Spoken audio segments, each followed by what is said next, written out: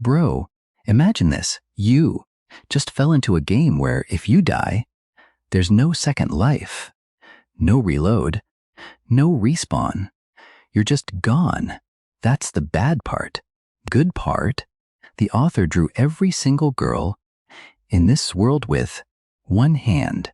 Monsters, villains, heroes, allies. It doesn't matter which side she's on.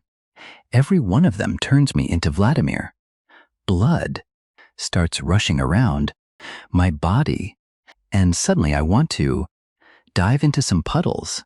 You just arrived in the game, but you're dehydrated with almost no HP.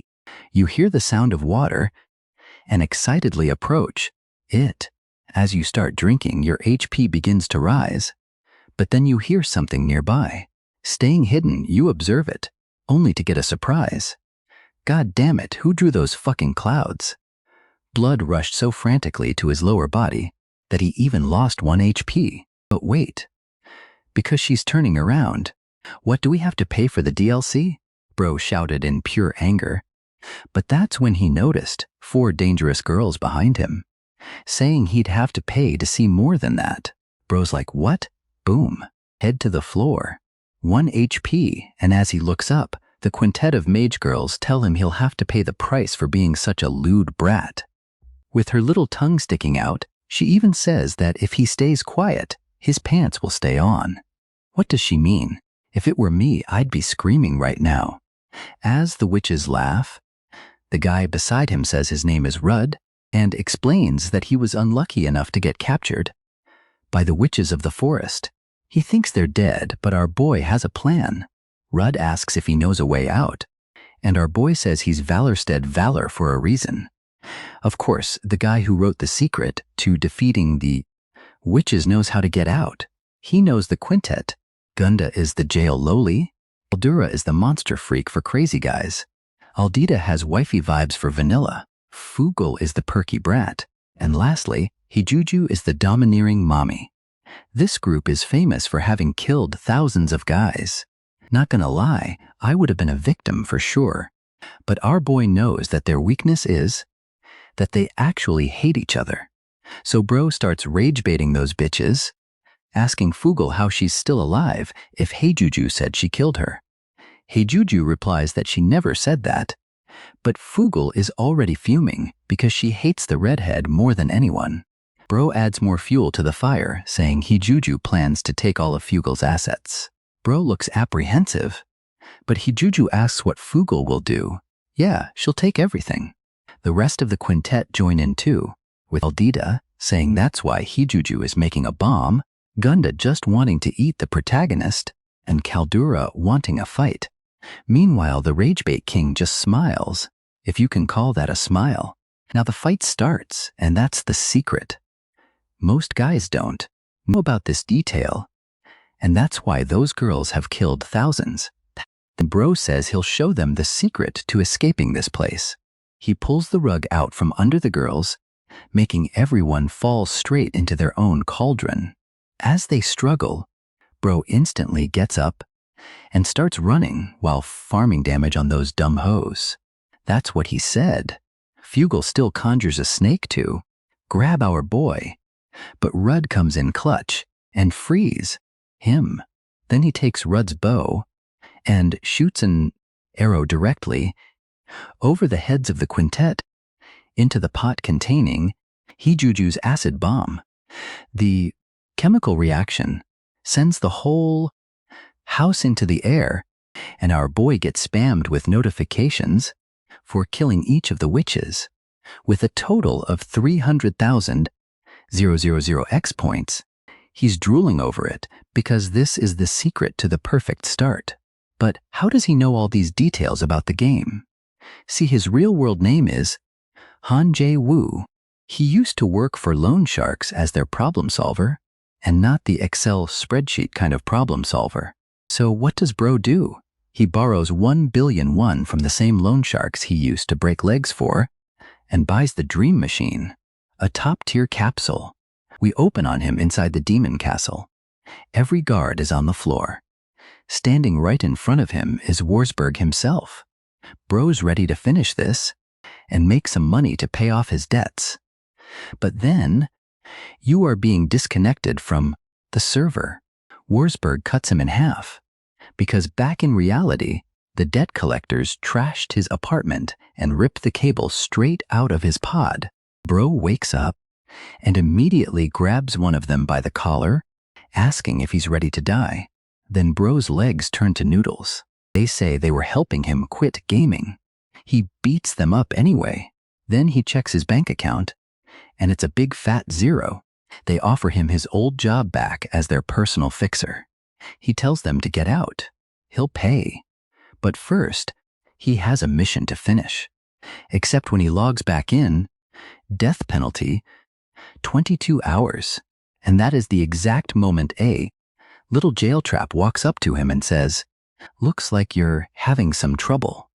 She introduces herself as Aquila, game master of Savior of Humanity. Bro obviously doesn't buy it. So she snaps her fingers, and the entire world freezes. He assumes it's an SSS rank time stop. She corrects him. That wasn't a skill.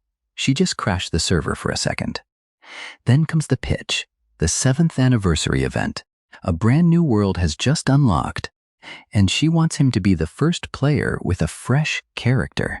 He says no. He's got unfinished business, but she says the reward is 25 billion, and instantly drops 30 million won into his account.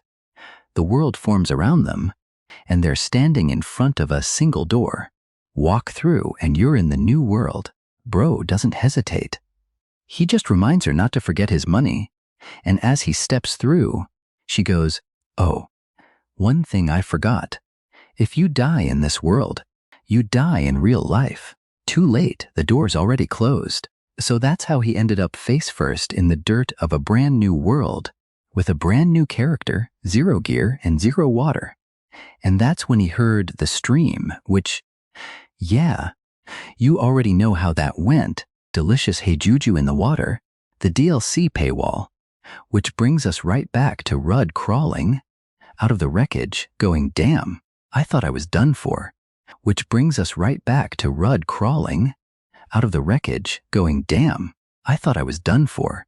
He thinks they got insanely lucky.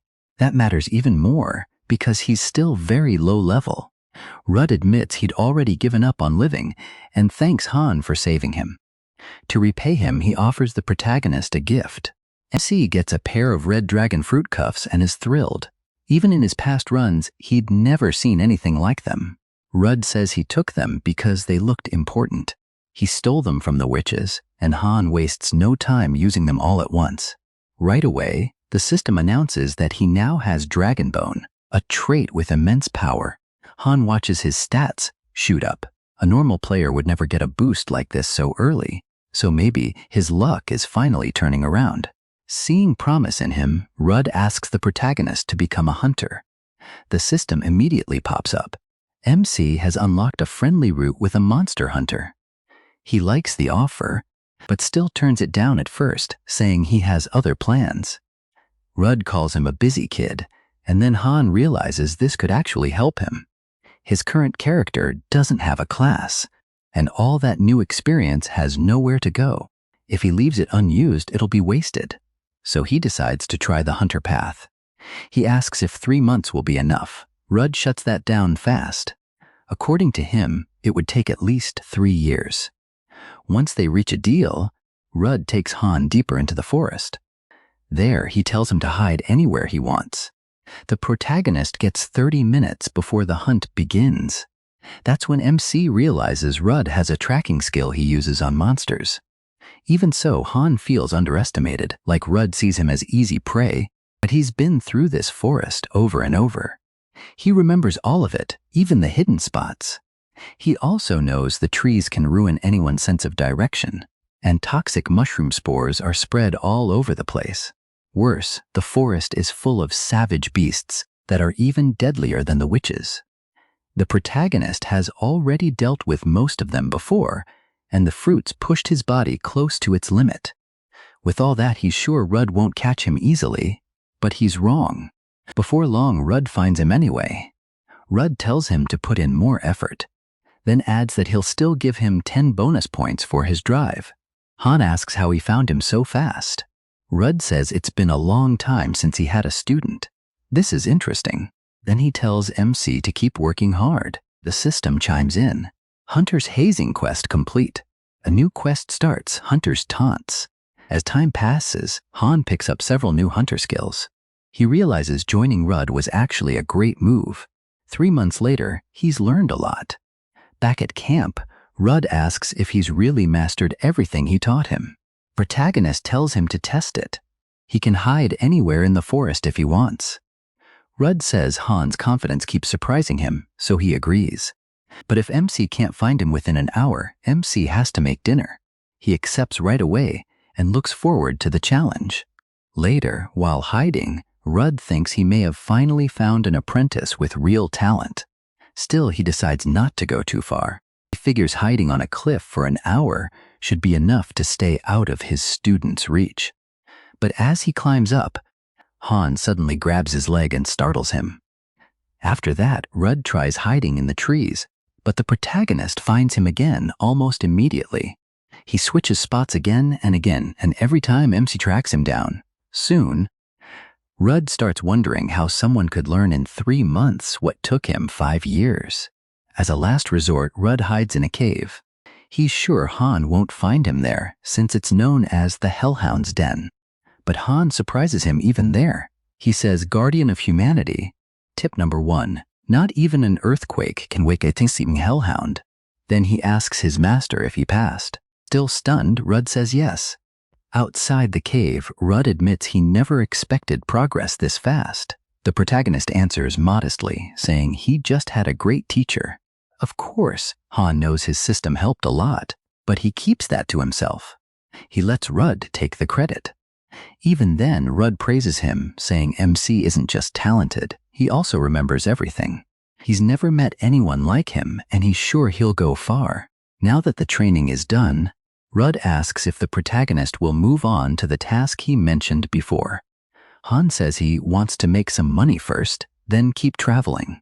Rudd mentions a close friend who works as a mercenary and asks if MC is interested.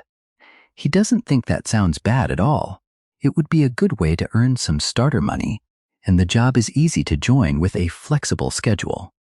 If he's lucky, he might even run into some of the game's guardians. So he decides to take the offer. Rudd gives him a mercenary badge and says his friend will accept him right away if he shows it. Then Rudd says goodbye and wishes him luck.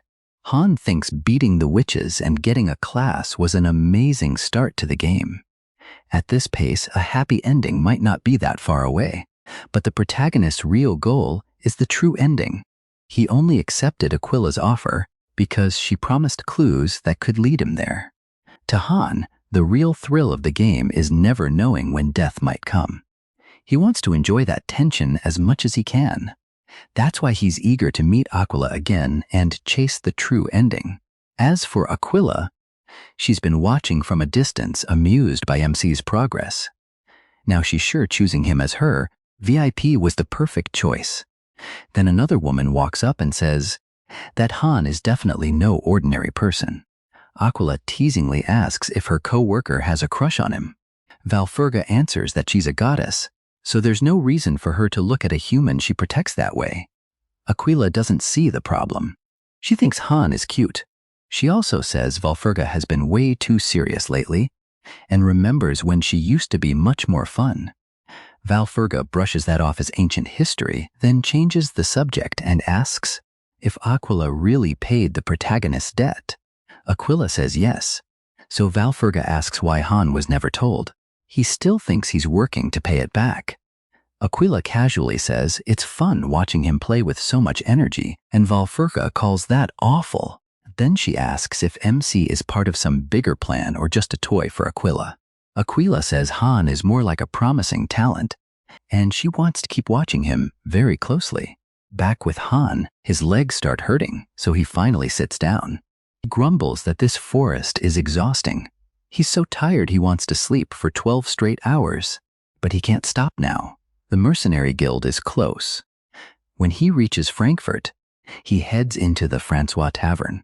The waitresses welcome him warmly. Han says he's looking for someone, and one of them quickly offers him a table. As he sits down, the protagonist realizes this tavern is a great place to gather information. Good food, good drinks, and people talk more when they're relaxed, which makes it perfect for learning about the mercenary guild. It also doesn't hurt that he finds the waitresses pretty cute, so he makes the most of the friendly service. Han asks if they know anyone named Rebus Chaltz. The second he says that name, the mood changes. One waitress quickly warns him not to say it in here. Another says the man is extremely dangerous. Her boyfriend, she explains, got involved with Rebus Chaltz and came back looking like a mummy. Others ended up the same way. Han starts wondering what kind of mess Rudd sent him into. The waitress tells him to run while he still can, warning that the man could show up at any second. But trying to protect MC only puts him in even more danger. Rebus Chaltz notices him, spots Rudd's insignia, and says he must be the one he heard about.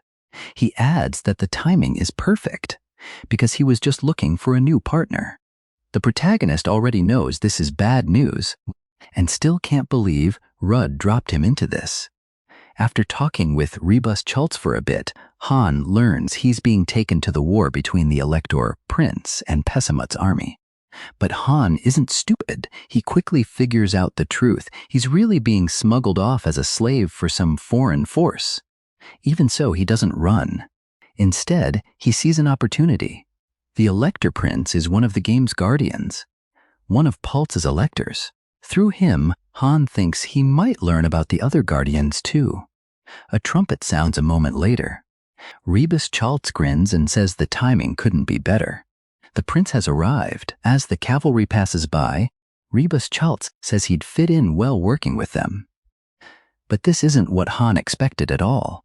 When he sees the Elector Prince, the man looks more like a villain than a hero.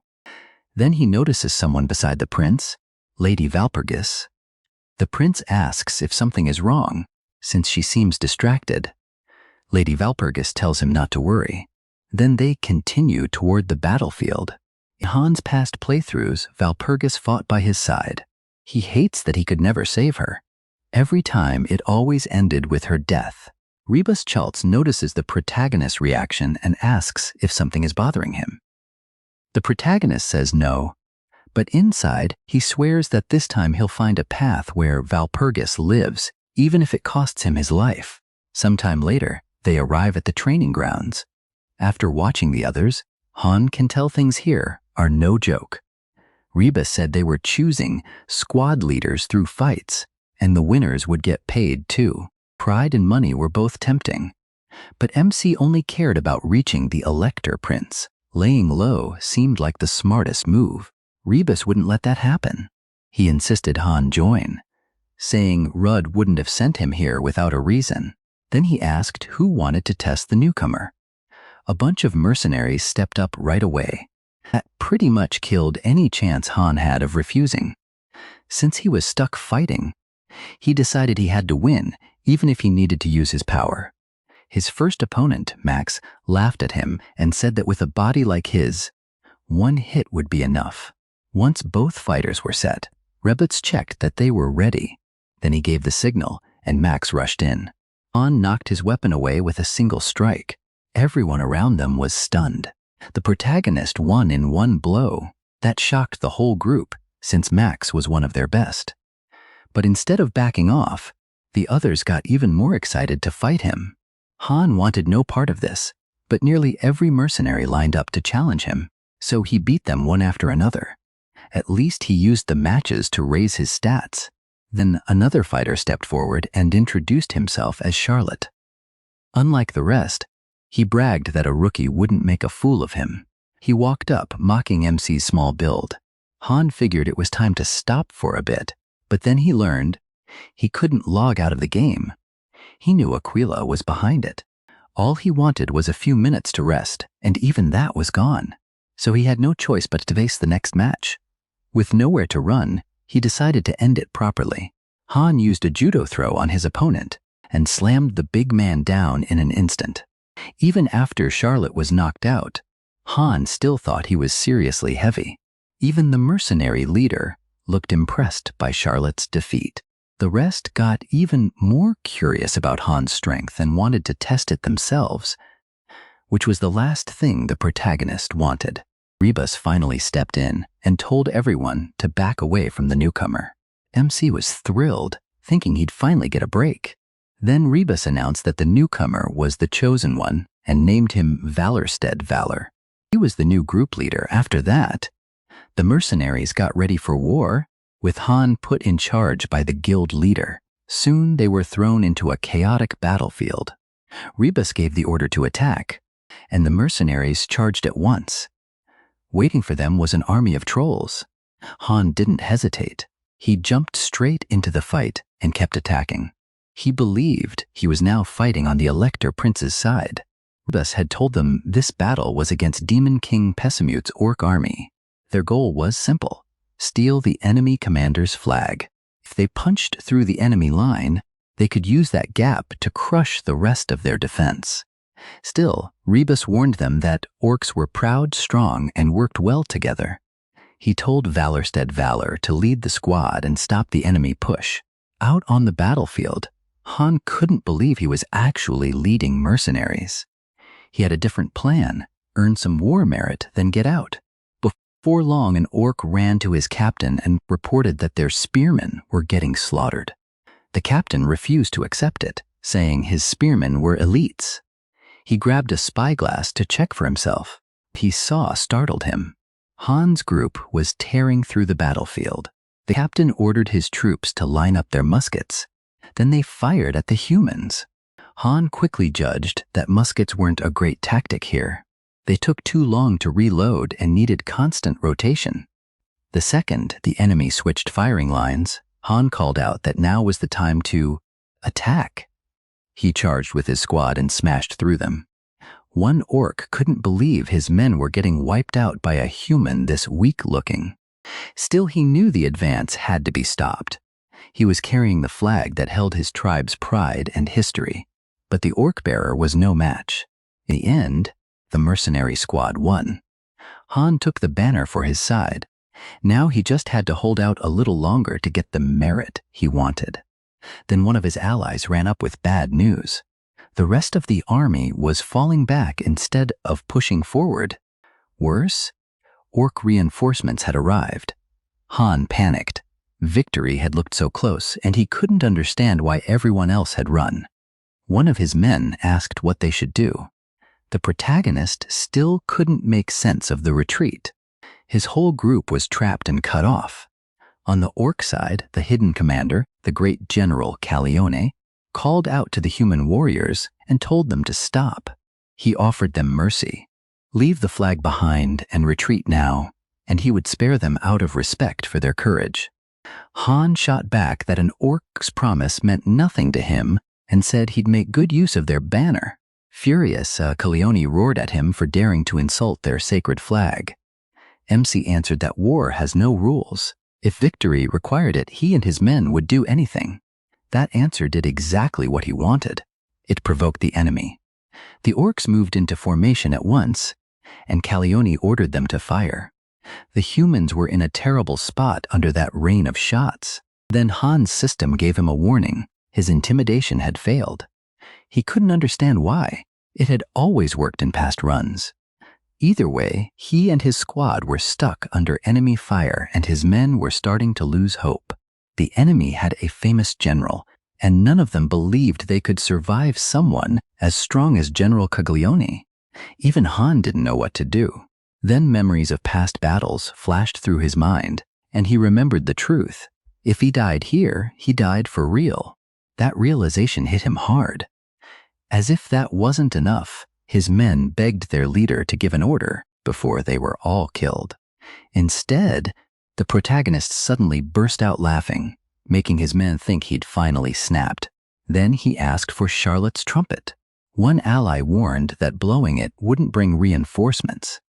Han insisted he knew what he was doing, so he blew the trumpet as hard as he could. One of the men pointed out that he'd sounded it in the opposite direction from where their allies had retreated, but MC said he knew that and told them to keep blocking the shots. At the same time, he thought that if Aquila had any pride at all, she wouldn't leave him now, especially when he was a VIP. Across the field, the orc general ordered his spearmen forward. An enemy warrior suddenly rushed the humans and thrust his spear toward Han. Just before it could land, the attacker was struck down. Then a new figure entered the battle. Lady Valpurgis arrived on a unicorn. She had heard the trumpet and called on the humans to keep fighting. She told every soldier not to lower their swords because the battle wasn't over. The orc leader then ordered his own men not to interfere. He declared that this was the Countess of Niederbjörn, and from here on it was a duel between nobles. Valpurgis told the general that he was honorable, but not enough. Then she attacked, and the two clashed in a fierce duel. Han watched, completely captivated. Even this early in the story, Valpurgis was already unbelievably strong. Meanwhile, the orc was being pushed back. Valpurgis showed no mercy. Her attacks kept getting heavier. Even so, the orc endured. He admitted that the Countess had more than great sword skills. Her hand-to-hand fighting was impressive too. He guessed she had to be Valpurgis's sister, since that kind of command made sense. Valpurgis answered that she served God with all her heart and hated wasting time. Then she came at him again. The orc general seemed to enjoy the fight more and more, swinging harder as he tried to land a hit. But Valpurgis was faster than him. She dodged his attack and struck back at once. After that, the orc said it had been a great fight, then dropped to the ground, defeated. Once his soldiers saw their leader fall, they grabbed him and retreated. Han was amazed that such a powerful captain had been taken down in a single blow. Now he understood what Lady Valpurgis was really capable of. Valpurgis walked up and asked if he was the mercenaries' leader. She said she'd sensed his courage from afar, then introduced herself properly. Han gave the name Valorstead Valor and greeted her, saying they all would have died if she hadn't arrived. But in his head, he reminded himself that he wasn't using his old Steel Elector character now, so he had to be careful. Then his squad came over and said they had something for him. They handed the captured banner to Valorstead Valor, since he was their leader. That instantly raised his standing with the mercenaries. Thinking back on the battle and realizing how close he'd come to dying, he lifted the banner in celebration and declared it was his. Later, at Francois Tavern, a young girl came in asking for Charlotte. Han was immediately charmed by her. Noticing his wounds, she asked if he'd gone off to war again. Curious, the protagonist asked if she was Charlotte's daughter, but one of the mercenaries said no. He explained that she was Charlotte's 15-year-old little sister, Baptiste. She quickly scolded Han, saying her brother got hurt because of him and demanding that he pay Charlotte's doctor. Charlotte cut in and said their leader was the reason they all made it back alive. The others backed him up, saying their leader had saved them from being eaten by orcs. MC got embarrassed and told them all to just eat. Right then, Valpurgis walked into the tavern, and everyone turned to look. Han was stunned. He definitely hadn't expected the Countess to show up there. A little later, she brought him to the Ford base at Harfheim. Valpurgis explained that the Steel Elector had personally asked to see him and wanted to reward him with military honors. She told him that for a mercenary, this was the highest honor possible. Han thought she seemed different from how he remembered her, almost more excited about it than he was. Valpurgis said, the soldiers there were alive because of his actions, and without his courage, none of them would have survived. She added that Imperial citizens were still alive thanks to him too, and that was why she was so happy. Her words stirred up an old memory in the protagonist, a time when Valpurgis had protected him under strange circumstances that made him realize she hadn't changed at all. Only their relationship had. In this run, he was just a mercenary, and she was a noble. Then Valpurgis stepped forward and introduced him to His Majesty. The Steel Elector says he's glad to finally meet the famous Valor. He introduces himself simply as Philip. Han bows and thinks the pressure coming off a real guardian is overwhelming. Philip says MC is now known as the Death of the Field. He praises his courage, saying his bravery is like a lion's. A man like that deserves a reward. So Philip grants the mercenaries about 100 florins and gives the protagonist 300. Han says he'll repay that kindness someday. Then he adds that he has one request. He wants to rejoin his companions and rest in Wiedenbier. Even though Wiedenbier is far away, Philip agrees and also gives him an empty shed to use however he wants. He then asks if MC needs anything else. Han would usually say no, but this strange moment makes him pause. After a quick glance at Walpurgis, he gets an idea. So he says he has a personal question for His Majesty. Philip tells him to ask, and Han does. He wants to know what the Steel Elector really thinks about this war.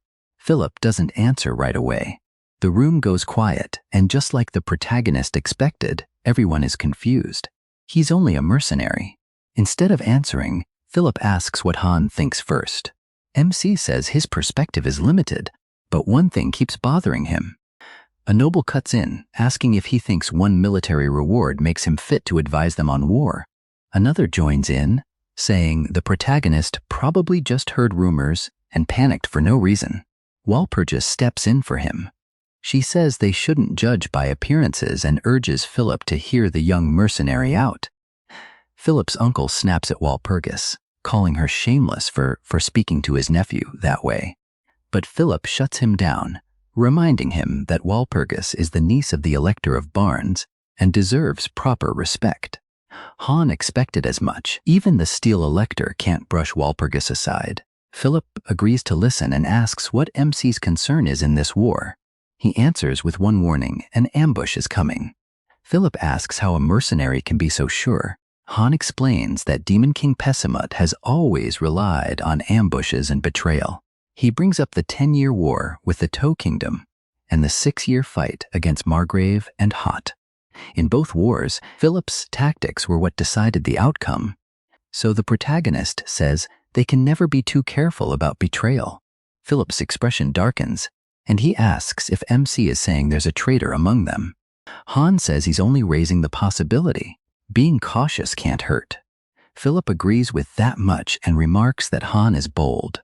Then, irritated, he says the protagonist's head is still on his shoulders only because he allows it, so he should remember his place.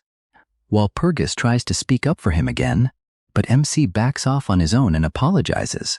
He then asks for permission to leave.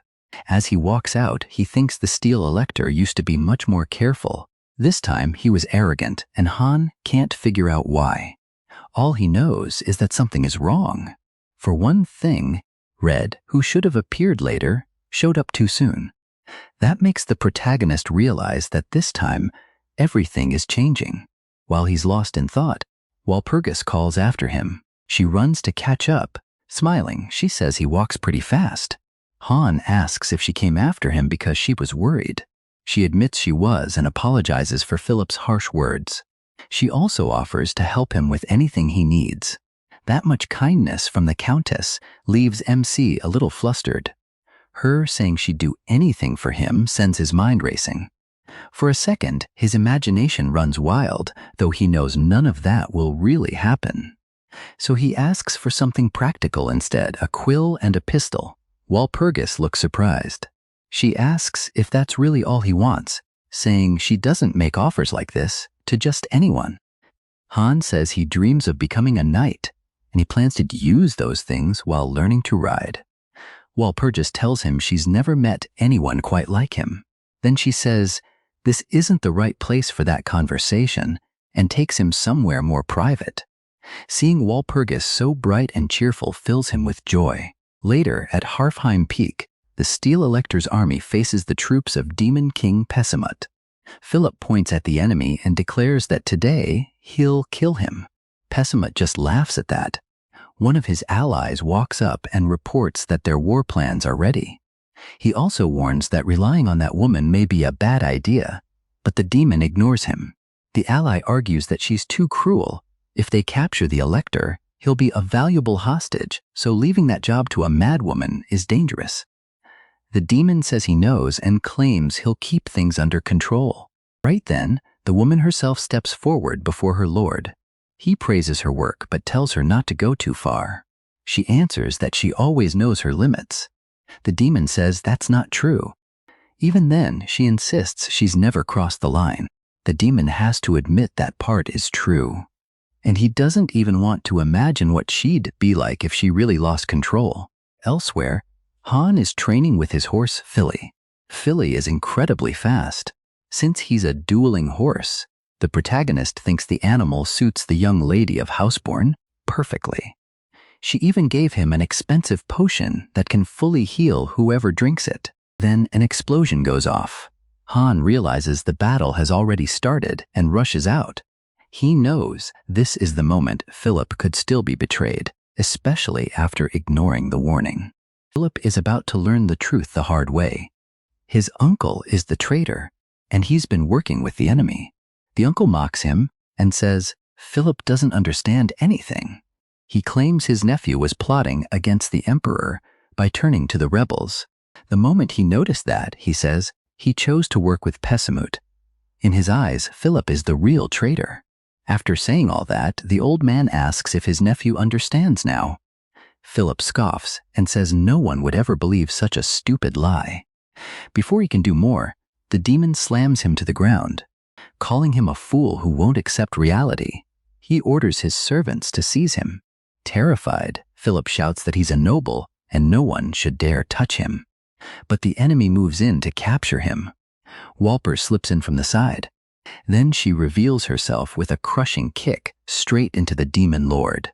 She isn't alone either, and she orders her soldiers to get his majesty out of danger. The enemy rages as his captive starts getting away.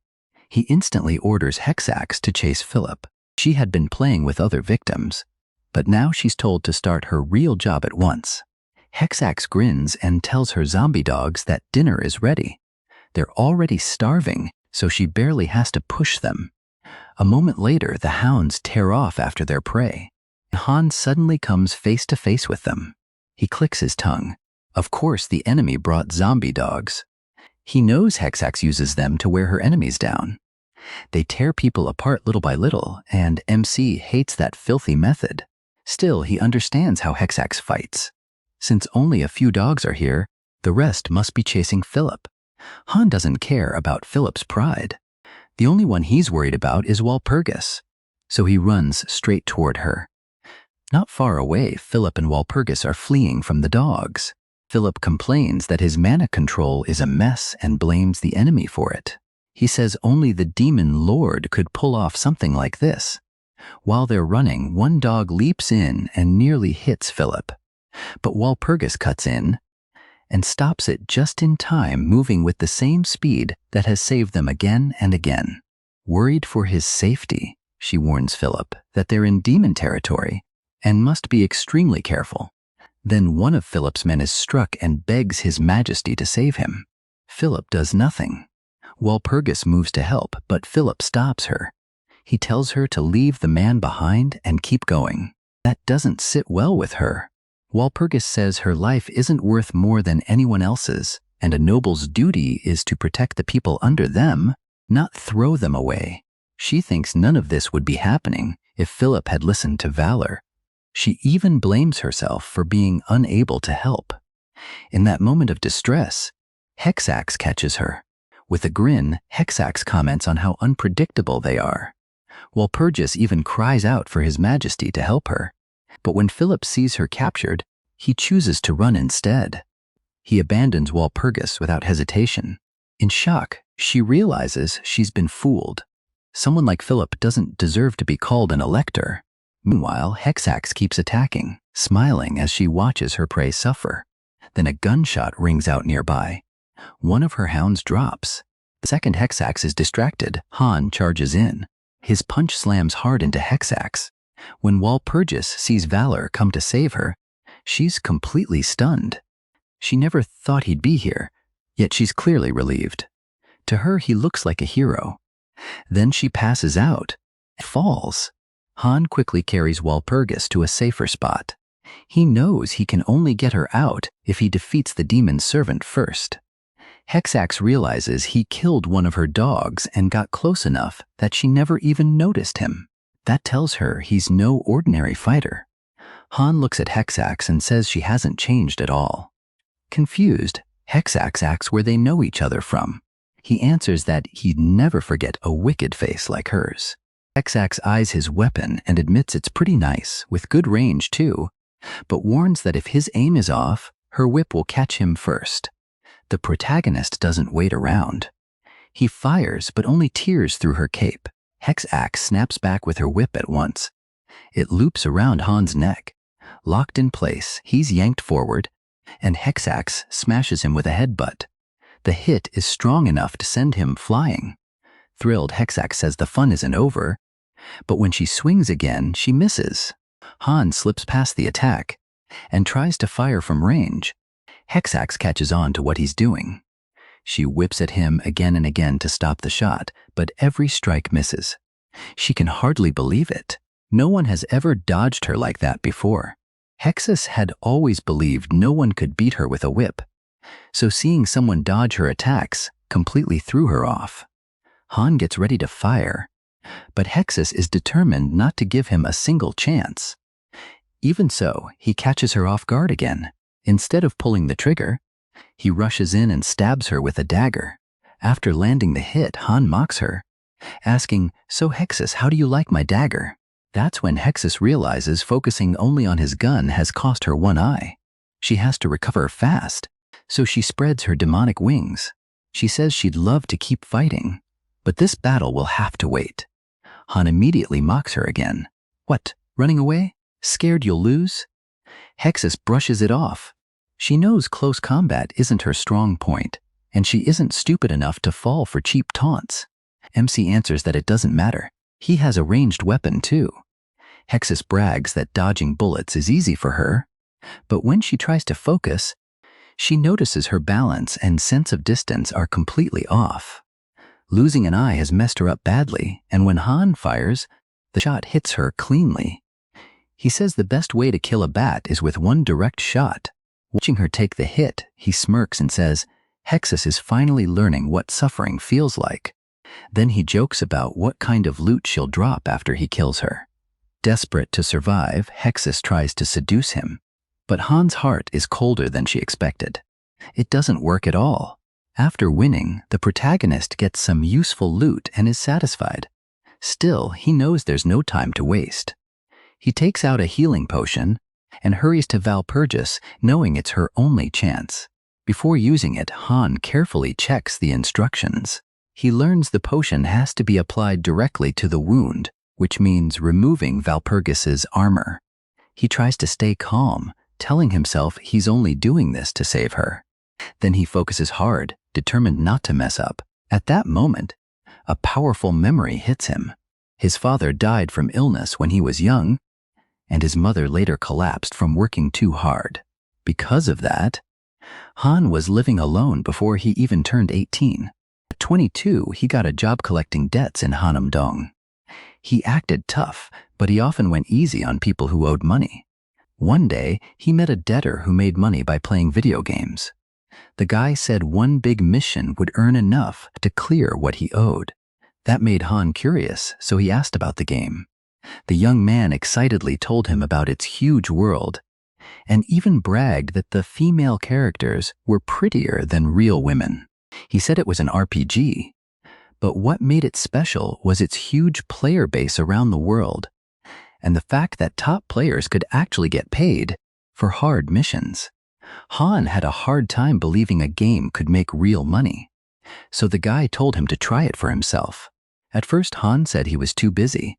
Then an appointment got canceled, and his schedule suddenly opened up. Not long after that, he logged in for the first time. The moment he used the VR capsule, he was blown away by how real everything felt. The people in the streets seemed so lifelike that he almost forgot it was a game. A fruit seller caught his eye, and Han reached out to test how real the man was. The vendor instantly snapped at him and said he'd only sell fruit to someone with money. That was when the protagonist saw the system for the first time. It told him he currently had 10 florins. He thought about moving on, but then a little boy showed up asking for an apple, and his mother couldn't afford one. Han asked the vendor the price, and it was 1 florin, so he bought the apple and handed it to the boy. The mother thanked him and said he didn't have to spend his money on her child. From that, MC realized 1 florin was worth about a day's food. He said goodbye to them, and the moment reminded him of his own childhood. He remembered walking with his mother and staring at the roasted chicken sold near their home. Little by little, Han fell in love with the game, and after that day, he never stopped playing. Whenever real life became too much, the game became his escape. He spent more and more time there, while his real life faded into the background. In that world, he could dump all the stress from his job onto the enemies he fought. Real life was just waking up and working. The game gave him another way to live. He spent the next 5 years inside it. Then one day, Valpurgis approached him for the first time. She said she'd heard about his skill and invited him to hunt wild boars with her. Han told her he was actually looking for meat, so her timing was perfect. It didn't take him long to catch a boar. While Valpurgis praised his skill, he couldn't believe she'd done nothing. She casually said he was so strong she didn't need to step in, then asked him to team up with her. Han asked if that meant some kind of contract where he'd be stuck working for her all day. Valpurgis said no and asked if he really didn't trust her. He answered that he didn't trust people in general, which only made her laugh. Then she decided to recommend him as a knight of the Empire, and it soon became a reality. Even Valpurgis, who knew his talent, was surprised by how far he'd come. So quickly, he became the Elector of Steel. Han said he didn't reach that point by himself. If he hadn't met her, he never would have done it. Valpurgis answered that he had saved many people and brought peace with him. Because of that, the people gave him their loyalty, and Valpurgis gave him hers as well. She had always admired the Elector of Steel. Back in the present, those feelings still hadn't changed.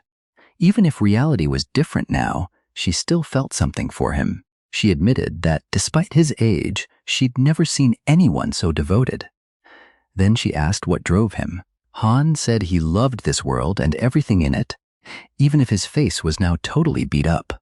Valpurgis kind of understood, but she still argued that he shouldn't have taken off her armor, even if he insisted it was the only way to save her. Then she changed the subject and said they needed to get to the Valpurgis convent soon, because the others needed to know they were alive. She promised to repay him when they returned. After all, saving her life deserved more than a simple thank you. Even battered and bruised, Han secretly looked forward to that. Valpurgis innocently added that the convent would probably reward valor too, but the protagonist said her reward interested him more. Sometime later, they reached the Valpurgis convent. Valpurgis introduced MC to Angela, but the nun refused to let him stay. She said the convent was sealed off, so Valor wasn't allowed inside. Later, at a tavern near Reinfelden, Han sat there thinking over everything that had happened. He considered asking the Valpurgis convent for the Angel's Heart, an ancient relic kept for centuries and known as an S-rank holy item. Blessed by the goddess, it could return a soul to its owner. In other words, anyone who held it basically had a second life. Han wanted it badly. It would be a huge help on his journey. While he was lost in thought, Valpurgis suddenly entered his room.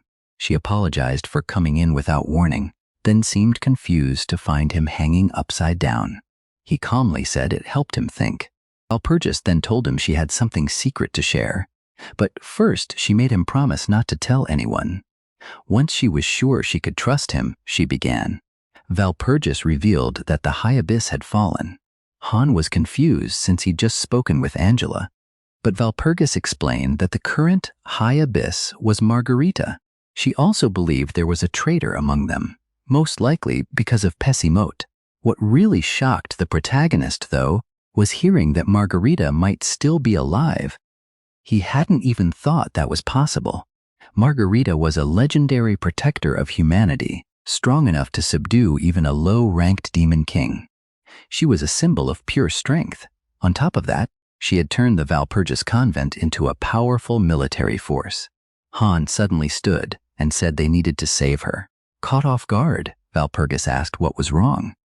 MC insisted they had to find the high abyss, and Valpurgis, saying she knew darkness better than anyone, agreed to go with him. A little later, in the convent office, Angela listened as Valpurgis explained the plan. Valpurgis spoke up for Han and urged Angela to trust him this once. Angela clearly hated the idea. He quickly figured out that Valpurgis had already told the abyss all about him, which explained Angela's reaction. Then Angela suddenly stepped toward them, startling both of them. She said there was a traitor in their ranks, so trusting an outsider was dangerous. She went further and said Han had no right to be there, ordering Valpurgis to take him out. The protagonist quickly argued that he was worried about the high abyss, but Angela coldly said it was none of his business. Still, MC revealed that he had already read the Gospel of the Seven Demons. Angela was stunned. She couldn't understand how, since it was a book written by Saint Anthony himself. Han explained that the book covered many things, including the seven demons who had been sealed away and cast out of this world. He also mentioned death, one of the most violent powers of darkness. Angela warned that even saying such names out loud increased the chance of something terrible happening, making the topic dangerous to discuss. Even so, he begged her to trust him, saying he knew exactly how to fight back against the darkness. With no better option, Angela agreed, but only on one condition. He had to keep everything secret. If she ever found out he told anyone, she swore she'd make him suffer for it. Soon after, Han was taken to a hidden place. A terrible smell hit him the moment he arrived.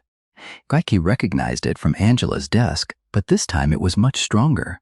The protagonist had never seen Margaretha before, but he'd heard the stories. She was said to be strong enough to leg press a ton on each side. Seeing him tense up, Valpurgis tried to reassure him. Han then asked if she planned to build a body as strong as the other nuns. She said yes, but her uncle disapproved, so she had to hold herself back in training. When they got there, Angela warned them that the demonic energy inside was overwhelming. She said it could easily break a person's mind, so everyone else had to stay outside. Then she opened the door. The moment it opened, MC felt a crushing force pouring out from inside. Valpurgis said the goddess's blessing would protect her, but she was still worried about him. Han said he'd be okay. His system gave him protection, so he chose to keep going. Angela told him this was the High Abyss's room. The second he saw her, he froze in shock. This was nothing like how he'd imagined Margaretha. She looked so delicate that he couldn't believe she was the same person rumored to train with absurd weights. Angela cut him off and told him to focus. They had already tried everything they could for Margaretha, and now they had no choice but to trust a mercenary. Even if she hated the idea, Han was their last chance. If he could save the High Abyss, Angela promised him any reward he wanted. He agreed to help, but first asked the nun to let him go. Then he said Margaretha was in serious danger. As a saint, she absorbed darkness twice as fast as a normal person. The black veins on her neck proved it. Even so, he said there was still a way to save her. Desperate, Angela asked how. Han told her to stay calm. After a short pause, he explained that the method was actually simple. They had to remove the darkness from the High Abyss and use the convent's holy relic on Margaretha. Angela turned to the High Abyss and asked if he meant the angel's heart. As she understood it, the dark curse on the High Abyss would have to be moved to someone else.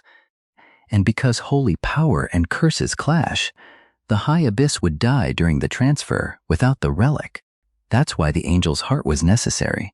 And Han said she was exactly right. The curse would kill any cleric, so no one in the convent could take it. That's why he had to do it.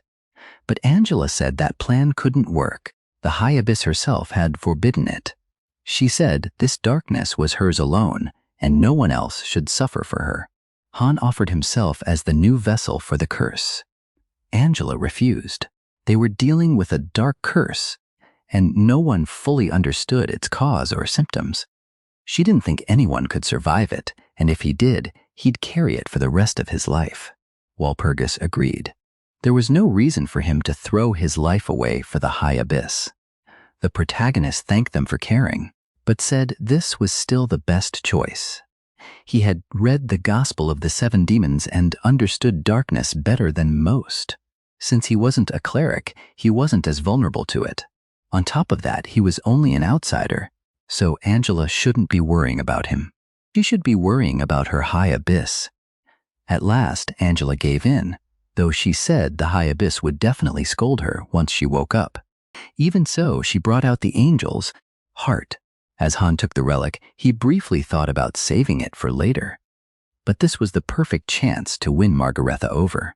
Walpurgis tried one more time to change his mind, but Angela calmed her down, saying he was a man who wanted to face whatever came next. With that, MC prepared to begin the ritual. He put a hand on Margaretha and spoke the spell. Not long after, the curse started affecting him. Even from a distance, Angela and Walpurgis could feel the evil spreading around them. Then Han was pulled into another world. Everything around him was black, but he knew he had to find the source of the darkness. Then a voice spoke, "Who dares disturb me?" He introduced himself as Valorstead Valor and said he'd come to free Margaretha. The voice mocked him, saying a mere human couldn't do that. It called him insane for standing against something far stronger than him. Then it ordered him to disappear. But to its surprise, it couldn't pull out Han's soul, and it had no idea why. The protagonist answered by ordering the dark being to release Margaretha and take him instead. The creature snapped back that it wouldn't obey a human. Besides, it devoured souls. It didn't let them go. Han decided that if it wanted to play dirty, he would too. So he claimed he'd read the Gospel of the Seven Demons and had even traded his dog for it with Death Smasher itself.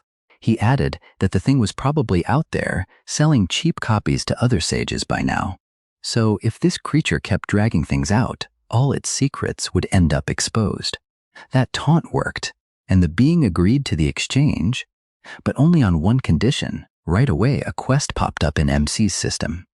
He had to kill every demon king backed by destructive death, and Han knew that was way beyond him. So he tried to bargain, saying he was too weak for a task like that.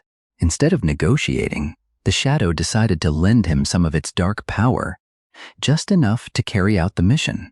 Terrified, Han thought he was about to die. He shouted that this wasn't the deal. But the creature answered that nothing in this world is free. If he wanted great power, he had to pay a great price. The pain was unbearable. And even after gaining a massive boost, he died. But sometime later, back at the convent, he jolted awake in a bed and realized he was still alive. He quickly remembered the relic he'd used and understood that it had given him another chance. With that, Han started celebrating. With these new powers, he could become the king of necromancy, commanding an army of the dead. More than that, he was the only player with skills like these, and it didn't take long for him to climb to the top of the game's rankings. Now he felt sure he'd finally get the recognition he deserved. Right in the middle of that excitement, Walpurgis came to see him. Tearing up, she said she'd heard his voice and couldn't believe he was awake. She explained that he'd passed out after the ritual, so she'd carried him to her room.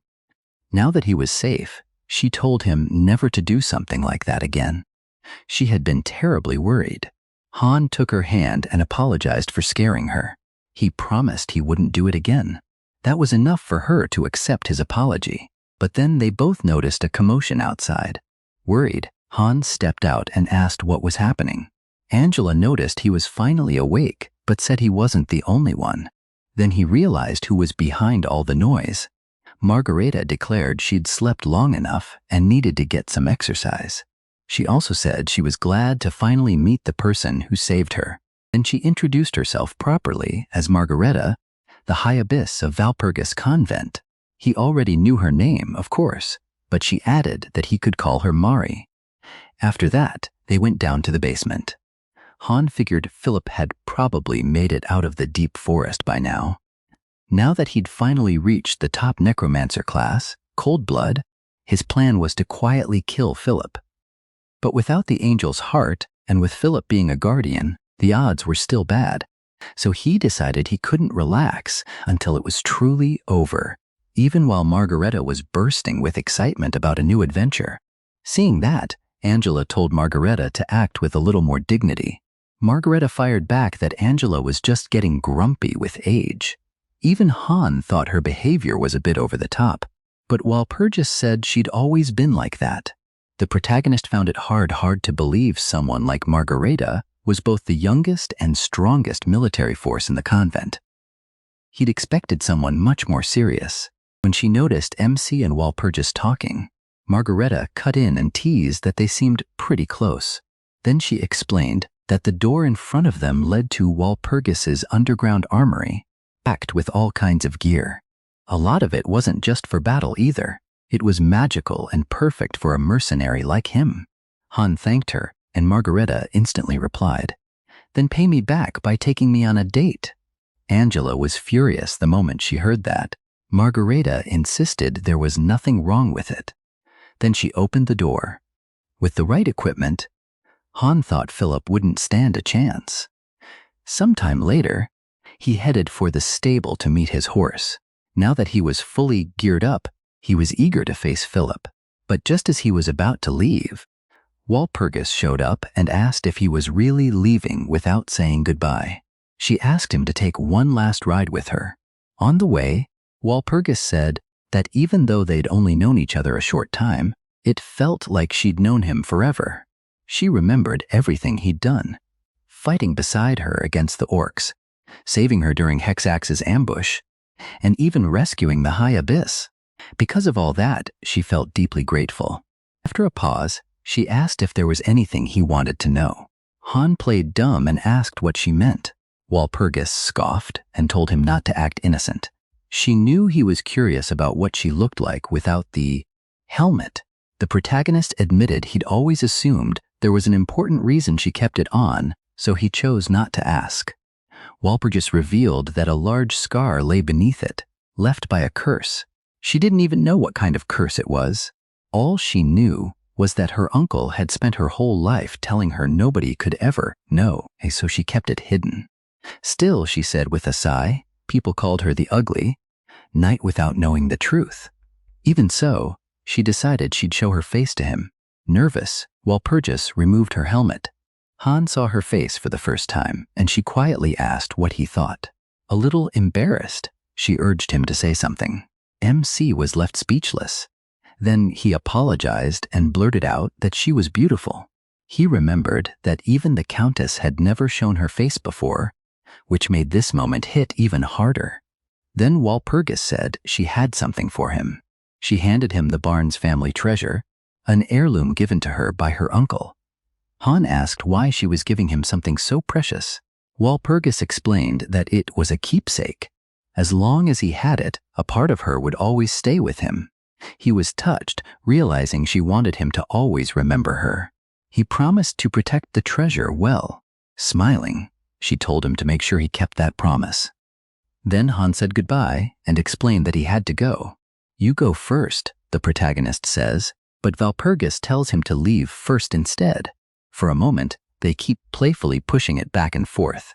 In the end, they finally say a real goodbye. Later, MCJG Woo looks back on everything and thinks getting close to Walpurgis might not be a bad path after all. But then, a nasty smell cuts his thoughts short. He finds several dead warriors and quickly figures out Philip and Pessimut fought there. That tells Han Jiao he's following the right trail. He casts a scan spell over the whole area and finds something useful. Power surges through him as he uses a necromancer skill, raising the corpses as undead servants loyal to him. Han Jiao gives them their first order: search the area for any sign of Philip. Then he points at one female undead. She's got a different job. He tells her to gather every scattered military uniform, since they'll come in handy later. Meanwhile, in a town near the battlefield, Philip is hiding with a few soldiers. He still can't get over his uncle betraying him, and now he wants revenge. A little later, Philip grabs some food, even though one of his men warns him it's meant for emergencies. He ignores that completely and thinks only about himself. Then someone shows up, saying he's been looking for him. The newcomer introduces himself as the mercenary Valorstead. Valoran asks, "Do you remember me, Prince?" Philip recognizes him at once, while one soldier urges him to stay careful because they're still in danger. Already irritated, Philip hits the soldier. He insists the mercenary came to save him since he hired him before. Philip sneers that those useless worms can't compare to Valorstead. Now that a famous war hero is with him, he says he doesn't need the others anymore and dismisses them. Then Philip rushes over, almost begging to be saved. Han Ji-woo plays along, saying he's glad he finally found his majesty after searching the whole forest. Philip nearly cries with relief and promises a huge reward once they get back. Han just says that won't be necessary. At once, his undead servants attack Philip's men. Philip has no idea what's going on. Han Ji-woo coldly tells him he didn't come for money. He came to settle things with the prince. Philip is completely blindsided.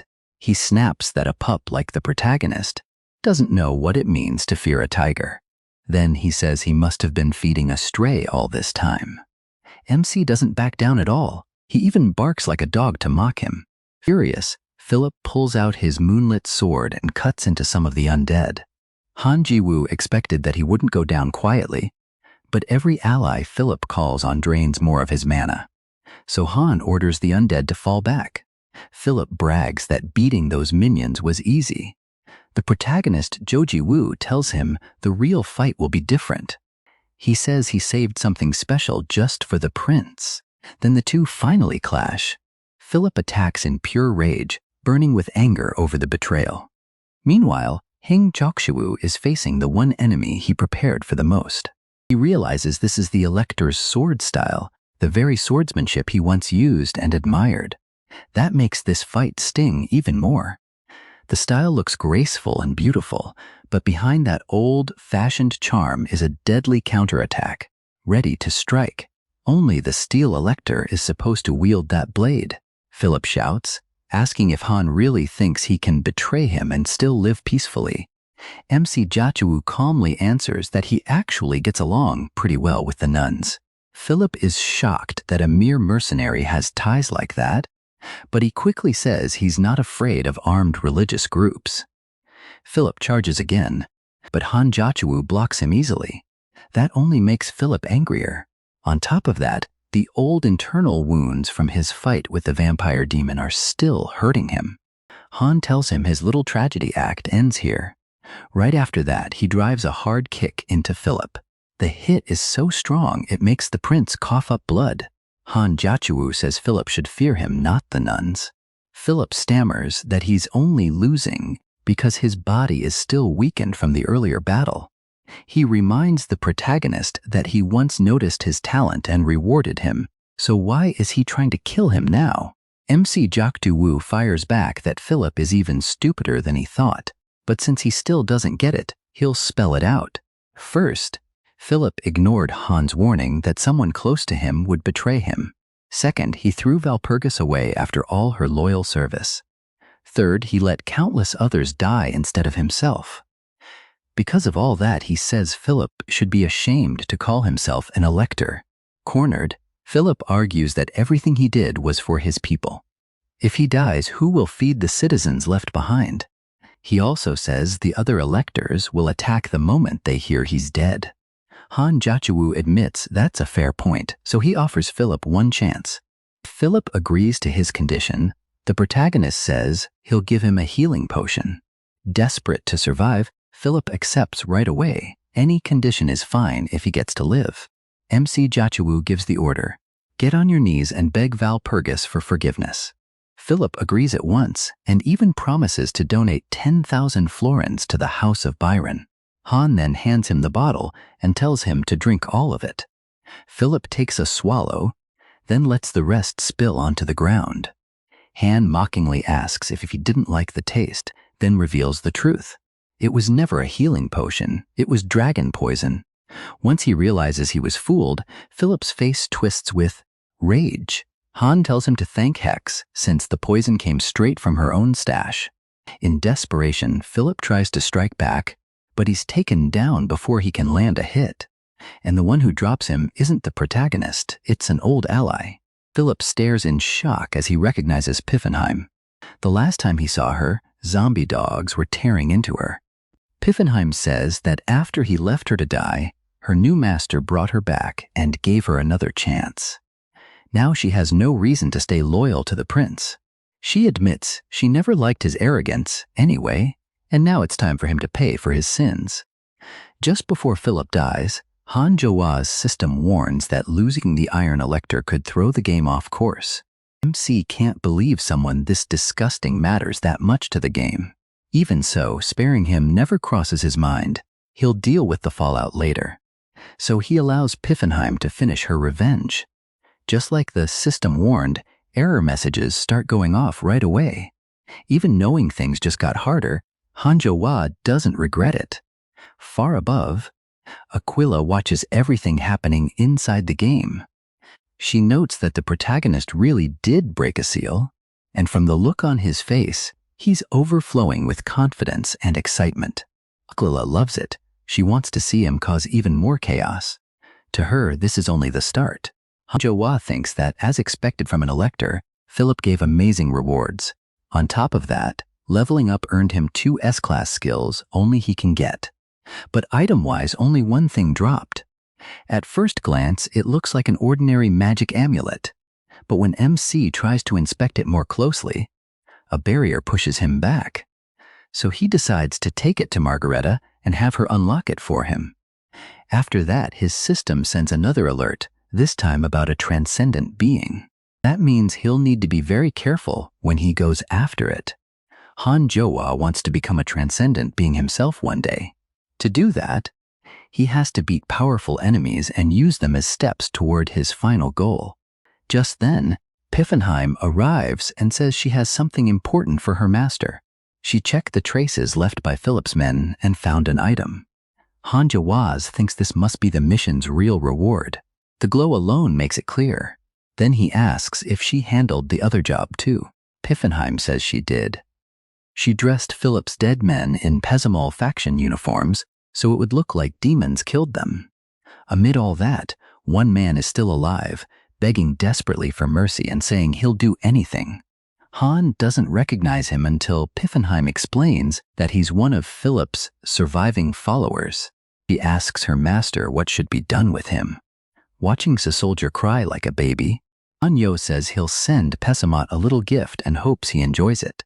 Sometime after the protagonist leaves, Lawrence, captain of an army fleet, passes through the area and finds the bodies. One of his men confirms they belong to Pesamot soldiers. They also say they found one survivor from Philip's side. Lawrence questions the man and learns that both the prince and an important item were taken. The survivor claims a Pamus attack scattered them, and they were cornered while trying to escape. Lawrence narrows his eyes. He asks if the man really expects him to believe he was the only one to survive an attack that killed everyone else. The survivor nervously says yes and starts trying to explain, but Lawrence only sighs and says he wishes he'd arrived in time to find Philip. Then he tells the man he risked his life to protect his leaders and upheld a true knight's duty. With that, Lawrence speaks to all his troops, saying this survivor stayed loyal to his commander until the very end. Even in danger, he says, the man never lost his knightly spirit. Lawrence calls him an example for them all, then orders everyone to continue the search for Prince Philip. Later at the Palace of Roses, Lawrence gives his report saying he searched for Philip, but all he found were a few traces with no sign of the prince himself. His superior guesses the item is missing too, since Philip would never leave behind something that important. Lawrence immediately blames Pisamot, and Rollin says she's getting tired of hearing that name. The captain quickly apologizes, but Rose says the item matters most. It's the only way Philip can regain his place as an elector. Rollin says Philip isn't the type to die that easily, then orders a servant to send Pesamut a message demanding the item back. If he refuses, she says with a grin, things are about to get interesting. At Pesamut's base, he receives the message and is instantly terrified. That madwoman has come back to life. The woman he means is Margarita, someone even a demon like Pesamut fears. He was the one who cursed her and put her into a coma. His servant tries to brush it off, saying she's only human. Pezumut shuts that down right away. He growls that Margarita once stormed off's hideout by herself and wiped out all his men. What made it worse was how brutally she did it. And the whole thing started because one of them stepped on her snack. After that, demons started calling Margarita the destructive storm. Then another servant rushes in with a message from Queen Roland. Pezumut groans that the timing couldn't be worse. He already has more than enough to deal with. But once he reads the letter, he has no clue what Roland is even talking about. He doesn't know anything about the item she wants. That makes Pezumut lose it. Now some madwoman is after him, demanding an item he doesn't even know exists. His servant tries to figure it out. They hadn't stolen any item, and they'd even lost Hex Axe while chasing Philip. The servant says the whole thing feels off. Margarita waking up, the missing item. All of it points to some connection, but the real cause is still unclear. So he starts to wonder if someone in the shadows is connecting all these events. He isn't far off. He just doesn't know Han Jiahuo is the one behind it. Around then, MC Jiahuo suddenly sneezes, and his companion asks if he's getting sick. He says no, he just caught a weird smell. As they travel, Piffenheim asks what he plans to do with Philip's body, but the protagonist still hasn't decided. His mind is on something else. He now has the Golden Imperial document. With that and Philip's corpse, he figures he can pull off something huge. In his eyes, he basically holds the world in his hands now. Piffenheim is thrilled and wishes her master a long, successful life. Later on, a group of friends are on their way home. So excited, they plan to drink themselves silly at the first tavern they find. Then an arrow suddenly hits one of them and ruins everything. His friend can only watch him go down. Bandits have ambushed their carriage from the woods. Still, the victims fight back. They want payback for their fallen friend. A fight breaks out almost at once. The bandit boss mocks the merchants, saying they're making a fortune selling goods back to Roland. The merchant snaps back that the bandit has no idea who he's dealing with, but the bandit doesn't care. He knocks the merchant's weapon away and traps him. Then he starts mocking him, telling him to go cry to Valpurgis for help, and bring her uncle too if he wants. Meanwhile, Valpurgis is sharing a quiet moment with Han Jae-woo. She notices a mark on his face and leans in to wipe it off. That's when Margarita suddenly bursts in, frantically searching for him. Her sudden entrance startles both of them, and even Margarita freezes. It's the first time she's seen Valpurgis without her helmet. After she calms down and gets some water, Margarita says the sight nearly gave her a heart attack. She can't get over how beautiful Valpurgis is, then warns Han Jae-woo to treat her well. If he messes things up with a girl like that, she says she'll tear him in half. Then Margarita switches topics and asks about Philip's death. MC Jae-woo says he beat Philip and left the body with one of his subordinates. But Margarita says that's a problem. She wanted to be the one to finish Philip herself. Seeing how furious she is, Han Jae-woo quietly thinks Philip was probably lucky he died before meeting her. To calm her down, he says he has a gift. He pulls out a pouch of money and says it used to belong to the prince. Now it's hers, and with that much cash, she can buy all the food she wants. Margarita instantly calls him a saint of kindness and says she likes him even more now. Meanwhile, Valpurgis notices a stack of papers and asks what they are. Once she reads them, she realizes they're letters meant for Philip. Messages about Roland's plan to make him the next emperor. Han Jae-woo explains that the current emperor and Roland are already at odds over money. Margarita adds that trade blockades are making things worse. The emperor has started seizing goods from every merchant guild tied to Roland. Nearby cavalry units are furious, and that's why House Raider attacked the Ignis Merchant Guild. Because of all this, Margarita reveals that Valpurgis is under huge mental pressure. Valpurgis never wanted Han Jae-woo to hear about any of it. But the protagonist, Jae-woo, presses her, asking what's really going on. With no way around it, his friend agrees to tell him everything. A little later, MC finally understands how messy this situation really is. He never expected the Emperor's blockade to grow into such a huge clash with the Elector of Byron. While he's still thinking it over, Valpurgis comes to see him. She says she wishes he could forget what he heard earlier. She doesn't want to pull him into her family's problems. Han Jae-woo refuses to ignore it. He tells her he wants to help with whatever she needs. Even then, Valpurgis says this is far too big for him to step into. She promises she'll ask other allies for help and tells him not to worry. He knows Valpurgis is capable, but he still feels she lacks experience and is too soft-hearted, so he tries to reassure her. He says he understands this is too big for an ordinary mercenary, but he still won't stand by and do nothing. No matter what, he wants to help, and he says mercenaries can still be useful. That makes her smile. Even at a time like this, she appreciates that he can still joke around. Still, Han Jae-woo says he's actually pretty confident. Valpurgis doesn't really get what he means. The next day, the protagonist Jae-woo gets up unusually early and goes straight to the convent. He heads right for Margarita's room. Then he barges in without warning and catches her in the middle of eating, almost making her choke. Han Jae-woo doesn't want to waste time. He tells her he took a magic item from Philip, but he can't open it, which instantly gets the High Abbess interested. He says if she can open it right away, he'll give her a reward. Margarita agrees on the spot and opens the item. Soon after, Han Jae-woo notices a pair of gloves and asks what they do. Margarita says they're an upgraded version of the magic zipper she just opened. Now she can pull out items whenever she wants with just a flick of her hand. After moving off on his own, MC admits he's never seen anything like that and wonders if the game got some kind of update. He actually thinks it's a good thing, but his thoughts are cut off when he reaches for a drink of water. He asks his horse why it suddenly stopped. Then Han Jae-woo realizes he's arrived in Plusen, and the whole city is in the middle of a huge festival. After forcing his way through the crowd, Hee-jae-woo finally lets out a cheer.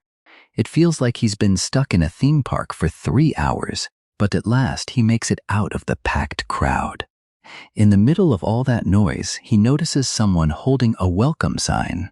Han Jae-woo thinks the place looks just like he remembers. People are waiting excitedly for someone they call the Great One. He reflects that Plufsun is a city where many races live together, and the Great One they mean is the Demon King Cabal. Cabal helped unite different cultures with his knowledge and the way he spoke. After Roland, he was seen as the Demon King most friendly to humans, and he might be a key ally in the current crisis. So Han Jae-woo is determined to meet him no matter what. While thinking that over, someone walks up to him and says he has the presence of a great adventurer. The stranger claims he can feel the protagonist's strength from a distance. MC checks his system to see what the goblin means. That's when he notices he has an SS rank fit for a great leader, and a trait that lets him strongly influence even strangers. Realizing that, Han Jae-woo says he wants to meet Kubalt. The goblin lights up and says it's exciting that the city will welcome 2 powerful guests at the same time. He adds that he also has business with Kubalt and will gladly guide him there. Not long after, they reach Kubalt's castle. The goblin asks him to wait in reception and enjoy some tea while he goes to announce him. The protagonist Ji-woo finds it strange that a simple goblin can tell his level at a glance, but he chooses not to think too hard about it yet. In the room, he notices a statue of the castle's master and briefly thinks he might have to hunt him down one day. A little later, the goblin comes back and asks if the adventurer is enjoying the tea. Han Ji-woo says yes, but firmly tells him to announce himself next time before sneaking up like that. Then he changes the subject and asks how the goblin ended up working for Cobalt. The goblin answers that his bond with Cobalt was built on immeasurable love. Hearing that, MC Ji-woo starts thinking. He remembers that everyone in the city calls Cobalt the Great One, yet this goblin speaks about him much more casually. Then Han Jae-woo notices a ring on the goblin's finger and asks if he's married. Goblin laughs and says he has sharp eyes adding that he spent 10 years of salary to buy that ring. That's when Han calls him by his real name, Kubalt. He says it took him a while, but he finally saw through the act. That ring gave him away, since it was the ruby ring Kubalt treasured most. The goblin's overly familiar behavior from the start had also made Han Ji-woo suspicious. Most of all, he points out that this goblin is the only one who doesn't call Kubalt the Great One. With no point in hiding it anymore, Kubalt reveals himself. In his true form, Kubalt says he knows he's standing before the famous Wallerstedt Valor. Then he formally introduces himself as the Law of Plusen City. He adds that Han Ji-woo probably came to talk about Valpurgis. The protagonist Ji-woo confirms it, saying he hopes to get important clues or information from Kubalt. Kubalt admits he isn't eager to help, but says he'll share everything MC needs if one condition is met. Han expected that, so he immediately asks what the condition is. Even before hearing it, he already knows Kubalt's hunger for knowledge has been obvious for a long time.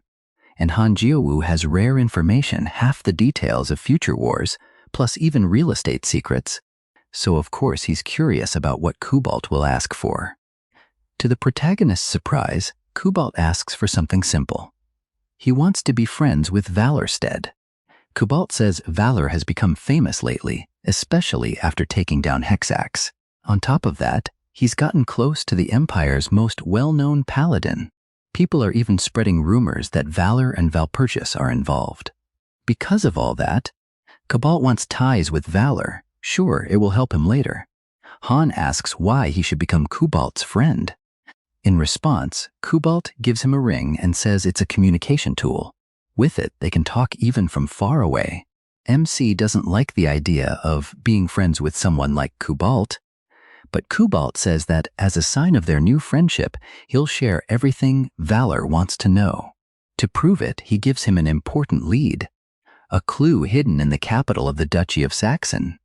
That capital is Dresden. Using Kubalt's tip, Han heads for Dresden. The guards try to stop him at the gate, but he just shows them his system screen. That alone scares them badly. Han warns them not to block his path again. Once inside, he walks through the city with the screen still out for everyone to see. The moment people notice it, they drop to their knees. They're terrified he might strike them down. He thinks this may be the easiest mission he's had in a while. He quickly reaches the Merchants Guild.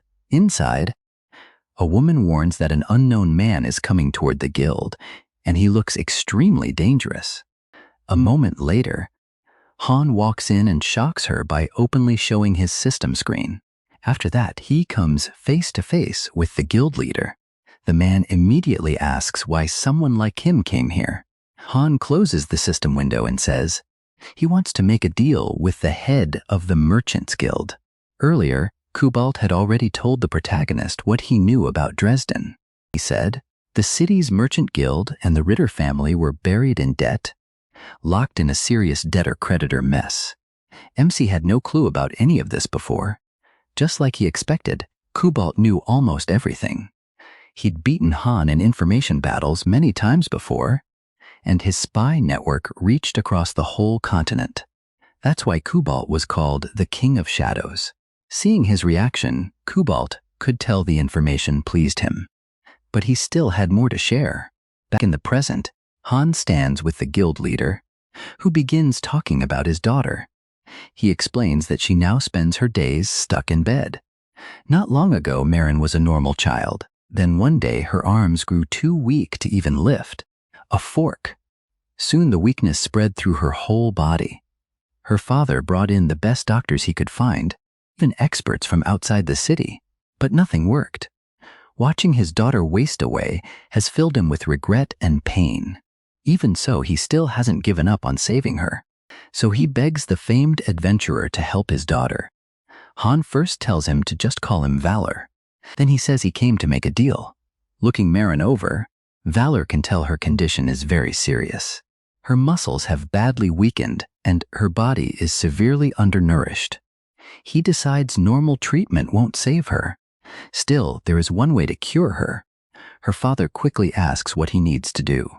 Han says he needs an elixir from Schwarzteufel, but the father answers that this makes saving her almost impossible. His reaction shows he knows exactly how dangerous that place is, which is why he thinks the protagonist's request is impossible. Schwarzteufel is a canyon in the Empire's southeast. Even though it's beautiful, it's known as the home of the terrifying demonic dragon Schwarzteufel. Only a few ancient dragons are left on the continent, and Schwarzteufel is so powerful that even demon kings avoid him. The canyon is packed with beasts and demons, making it deadly for anyone who enters. For normal people, it's hopeless. But Han is anything but normal. He calmly assures the guild leader of that and says he'll get the elixir himself. That gives the man a little hope, though he still fears no one comes back alive from Schwarzteufel. Han adds that what Marin needs most right now isn't the elixir, it's her father's love. Touched by that, the man asks why Valor is helping him. MC says he heard about the Ritter family's debt to the Merchants Guild. If he saves Marin, he wants her father to erase that debt. The guild leader is stunned by the offer, but the chance to see his daughter healthy again is too great to refuse, so he promises to keep his word if Marin is cured. Sometime later, Han reaches Schwarzteufel. He likes the moonlit view and the cool air, then notices rare plants growing nearby. He points out that flowers like these can be turned into special medicine. He even tells his horse not to eat them. The place is so dangerous that guards are posted around it to keep people out. Still, Han gets them to let only him pass. He knows that even the grass here is soaked in dragon mana, which means almost everything in this canyon has medicinal value. To Han, even the dirt here is basically treasure. So he starts gathering every useful plant he can find. Anything extra can be sold for good money after he cures the guild leader's daughter. He also plans to keep some for himself and use them in battle. But while collecting them, he suddenly gets hit in the head by a rock. A goblin steps out and orders him to leave. It isn't alone either. An entire goblin force appears and claims this land doesn't belong to humans. Sometime later, under Han's command, those same goblins are now digging up the ground for him. When he sees one doing it badly, the protagonist snaps at it. Dig carefully, or you'll damage the roots. If you keep messing this up, I'll send all of you back to the grave. Still irritated, Han asks if they understood him. Earlier, before things turned out like this, those goblins had attacked him first. MC answered by using his power to drain their blood, wiping them out in a single blow. Even dead, though, they were still useful. Han used his skill again, bringing their bodies back and turning them into zombie goblins. That way, he didn't have to do all the planting work alone. Back in the present, he remarks that they never should have attacked when they had no chance. Karak, his servant Karak, bows and says the goblins failed to see Han's greatness, then thanks him for taking them in as servants.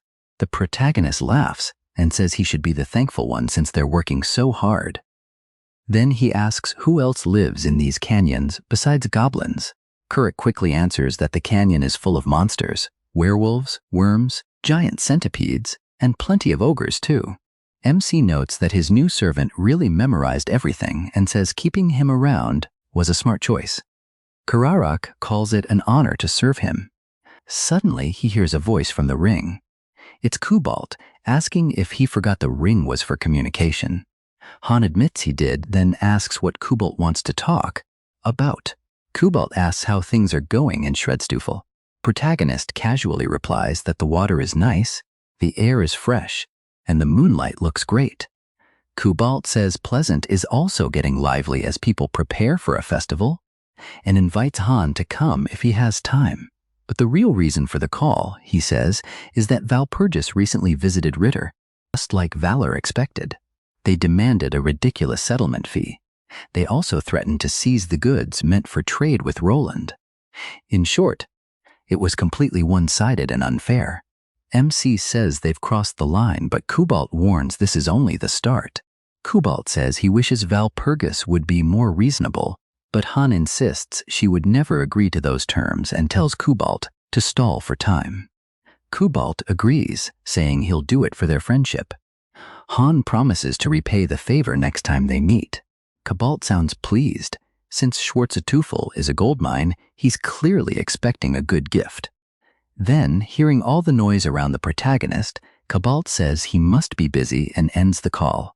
MC is relieved the conversation is finally over. He was only putting up with Cobalt because of Valpurgis. But just when he thinks he might rest, Kuratrak rushes over and says they have a problem. Han then sees several monsters approaching.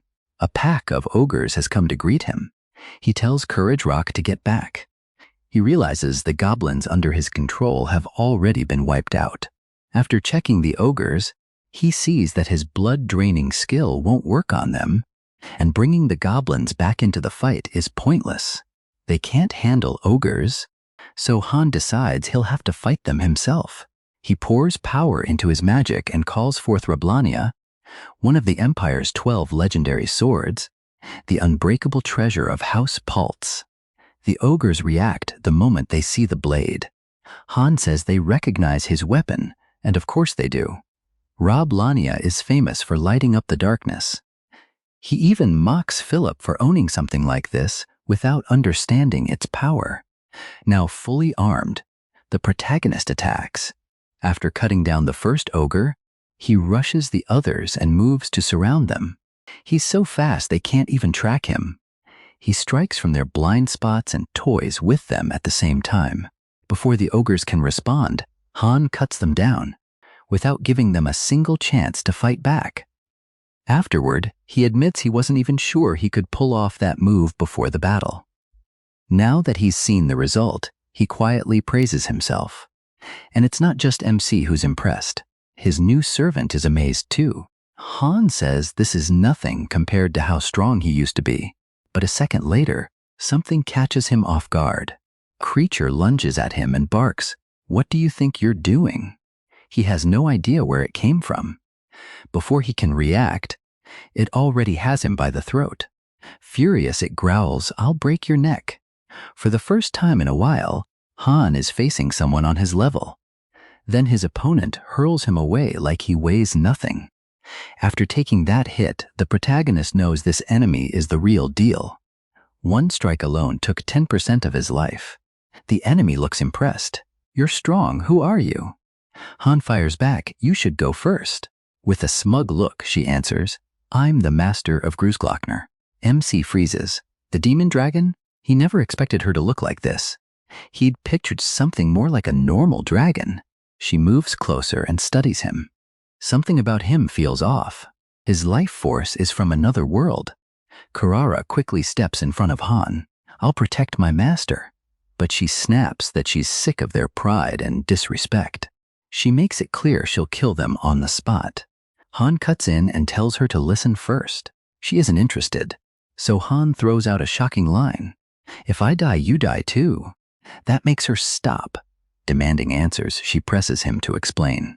The protagonist says he sometimes sees the future in dreams, and in one of those dreams, he saw her die a brutal death. It sounds hard to believe, so MC challenges her. If she doubts him, she can read his memories herself. She reaches for his head, and one of her claws nicks him by accident. After a pause, she says she'll test it, but if he's lying, he's dead. Then she pulls her claws back and focuses on entering Han's mind. The instant she gets in, something feels very wrong. What she finds is a wild flood of things she can't understand at all. His voice rings through her mind. Ignore that and look at what matters. Even so, her curiosity keeps dragging her toward the other memories. So Han quickly forces the exact vision he wants her to see. He finds that suspicious, but inside his mind, she doesn't have many options. A moment later, she sees herself in her true dragon form. That's when she knows the protagonist told the truth. Just that one scene is enough. Shocked, she pulls herself out of his mind. Han lets out a quiet sigh of relief. She almost saw too much. Still shaken, the demon dragon mutters, Who could possibly kill me?" Then she says she'll leave him alone and allow him to move freely through the mountains. MC stops her there. He wants to make a deal. First, he says her name is too long, so he'll call her Shubi from now on. She clearly hates that. Han tells Shubi she can survive, but she's more offended by the nickname, reminding him she's thousands of years old. He ignores that and tells her to hear him out. Right then, his system pops up with a new mission: earn the dragon's trust. Difficulty high. Sometime later, a snake slithers through the trees and gets crushed under a passing foot. Its owner proudly announces, "I am the ruler of the deep abyss, the king of chaos and disorder, Udgash the Demon King." He has barely finished that dramatic speech when one of his servants reminds him they're almost there and can't stop now. Udgash brushes him off, saying this is his grand entrance. He hates being interrupted. The servant apologizes at once, but Udgash has already lost interest. He tells him to forget it, since the mood is ruined anyway. Then a woman shows up and coldly says that servant belongs to her, not to the Demon King. Udgash just laughs. "Kalyoni, you're finally here, my daughter." He reminds her that if this campaign ends well, he'll grant her greatest wish. Even when Kalyoni says she doesn't need that, Udgash only smiles. As her father, he says, it's natural for him to do it. He turns to his forces and explains that Gross Glockner is guarded by the demon dragon. Her beasts aren't a big problem, but the demon dragon herself will be a tough enemy. Even so, he tells them not to fear. All they have to do is devour everything around them and trample every living creature without mercy. With him leading them, Udgash roars, victory is certain. Once his twisted children are fired up enough, he finally marches toward the target. Back with Han, he gathers his servants. He says that even with weird monsters and a dragon who's hard to talk to getting in the way, their goal is still to gather as many valuable herbs as they can and take them back to Dresden. So he orders the goblins to get back to work. After that speech, Kurak brings his master a mandragora drink. As Han drinks it, he thinks about how dangerous this sudden meeting with a dragon would have been if he didn't still have memories from past runs. Still, this run feels very different from the others. Philip acted differently. The dragon looked different, and on top of that, Valpurgis finally showed the protagonist her face. That pushes him to check a few things through his system, and as he suspected, this isn't the first sign that something has changed. Everything that's happened so far is different from the last run, so Han realizes the future may be completely different, too. He knows nearly every map and Grouch Glockner by heart, down to every stone. That's why it makes no sense for him to be confused about where the dragon appears. Something is definitely off. The battle for Harfame between the Steel Elector and Pahamut, Friedrich's betrayal, the Steel Elector's support, and the crisis at Valpurgis Grand Convent. The main story points are the same, but the events around them are different. Han feels like he's missing one key detail. His thoughts are cut off when the goblins start making noise. MC turns to see what happened. One goblin says he only got hurt while picking plants. Han warns them to be careful. Some roots are dangerous, which is why he already taught them the right way to pull the herbs out. Then he tries to think again, but notices something. It's a small detail he's only seen in this run. That's when it hits him. As every event in this run flashes through his mind, he realizes that once his position changed, his point of view changed too. Before, he was the Steel Elector, the ruler of an empire, even the hero who saved the world. He had the power to match those names. Now he's only a plain mercenary. Compared to his past selves, he has almost nothing left except his memories. But this time Han also did something differently. He built real ties with people who used to be nothing more than NPCs to him. Even seeing Valpurgis' face made this run feel worth it. In an earlier run, the protagonist would have just paid off Valpurgis' debt and left. He never knew the full story back then. As he keeps thinking, Han finally realizes the changes began after he met Aquila. More exactly, it started when she gave him the missing clue needed to find the game's true ending. A new hidden space was created, and with it, a new version of himself. Now it all starts to click. MC believes Aquila is behind everything. Seeing his master acting strange, Kurak asks if the drink tastes bad. Before Han can answer, a loud crash sounds nearby. Shubi appears. She says everything he told her was true. The protagonist answers that it's all thanks to Aquila, though the demon dragon has no idea what he means. He goes on, saying Aquila has made this game even more interesting than before. Shubi admits she still doesn't understand a word he's saying. Han doesn't care. He declares that he'll show Aquila he knows how to enjoy this world. From now on, he'll do whatever he wants, because a new strategy starts now. Everyone watching him is left completely confused. Meanwhile, Ajosh is tearing through everything around him, showing off just how overwhelming his power is. His whole army cheers and praises his strength. Then his daughter suddenly senses something coming. Ajosh wonders if it's the demon dragon, but when he first looks over, he only sees a human and a goblin. He scoffs at that, till his daughter points out they aren't alone. A huge roar follows and Ogjosh's eyes light up. At last, the one he's been waiting for has arrived. Shubi glares at Ogjosh and his army, ordering them to leave her land. Ogjosh says he's been waiting a long time for this moment and came here for her. He even offers her a deal, but Shubi shuts him down right away. She looks to Han and gets his signal. That's all she needs. She gets ready to fight and dares him to attack. Only then does Ogjosh realize he's been talking to himself. She hasn't listened to a single word. Shubi suddenly grabs Ajosh and carries him off, leaving the rest to MC. Han expected Ajosh to invade, but not this early. He could just ignore him. But then he sees the Demon King's side, and standing there is Lady Calione, the greatest beauty on the continent. For him, that's reason enough to pay attention. She takes off her helmet and steps forward at the head of her troops. The moment Han sees her, he remembers something important. Depending on the player's choices, Calione is one of the most dangerous characters in the game. She can become either an ally or an enemy, and she's even stronger than Bahamut. There's a reason they call her the Ice Queen. The protagonist decides he has to recruit her for his future plans no matter what. So he takes his chance and tells Calione she's even prettier in person. That immediately earns him a spear at his throat. Both Calione and one of her servants threaten him, and Han answers with dry sarcasm. He says he wants to speak with the princess and asks if they can arrange a meeting. Her servant gets furious and attacks him.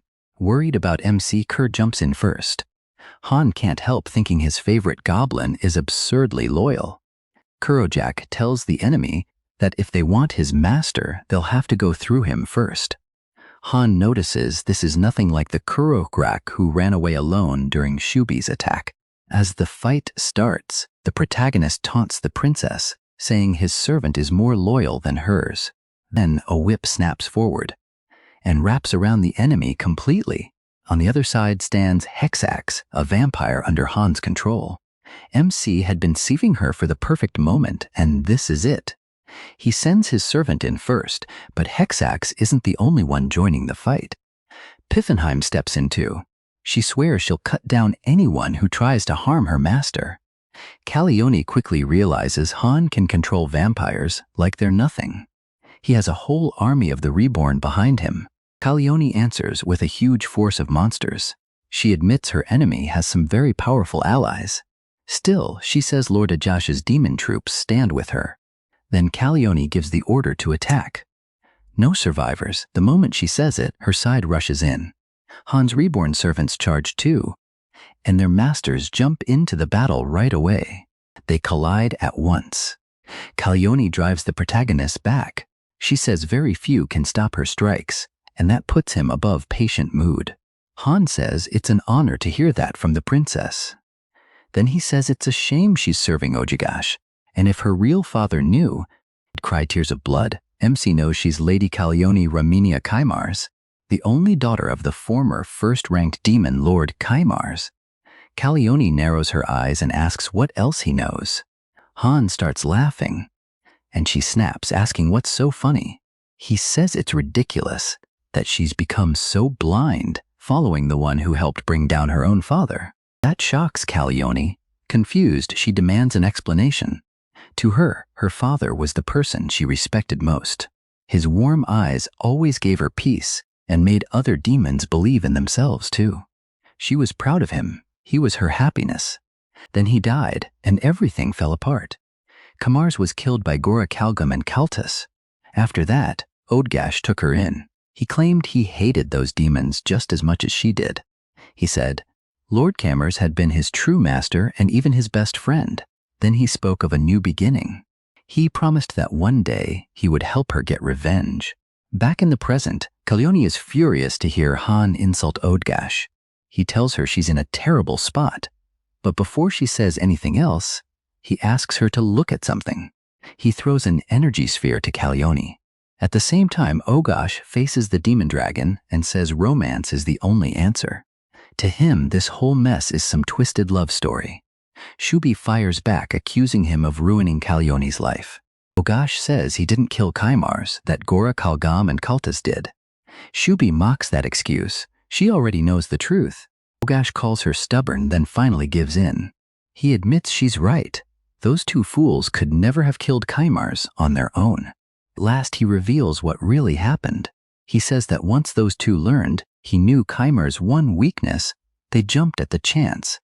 What he doesn't realize is that Kalyoni is hearing every word through the sphere Han gave her as an image transmitter, and the truth leaves her stunned. Since her father's death, she had treated Ogash like family. The protagonist sees that his plan is working. Earlier, he set this up with Shubi, and the magic projector came from her. He asked her to use it during the fight so Ajash would confess while battling her. Shubi didn't get why it mattered, but Han insisted the plan needed it. Now Kalyoni stops fighting, lost in what she just heard. MC thinks to himself that Shubi followed the plan perfectly. The rest depends on him now. In tears, Kalyoni says everything she believed was just an act from Ajash. She remembers that he'd been beside her since she was a child. Hexen then says her job here is finished. Han tells her to stay where she is. Broken, Kalyoni says she never thought she'd spent 50 years obeying her real enemy. The truth crushes her. Han tells her not to drown in grief. She can still take the revenge she's wanted all this time. He offers to teach her Kaimar's right of the true name and says what she does with it will be her choice. Kalyoni gasps. It's been a long time since she heard that name. It's a spell that draws on the power of the cosmos, strong enough to injure even an archdemon. That magic is what made her father the greatest demon lord, but she says only he knew its secrets. So how could Han possibly know it? The protagonist thinks about the strategy guide. He studied Kaimars inside and out. He knows the power of the right, the true name, and even Kaimar's one fatal weakness. But right now, he only needs a story that will convince her. So he says he read the Chronicles of the 7 Demon Wars, which recorded ways to resist the archdemon, including Kaimar's right of the true name. Kalyoni admits that explanation makes sense. Han is pleased for a second, but then she says she still can't help him kill Ajash because Ajash is immortal. She explains that even before becoming her father's follower, Ajash was hit directly by that spell and went down for a while, but Kaimar still couldn't finish him. MC says she's wrong. Then he points out that the ones guarding her are part of his vampire army. No matter how strong she is, she can't fight all of them by herself. So Han offers her a new path. Follow him or die here. That hits Kalyoni hard, and she remembers being a child. Back then, she told her father she wanted to grow up into a great demon lord like him. He said that if she meant it, she'd have to become even stronger than he was. She asked if that was really possible. He told her yes, because he believed in her. She was his daughter. Back in the present crying, she asks Han if she really can defeat Odgash. He doesn't get why she's asking through tears, and even his allies are surprised. But Piffenheim points out that by demon standards, Kalyoni is still just a child. Kurorok, meanwhile, wonders if his master forgot about the other problem. Not far away, Odgash is still fighting Shubi. Even against such a strong enemy, he feels no strain at all and says he expected more. Shubi only sneers at him. Her job is to keep him busy, but Ajash hates that she's avoiding a direct clash. He'd even expected her to accept his offer. Instead of joining him, Shubi rejects Ajash and blasts him with dragon breath. Even that isn't enough to bring him down. Ajosh is stronger than she expected. He blocks the attack and fires back, completely sure of himself. If it's a fight you want, he says, I'll give you one. Then he bursts forward at insane speed and slams Shubi into the ground. After taking the hit, Shubi swears she'll make him pay. She shifts into her true form and attacks in full dragon form. The impact shakes the earth. Nearby, Han warns Kurek to watch his step. Hexax watches them and thinks it's adorable. She sees the goblin as the protagonist's pet. Piffenheim comes to MC and says Shubi's mana is surging so much that she's even breaking past her polymorph. Even so, Han wonders if Lady Shubi can really endure an enemy like this. Han points out that fighting in Grossglockner puts a huge burden on Shubi. Then he gets an idea. He calls out to Calione and says he has an important job for her. Does she accept? She answers without hesitation. Nearby, Ajosh keeps trading brutal blows with the dragon. Shubi tries to land a hit, but Ajosh gives her no room at all. He boasts that he's loving this contest of strength. Shubi breathes fire again, and Ajosh blocks it with ease. Seeing that, Shubi pushes even harder, and finally lands a heavy strike that actually hurts him. But Ajosh says it's still not enough and demands more. Hungry for battle, Shubi calls him arrogant and says she isn't even fighting at full power yet. If she did, she warns, a collapsing planet would look small next to her attacks. Ajosh doesn't care. He says he has more tricks too. Then he swings his axe at Shubi. The blow launches her away and tears through everything around them. After that, Ajosh mocks her, saying he never thought a demon dragon would be this pathetic or this easy to beat. That hit forces Shubi back into her weaker form. As Ajosh walks up, he says he finally understands why she's weak. She's bound to this place. He wants to know why, but instead of answering, Shubi just insults him. Ajosh says she's stubborn to the end, and now she'll die. But before he can strike Shubi, Han appears and stops him cold with a hit of his own. Shubi lets out a relieved breath and says he finally showed up, though he's late. He shoots back that she looks terrible, which Shubi clearly does not enjoy hearing. Ajosh gets back up and demands to know what happened to Calione. Han only says he'll see soon enough. Then he gives the girl a signal.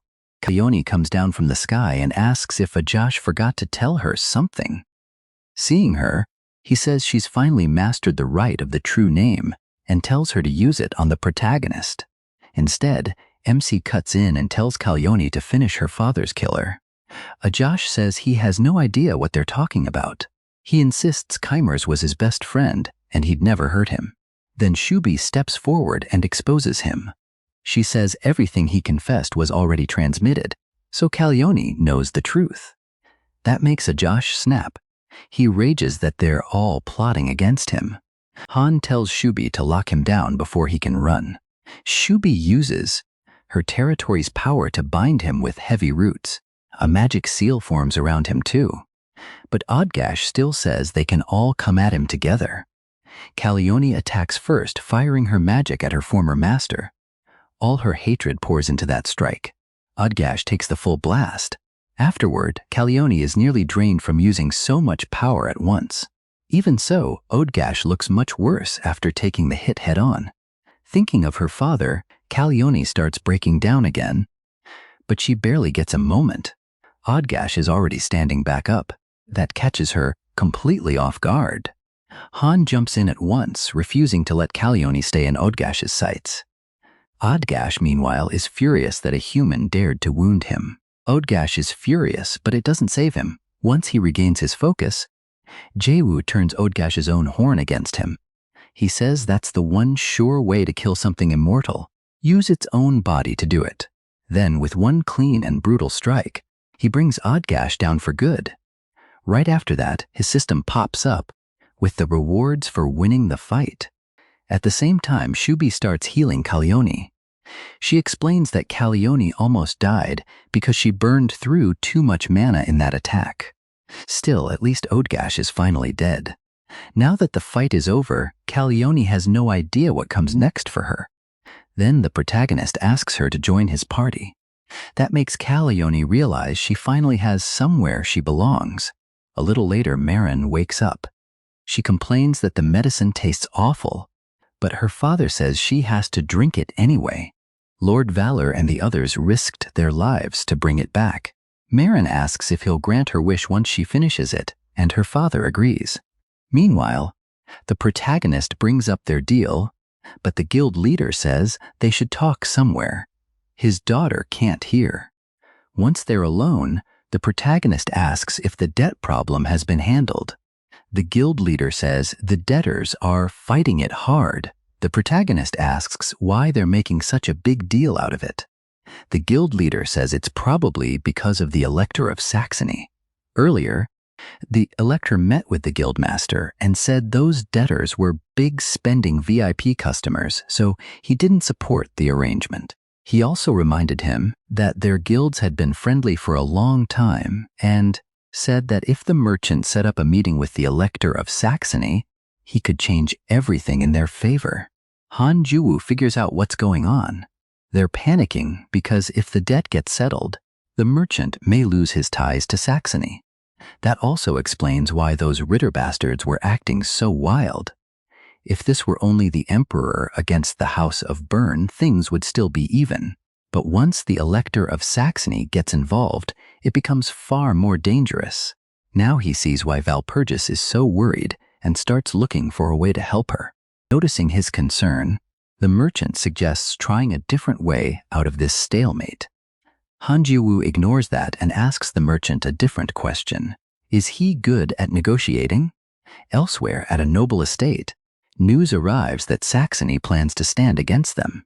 The noble groans that if his family had accepted the debt transfer, they at least could have pushed back the deadline. Now they don't even have that. The messenger says they've already done all they can, so the noble orders a servant to rush to the capital, even if he has to cling to the emperor to get help. He says this problem has to be fixed no matter what, and the servant must not come back empty-handed. Later, the protagonist's system tells him his summon undead skill has leveled up. Now he can call his undead allies in the daytime too. To test it, he summons Piffenheim, and she appears just fine under the sun. Han Jae-woo announces that she and the other vampires are true daywalkers now, so he gives her a special job. Pulling out a document, he tells her to deliver it to a man named Reeb Saltz and makes it clear this paper is very important. Because of that, she has to be extremely careful with it. Soon after, the guildmaster arrives and says everything Lord Valor asked for before leaving is ready. He shows off a grand carriage made by a master craftsman. According to him, only a handful of nobles own something this fancy, and he got it through a connection at a client's company. He also added money for the herbs and extra travel funds, so Valor should be fully covered. Still, he has to ask what the protagonist plans to do with something so extravagant. The protagonist just grins and says maybe he'll use it to smash the heads of the people who oppose their deal. Then Marin comes out to say goodbye. The protagonist reminds her that even though she's feeling better, she still needs to take it easy for a while. Marin says she has something for Valor. A moment later, she plants a kiss on his cheek, leaving everyone there completely shocked. Marin simply says it's her thank you gift. After saying goodbye, she and her father head home. On the way, Marin reminds him about the promise to grant her one wish. Then she reveals it. She wants to become Lord Valor's bride. She says she fell for him the moment they met, and her father is clearly not happy to hear that. Far from there, the protagonist and his group keep traveling.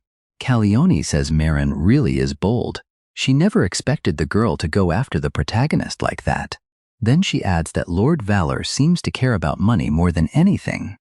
Han Jiawoo pushes back, saying they just don't get it.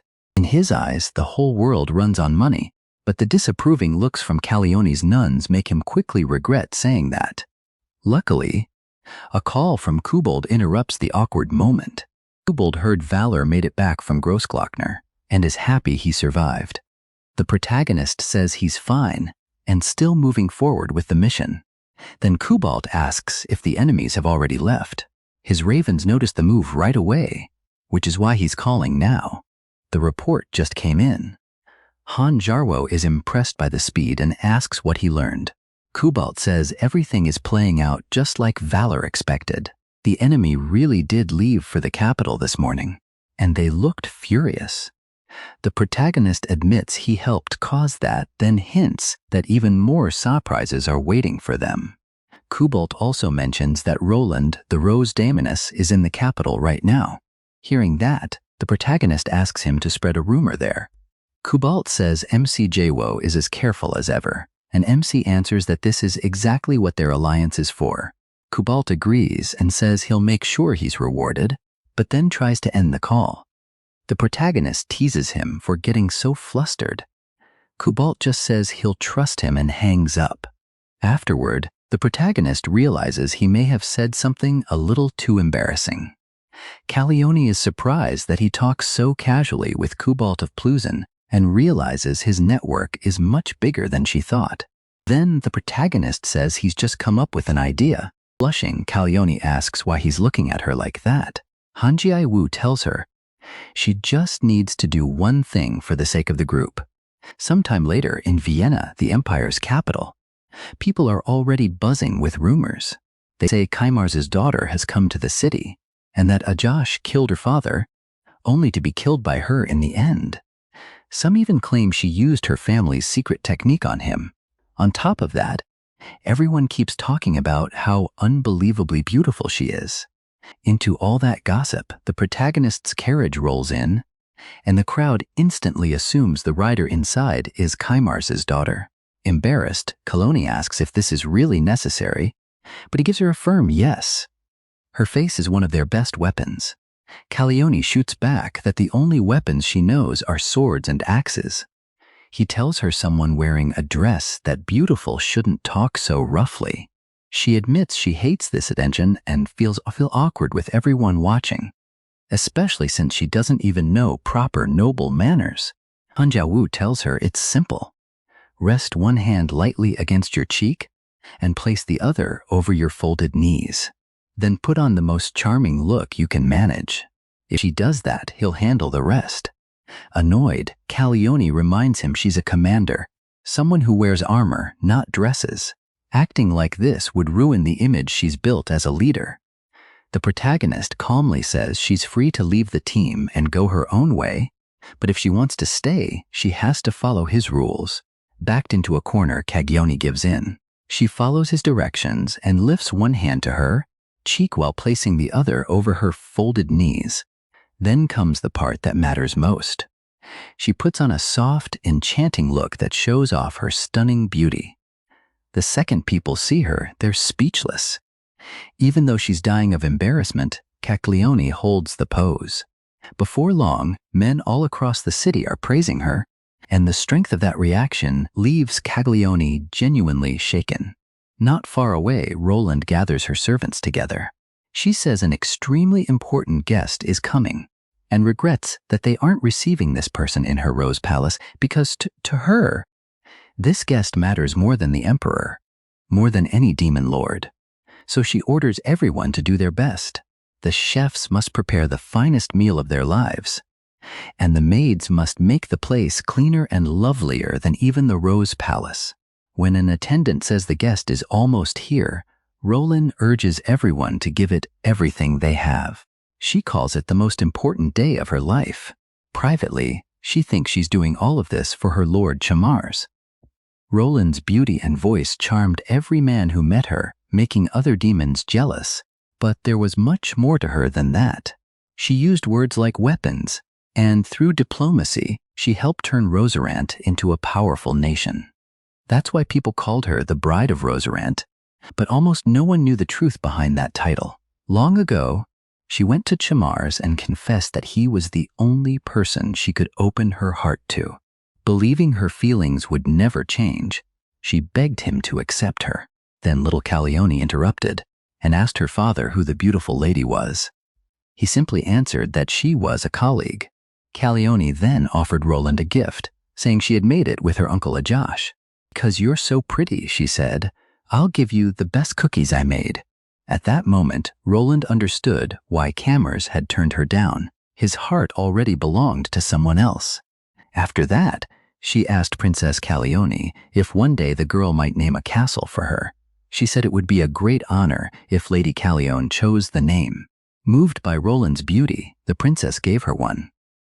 Roland loved it and later built a grand castle using the name the princess chose. Now, in the present, Roland and Caleone finally meet again.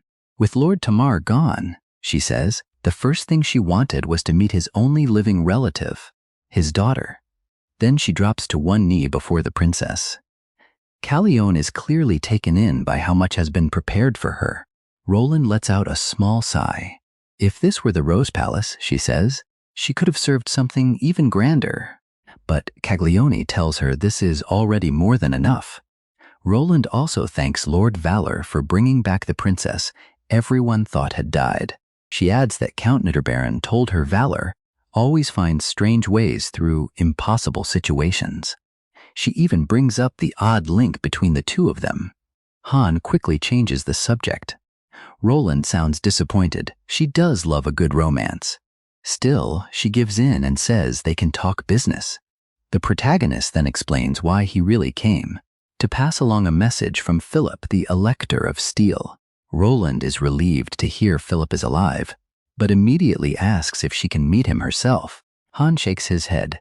Sadly, Philip isn't well enough to see anyone right now. Hearing that, Roland tells him to get to the point.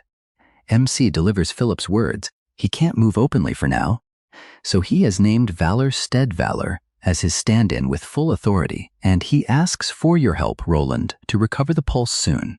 Even if I have to bend the truth, he thinks, I need Roland on my side. Since Margarita was cursed by he who squats in the grave, Pesimet is clearly getting help from the Great Lord too. Margarita alone won't be enough to stop him, and I can't kill someone protected by the Great Lord myself. That's why bringing Roland in matters so much. With her help, I can crush Pesimet. After that, Han finishes Philip's message. Roland has listened closely to every word. Then she says she'll agree on one condition. She points out that Lord Valor should already know about the trouble she's dealing with. The protagonist understands she means the economic blockade. So Roland presses him. If Lord Valor truly speaks for His Highness, then the Emperor can't just brush aside your words. Han tells her not to worry. He says everything is already in place.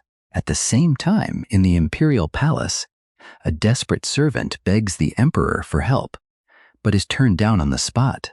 Emperor Franz IV says he's sorry and claims the story moved him at first. Even so, the servant keeps insisting there has to be some order stopping this. The Emperor, sitting before heaps of gold, doesn't change his mind. He says that, despite the debt deal, they at least showed enough respect to offer the Empire a small tribute. He also mentions hearing that the Velia Merchants Guild is backing the debtors. The servant sent by his lord to stop the agreement has no idea how to answer anymore. Soon he'll have to return to his master and admit he failed. Just then, a soldier arrives with news. Lord Valor has come, Your Majesty. The Emperor orders that he be let in at once. Entering the hall, Han bows and says it's a great honor to stand before His Majesty. He introduces himself as Valor and offers his service to the Empire. Emperor says he'd been expecting him, then tells him to ignore the other man. He's just a messenger boy, he says. Han then asks to speak with the Emperor in private, and after some reluctance, the Emperor agrees. The noble's envoy is thrown out right away. Even as he's removed, he keeps begging the Emperor to think again. It changes nothing. Worse still, MC smiles and waves as the man is dragged off. That only makes the young envoy burn with anger. Far from the capital at Odgash's castle, the defeated demons tell Odgash's daughter what happened. She explodes with rage. She reminds them she'd wanted to go too. If I'd been there, she snaps, I would have done far better than Caglione. While she's fuming, a servant rushes in with urgent news. But she's too angry to pay attention. The servant finally forces it out. The Emperor has placed our lands under economic blockade. She just looks confused. Politics isn't her strength. The servant, nervous about how she'll react, ends up looking confused too. So what does that even mean? She asks at last. Back with Han, now alone with the Emperor, he comments that just seeing the capital's wealth makes him appreciate the greatness of His Majesty's achievements. He says he almost feels honored just to stand there. The Emperor cuts off the flattery. In his eyes, since entering politics, Valor has already used Koimar's daughter to calm anti-demon sentiment in key places. He's even made former enemies into allies. That much is clear to him. So the Emperor says Valor must have come for a reason, and he wants to hear it. Still, he sees Valor as a mouse in front of a beast, someone who thinks words alone can win. And in his pride, the Emperor can't imagine being outplayed by a newly chosen hero. So he asks plainly, "What are you really here to say?" Han respectfully asks that the blockade on Rosarant be moved to Odgash's land instead. The Emperor asks what he would gain from that, since a simple friendship pact with the Rose Kingdom hardly seems worth it. He adds that the old Black Widow Roland doesn't interest him. Han answers that she will do whatever His Majesty commands. Then he shows the Emperor a document, and that finally catches his attention. It says Roland herself agrees to pay 10,000 florins each year. Even then, the Emperor asks if there's any proof it's real. Han explains that Odgash is now hated more than anyone else on the continent. So if the Emperor blocks the Demon King's territory, the whole world will praise him for it.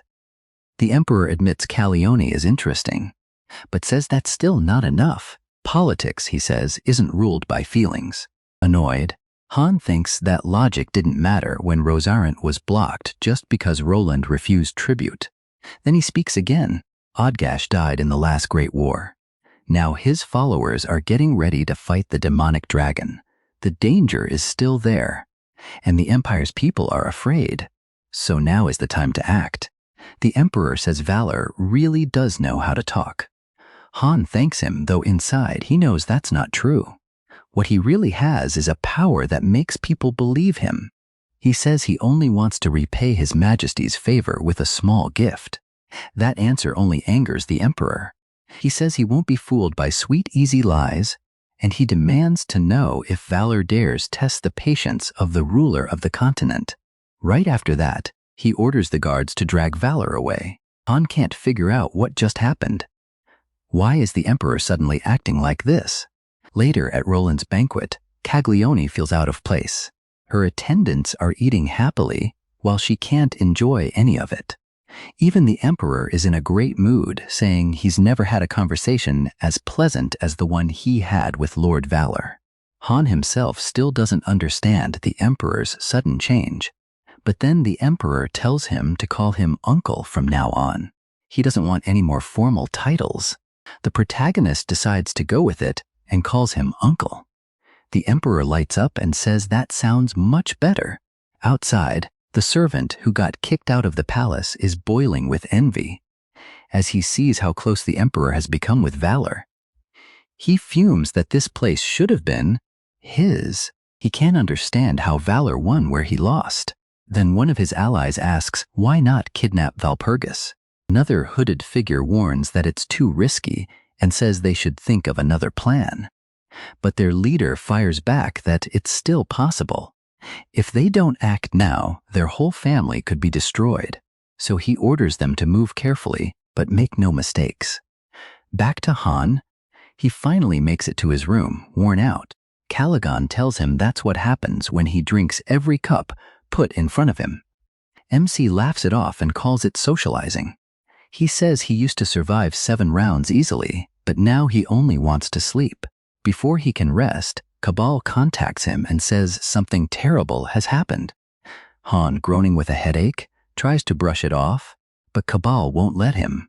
This isn't a joke. It's about Valpurgis, and Valor needs to take it seriously.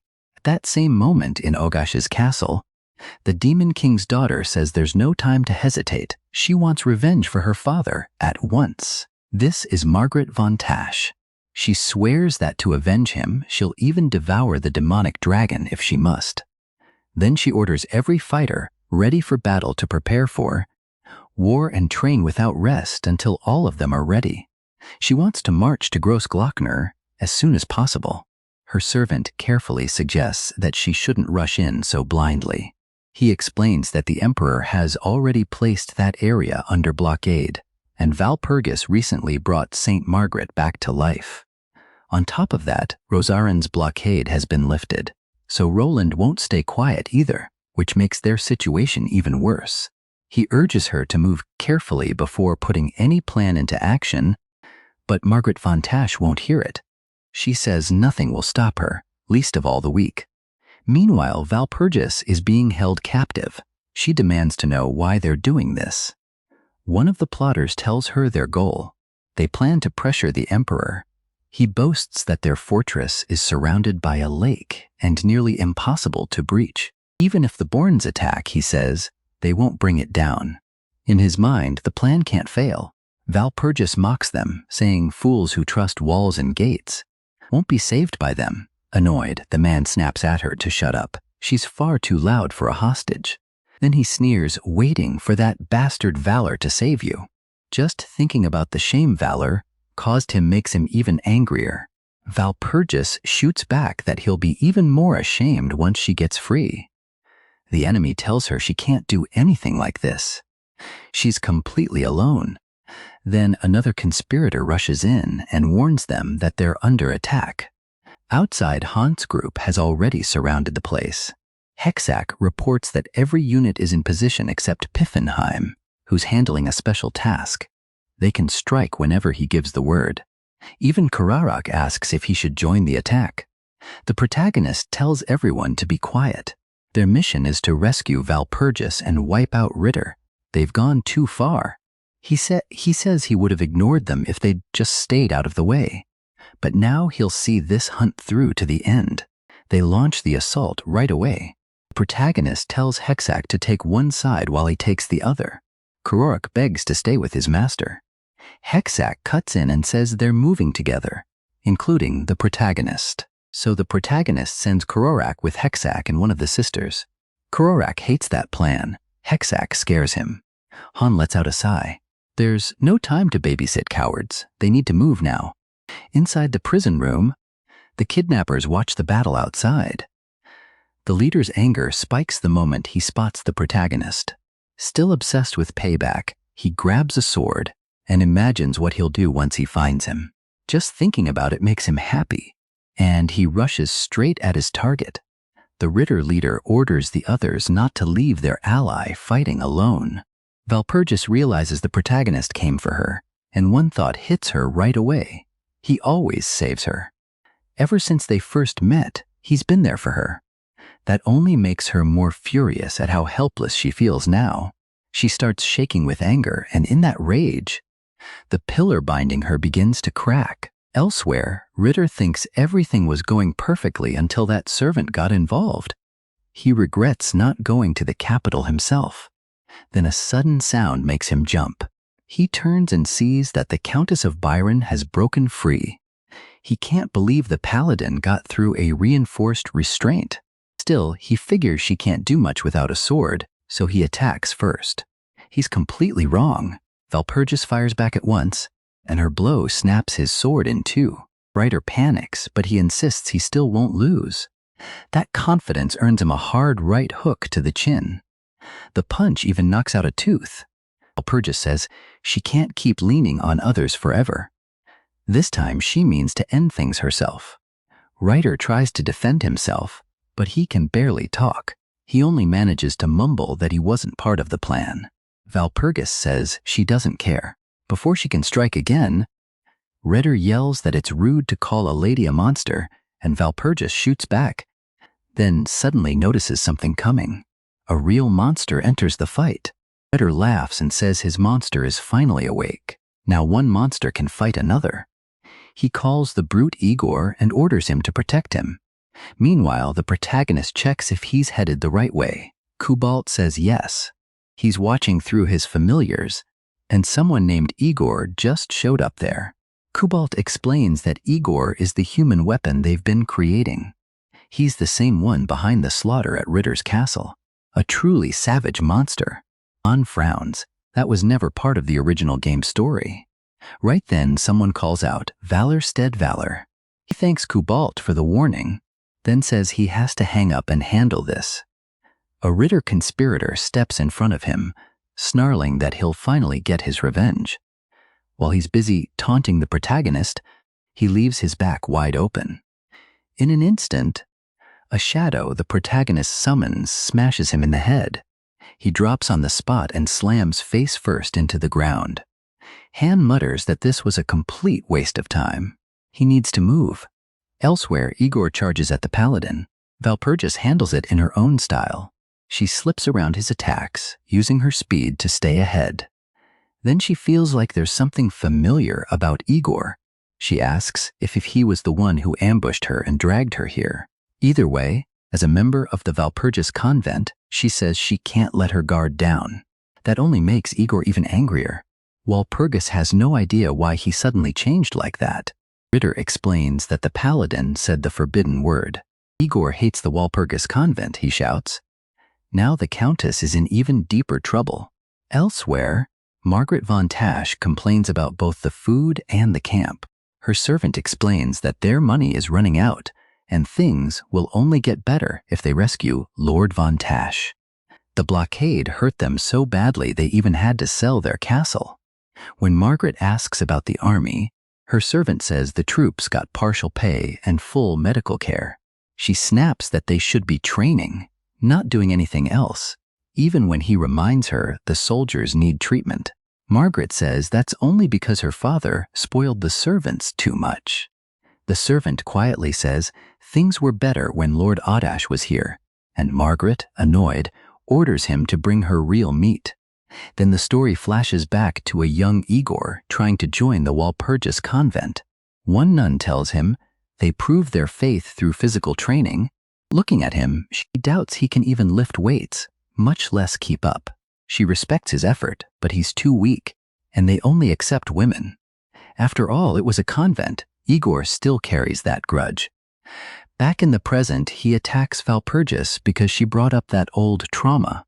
Ritter bursts into laughter, saying nobody can stop Igor once he's mad. But then Igor turns on Ritter too, just for saying the convent's name. Valpurgis still doesn't get why he hates the convent so much, but she can feel the sadness behind his punches. Knowing she can't keep dodging forever, she finally strikes back and meets his fists with her own. Igor feels the impact of her hit, and it only makes him angrier. His past flashes through his mind, the nun's words and the promise he made to become stronger. But that brutal training made him lose more and more hair, and it left a mark on his body. Even so, it also gave him an incredible physique. Valpurgis punches him in the stomach, but it does nothing. Then she hits his face and realizes that's his weak point. After knocking him out, she says she'll face him again once his fists stop hesitating. But when the fortress starts shaking, Valpurgis wonders if she hit too hard. The protagonist feels the tremors too and wonders if it's an earthquake. A second later, the ceiling above him collapses and nearly buries him. He reacts fast with his magic sword, cutting through the falling rocks before they can land. Even so, the collapse wrecks a huge part of the castle and blocks his way. He says he doesn't have time for this. Just then, Kubok calls and says Walpurgis is safe, but the room she's in definitely isn't. He sends a bat to guide him and tells him to save her and get out fast. At the same time, Walpurgis knows Valor must be coming and decides she has to find him first. She still wants to say what she couldn't tell him before, but while she's distracted, a rock almost smashes into her head. Then the protagonist arrives and cuts the stone in half. Valpurgis is thrilled to see him again. Even in the middle of danger, he feels the same. Then he notices a fallen enemy and asks who that is. Kubalt's bat cuts in, saying there's no time for questions. The whole place is about to fall apart. So they run, and Valpurgis is shocked that someone so huge can fit inside a tiny glove. The protagonist had stored Igor in his inventory because he didn't want to leave him behind. He never says it out loud, but Walpurgis can tell Valor has a kind heart. While they're escaping, she says there's something she needs to tell him. Han says it can wait until they're safe, but the Countess insists it's important. Then she reveals that Walpurgis isn't her real name. Her true name is Chartier. The protagonist says it's a beautiful name, but then realizes they may not make it out in time. Walpurgis sees that too, but debris suddenly crashes into her.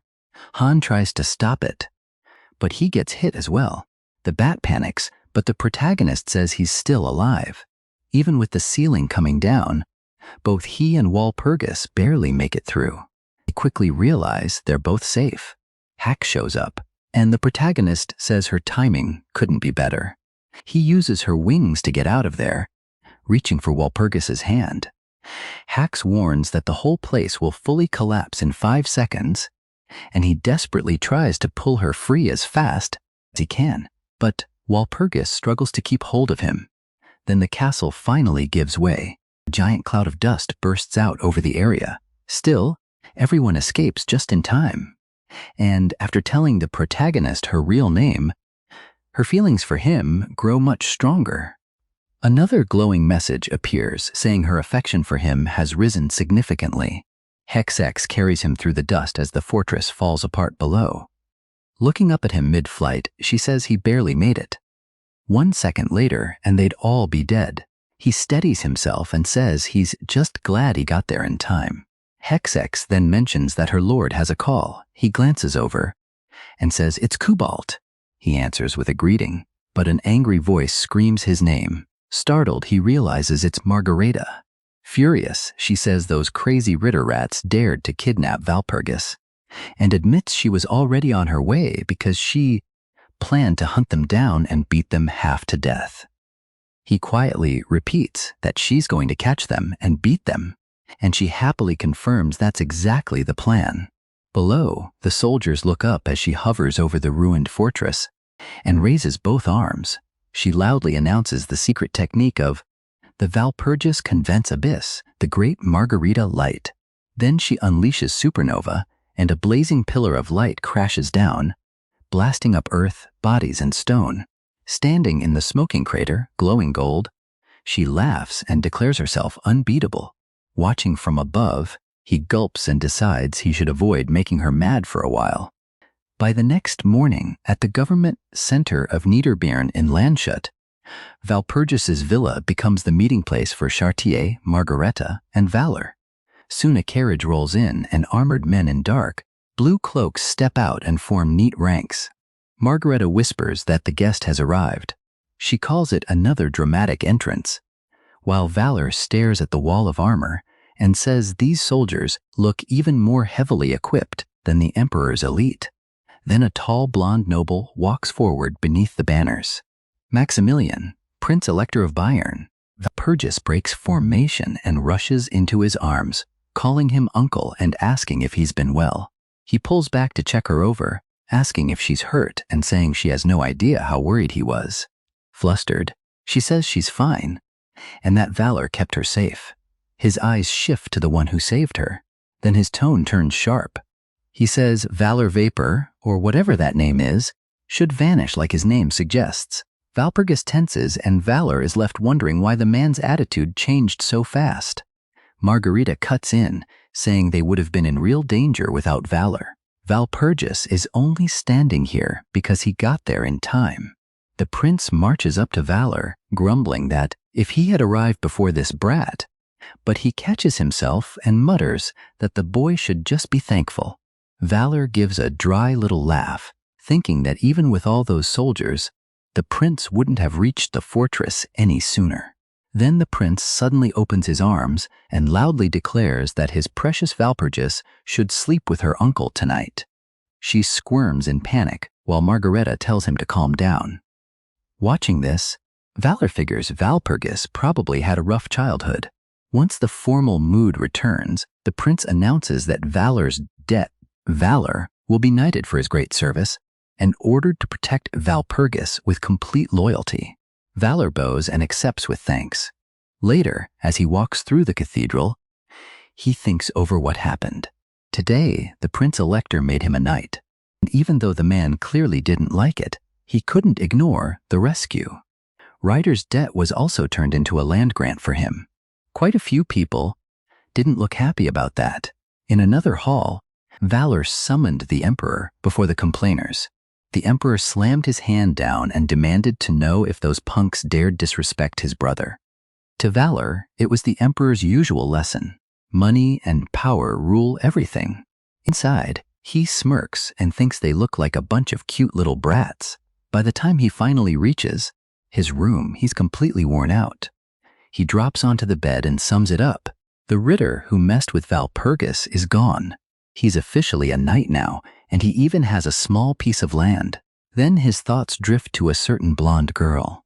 Even though he had watched her in run after run, she now feels completely different. His door suddenly flies open, and the blue-haired Princess Caglione storms in.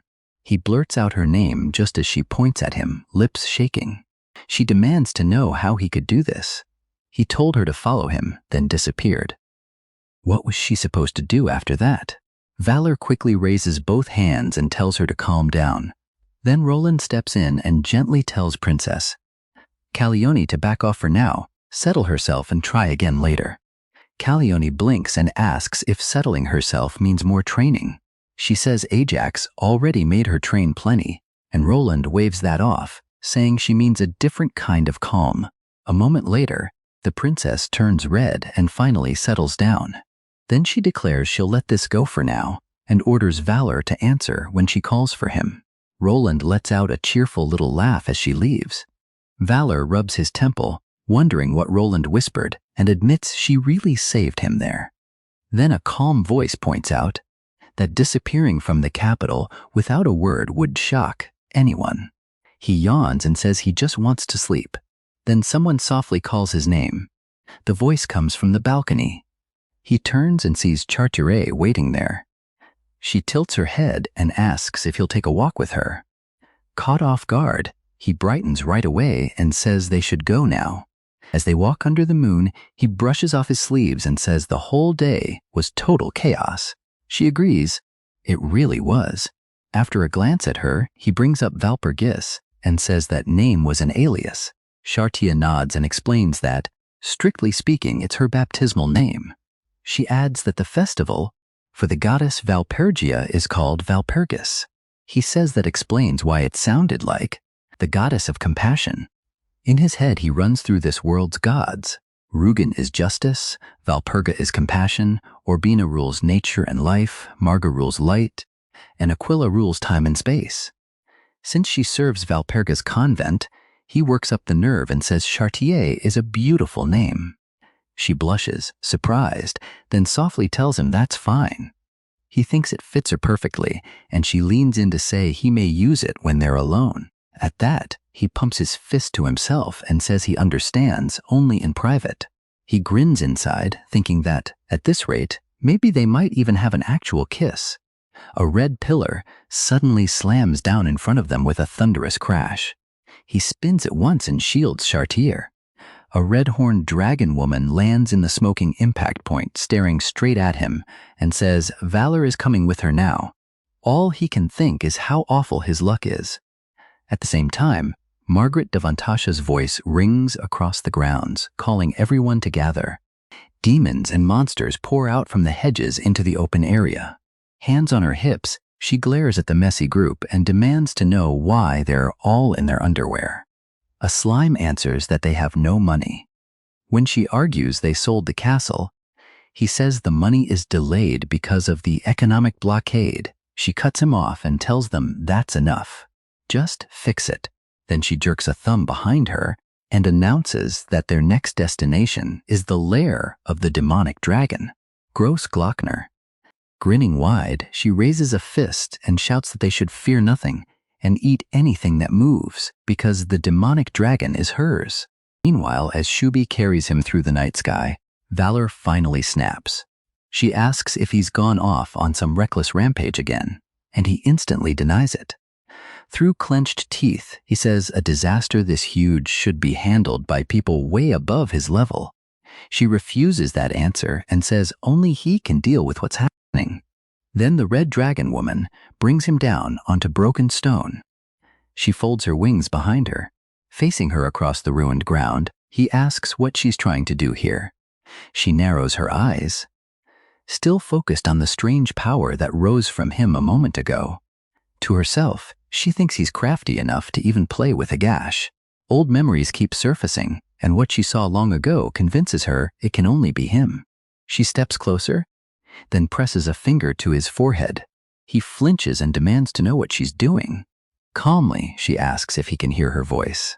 He says yes, clearly. She replies that that's good and declares that from this moment on, they will form a pact called a soul oath. He repeats the strange term in disbelief and asks what that even means. She explains that they must put up their souls as collateral to protect each other's secrets. For a pact like this, she adds, they need a dangerous being as a witness. He repeats that part and asks what kind of dangerous being she means, then wonders if she plans to call the Grand Lord of Darkness. One look at her face tells him he guessed right. That makes him cautious. Last time he dealt with Margarita, he only lived because she had an angel's heart. So what chance does he have now? Raising a hand, he asks what happens if he refuses. She repeats the word refuse, and purple power swells around her. The pressure slams into him, and he braces himself. Annoyed, he thinks she really should try talking before using force. Then he cuts in and says he has one condition. If they're doing this, the terms will come from him. She agrees right away. He freezes, stunned, and asks why she's accepting so easily. After coughing and steadying himself, he says he likes people who are direct. Besides, a dragon's promise is supposed to be the most trustworthy vow there is. A slow smile forms on his lips as he realizes this deal might actually be interesting. The dragon woman lifts a hand to her mouth and says she'll first offer her thanks. Her eyes harden with resolve as she says they should begin. Black-violet power crashes down between them, and the air roars as the ritual takes hold. Valor doubles over under the darkness pressing in. Through gritted teeth, he says it feels like his mind is being ripped away. Red Dragon snarls at him to focus and keep his thoughts together, warning that this place is closer to the afterlife than the world of the living. Through the blur, a blue system window appears, saying the player's soul is protected. Valor forces his eyes open and says, this is on a whole different level from what happened with Margarita. Then the world around them falls apart into endless black. Valor walks into the void, and every step comes back to him in hollow echoes. He studies the emptiness around him. The dragon's voice cuts through, saying there's nothing here. She calls out to Valor, as if trying to keep him grounded.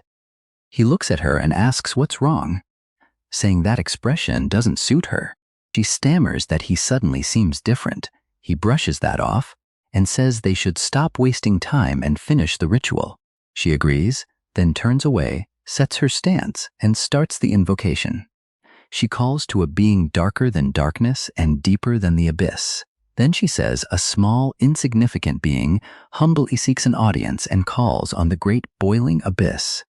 Silence answers. Valor hesitates and asks if that was it.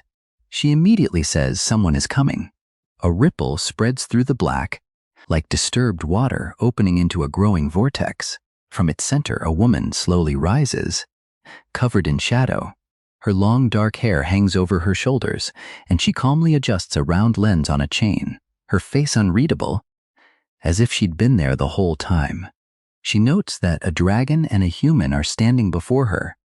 The dragon tenses up and quickly greets the Grand Lord. She tries to explain why they came, but the Grand Lord cuts her off and says they're here to make a pact. Valor flinches. He asks how she knows. The answer is simple. She just does. With a faint smile, the Grand Lord says nothing can be hidden from her.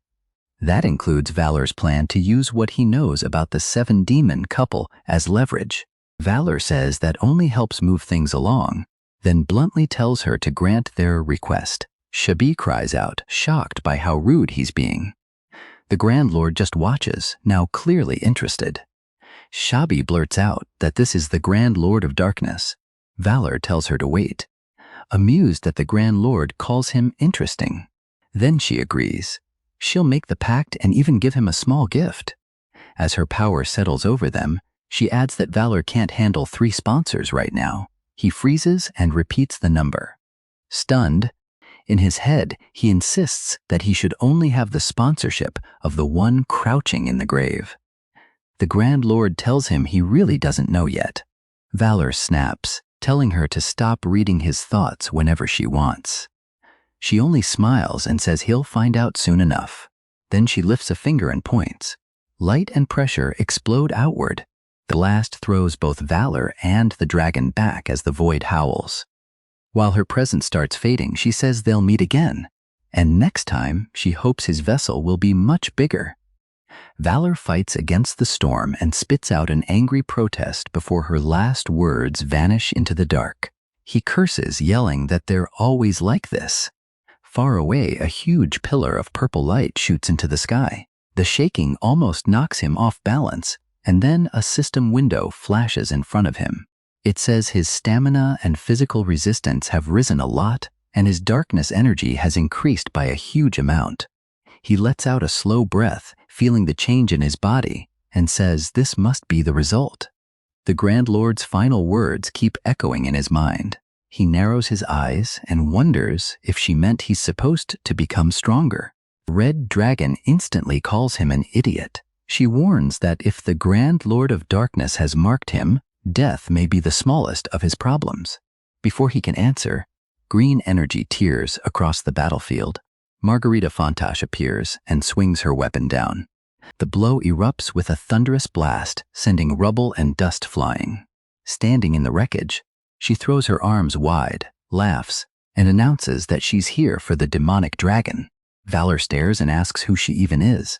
The dragon, just as confused, says she has no idea. The horned woman points at them and orders the demonic dragon to come down at once.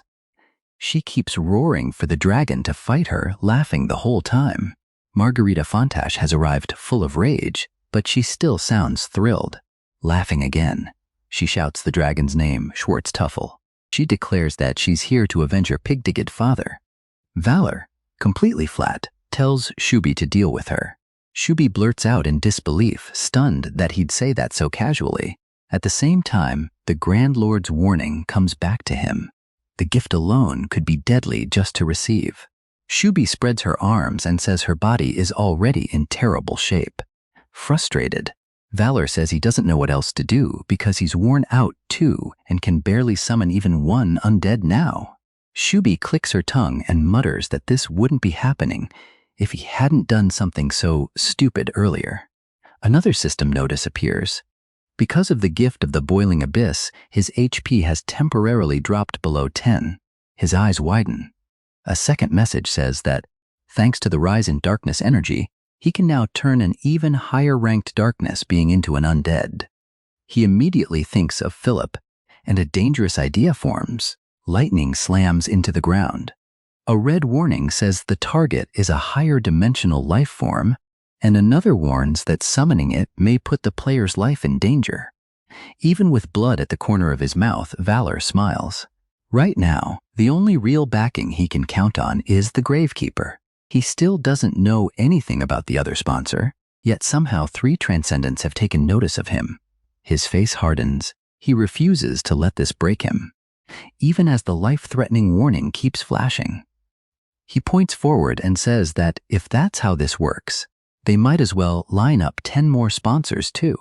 Far above, the Grand Lord watches in silence. Her fingers rest near her lips, amusement flickering in her eyes. Electric light bursts around Margarita as the summoning starts. She braces while her remaining followers gather behind her, their eyes sharpening with tension as purple. Shadows ripple together and form a huge shape. The darkness crackles, and then a blond man in ornate armor appears inside a storm of violet aura and lightning. It's Philip, standing like he doesn't belong in this world. Valor steps forward and tells Philip to quit posing and move.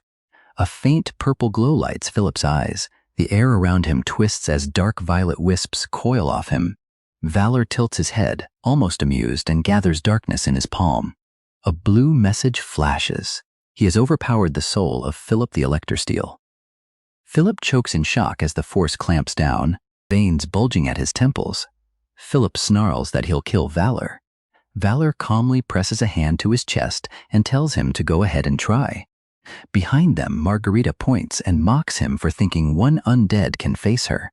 Then she pauses, her eyes sharpening as she feels Philip's presence.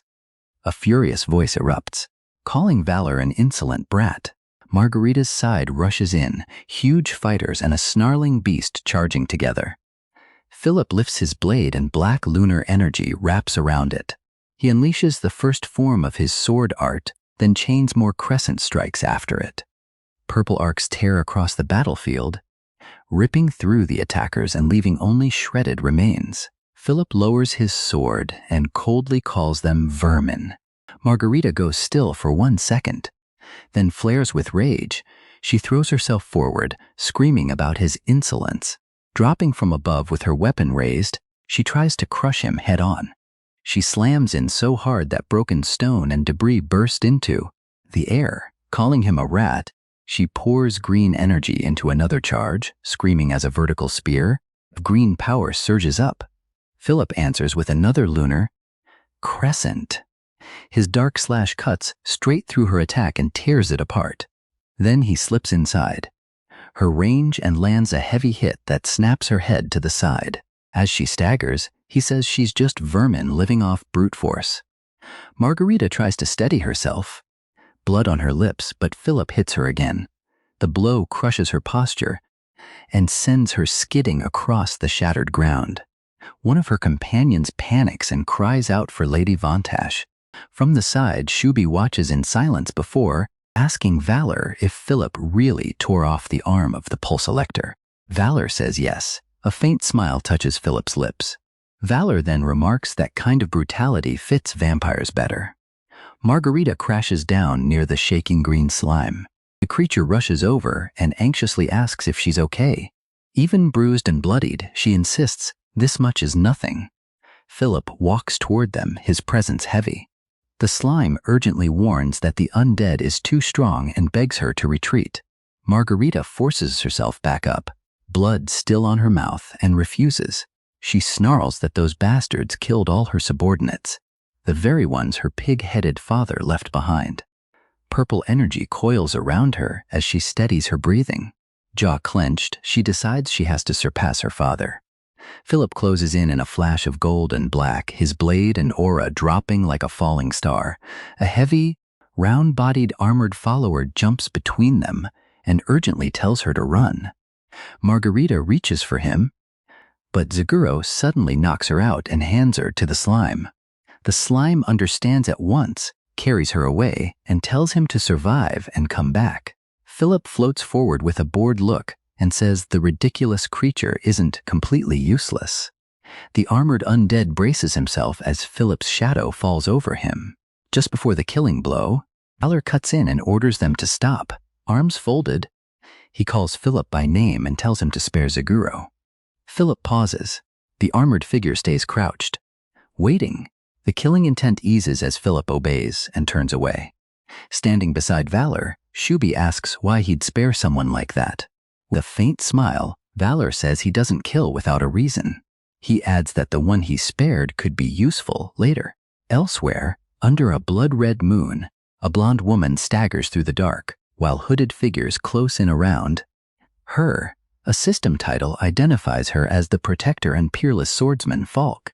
She grips her sword with both hands and rushes forward, cutting down her attackers as steel clashes and blood spills across the ground. Falk swings again, shouting through the strain as she forces a path open. But one attacker slips behind her and drives a weapon into her back. Her body jerks, her eyes going wide as the blade sinks deep. Red alerts flash everywhere in her vision.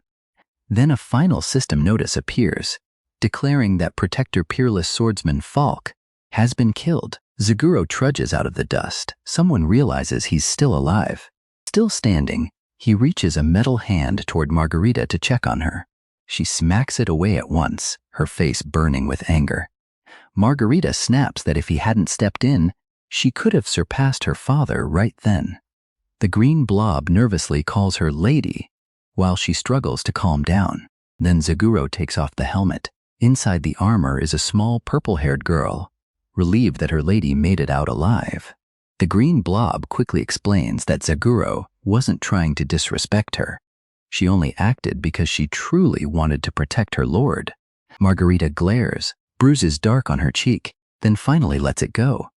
She says she'll allow it this one time, and they'd better remember that. Zaguro thanks her, and the blob hurriedly says it's good. The issue is over. Right then, red system errors flood Valor's vision. The message says Guardian Peerless Swordsman Fafs has been killed. Valor jerks in shock, calls for Shubi, and demands to know if a Guardian really just died.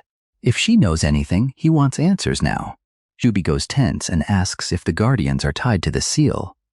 Valor only stares, confused by the sudden question. Without explaining, Shubi grabs him and tells him to come with her. She drags him down a steep, rocky path. They slide through trap after trap, crashing deeper underground. While they're still sliding, Valor complains that she could have explained first instead of dragging him off like this. He asks what's going on, but Shubi just keeps pulling him ahead and tells him to hold on a little longer. A moment later, they reach a sealed chamber. Before them is a huge locked gate. Chains wrap all over it, and green fumes leak from the cracks.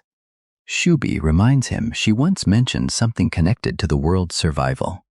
This is what she meant. She says it plainly. If this seal breaks, the world ends at once. Then she says she's going to open it.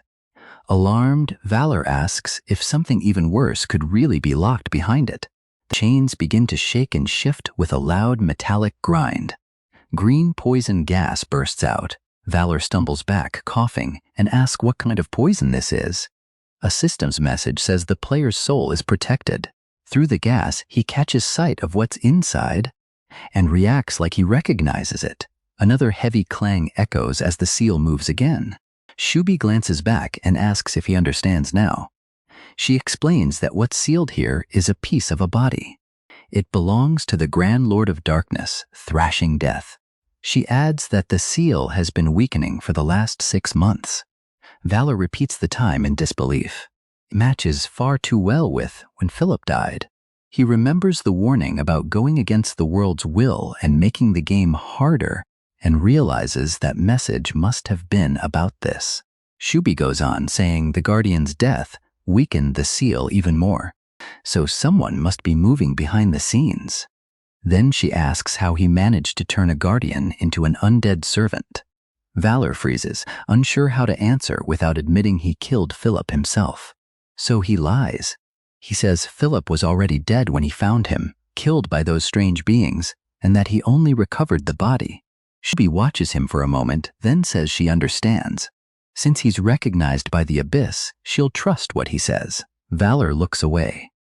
No matter what, she says, they have to stop this. In her mind flashes the image of a many-eyed horror. If Thrashing Death fully revives here, the world is truly finished. Her cold, half-lidded gaze doesn't waver. She means it literally. The world will end.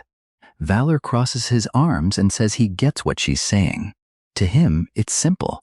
They need to keep this thing sealed. The fragment belongs to Thrashing Death. Dark forces are trying to break the seal, and the Guardians were protecting it. As he talks, Valor says he's starting to see the larger structure of the game. He looks at his own hand like he's weighing fate itself, and wonders if this is the game's true ending route. After a short silence, he decides to accept it for now, just in case he leave Philip there, and Shubi must not destroy him, because he may be useful later. She gives a brief thanks. Valor adds that she probably doesn't care, but he's only just become a knight, and taking all this on alone is too much. Shubi smirks and tells him to relax. She already has a trump card ready. Later, she brings him back to Walpurgis's villa in Landshut and drops him near the estate. She tells him he's on his own from here. Valor casually says he understands.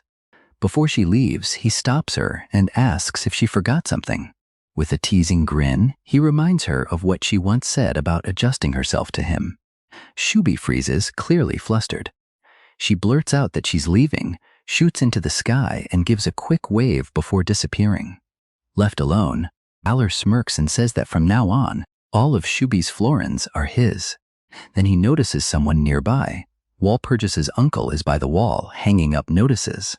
Valor walks over and sees one of the posters has his face on it.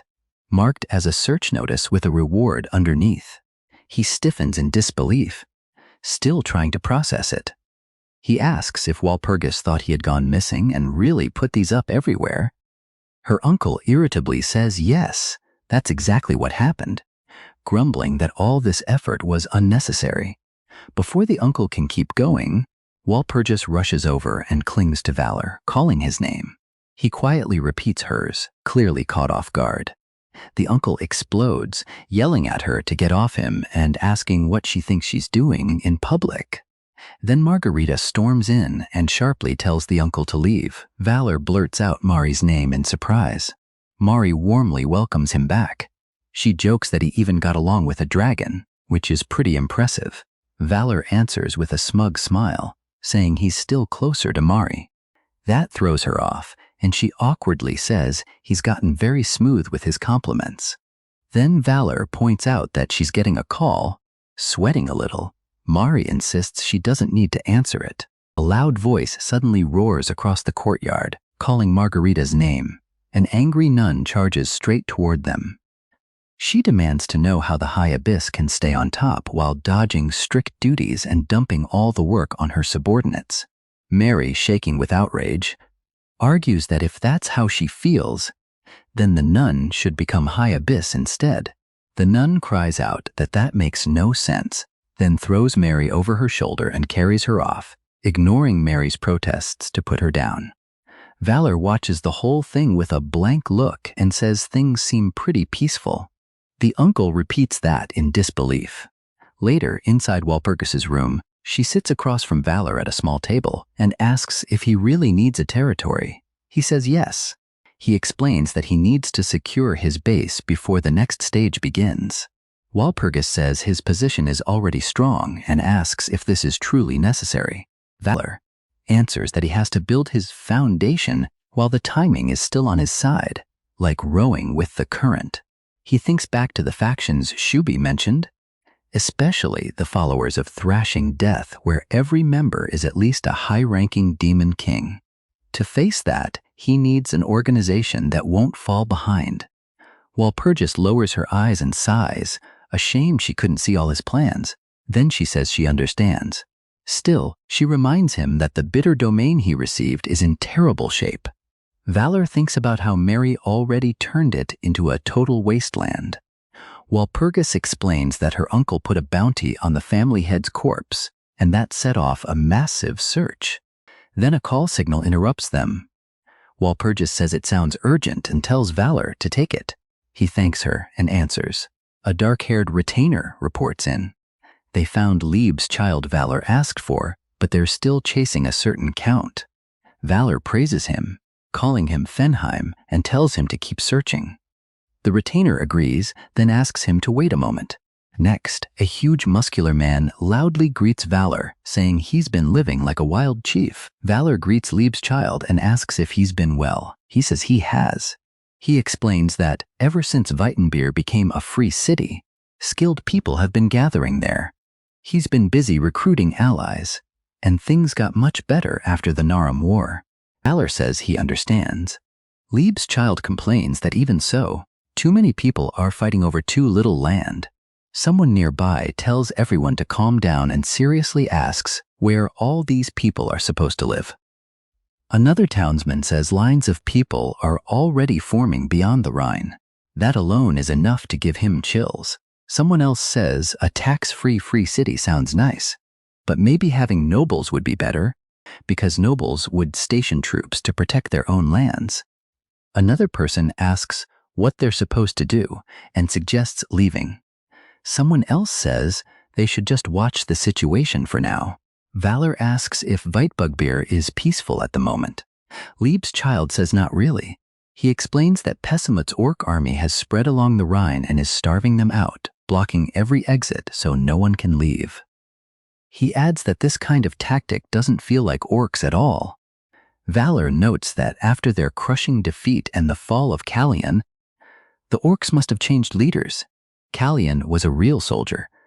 The new one, though, is the kind of bastard who would starve people out. That catches Walpurgis's attention. She softly calls his name and asks if he's okay. He says he is, and she notices he actually looks pleased. A sharp grin spreads across his face, full of dark excitement. In a hall packed with nobles, an orc lord lifts his glass. A title names him as the orc army's commander-in-chief, Gugashrak. One noble says he expected Gugashrak to take over after Kalyan died. Gugashrak brushes off the praise. Then the noble brings up a rumor that Gugashrak used the tolls from the free city to support young orcs. Gugashrak says those children are the future of the orc race, and that thought makes him proud. His followers heap praise on him, saying this is exactly what they expect from him, and that his love for his people is clear. The mood shatters when a soldier rushes in, yelling for the general. He reports that posters have been spread through every village beyond the Rhine. Thagishrock demands to know what the fuss is about and grabs one of the posters. The moment he reads it, his face twists with rage. He rips the paper to pieces. He bellows for someone to find out what's happening across the river right away, and a subordinate jumps to obey. Next, the story moves to the free city of Woudenberg, where a crowd fills the streets. A hooded speaker says, the people have probably already heard troubling rumors. He claims demons are waiting beyond the Rhine, ready to threaten their safety. Then he tells the crowd to look at who stands among them and accuses some people of working with demons and throwing away the city's safety. He says those same people now lead the city council and asks how that could make any sense. The crowd explodes. People shout that the traitors should die. The hooded figure declares that now is the time to become one. If they want to survive, he says, they must drive the greedy orcs back across the Rhine. He calls for unity, and the crowd roars in agreement. Orcs inside the city try to force their way through and stop the speech. They shout that this is madness and can't believe humans are falling for such lies.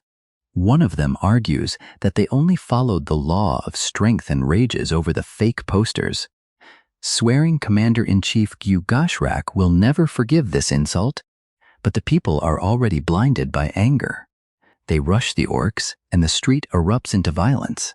Papers fly, bodies slam together, and screams fill the chaos. Watching it all with a faint smile, the man removes his cloak. It's valor. The poster is revealed in the name of Gugashrak, commander appointed by Lord Pessimeth. It declares that all humans now belong to the orcs. It says the orcs will loot, destroy, kill the weak, and use humanity as a stepping stone. The scene cuts to a formal hall, where someone offers condolences for the Weitenbear tragedy. He condemns the ignorant people of Weitenbear for attacking two honorable orc warriors and says they should be ashamed. Prince Elector Saxon stands before the assembly, stern and unshaken. A public notice spreads under the title, Weitenbear Tragedy. It says that in year 20, the Prince Elector of Saxon, the empire's highest-ranking figure in protocol, declared the people of Weitenbear shameful. It also makes the empire's position clear. Weitenbear will be abandoned.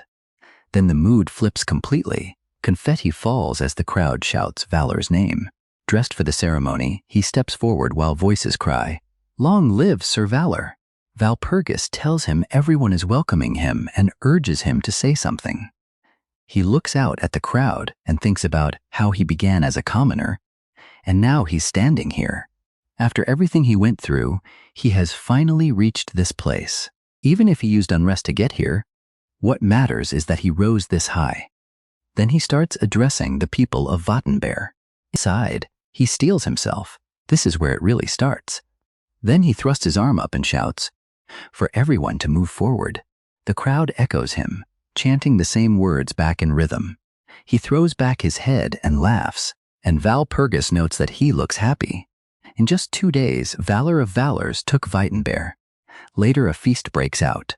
Cups go up and cheers fill the room as Valor raises his own. He tells everyone to relax. They've all worked hard these past 2 days. Then Lieb's child hooks an arm around him from behind and calls for everyone's attention. He complains that Valor is talking way too formally and says their main man has somewhere else to be. Valor panics and asks where, but before he can argue, they drag him off at a run. He's pushed into a quieter room, then freezes when he sees Chartier waiting there. She startles, he gets flustered, and he blurts out an apology. Chartier quickly says it's fine and admits she wanted to talk to him. Valor agrees to hear her out. Chartier tells him he's amazing, that he always breaks through problems in ways nobody sees coming. He won't accept that praise. Valor insists he only used whatever he had in the moment. He says it was the same with Philip and the same yesterday too, so he doesn't think he deserves admiration like that. Chartier tells him to stop putting himself down. She points out that he used Wittenbayer's hatred of half-breeds and won the city's heart in one move. And she says only Valor of Valors could have done that. Modesty is a sin now. He needs to admit his own worth. Valor says he thought she'd hate methods like this. Surprised, he calls her Valpurgis, and she smiles like that answer was exactly what she expected from him. His heart starts pounding when she softly says his name. He answers her. Gathering her courage, she asks when he'll finally call her by her real name. The question jolts him. He realizes he's been calling her Valpurgis this whole time. He struggles, then finally forces the words out. Her name is Chartier. Chartier turns bright red, then laughs and admits she's not used to hearing that from someone outside her family. Valor quickly tries to backpedal and says he'll just go back to calling her Valpurgis, but Chartier immediately shuts that down. Still blushing, she leans closer and tells him Chartier is fine. Now it's Valor's turn to blush. Before the moment can go any further, someone cuts in and says, "That's enough."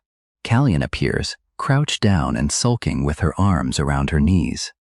A shocked voice blurts out her name, and Callian snaps that nobody even called for her on a day like this. She complains that her lord is too mean, way too mean. Valor jerks upright on the red sofa, sweating, still half sure this can't be real. He demands to know how she got here. A sharp heel clicks across the floor as another voice calmly answers that they brought her. They add that Callian started dressing up at dawn the moment she heard she'd be seeing him. Embarrassed, she flails and yells, asking what they're even talking about, while Valor just stares.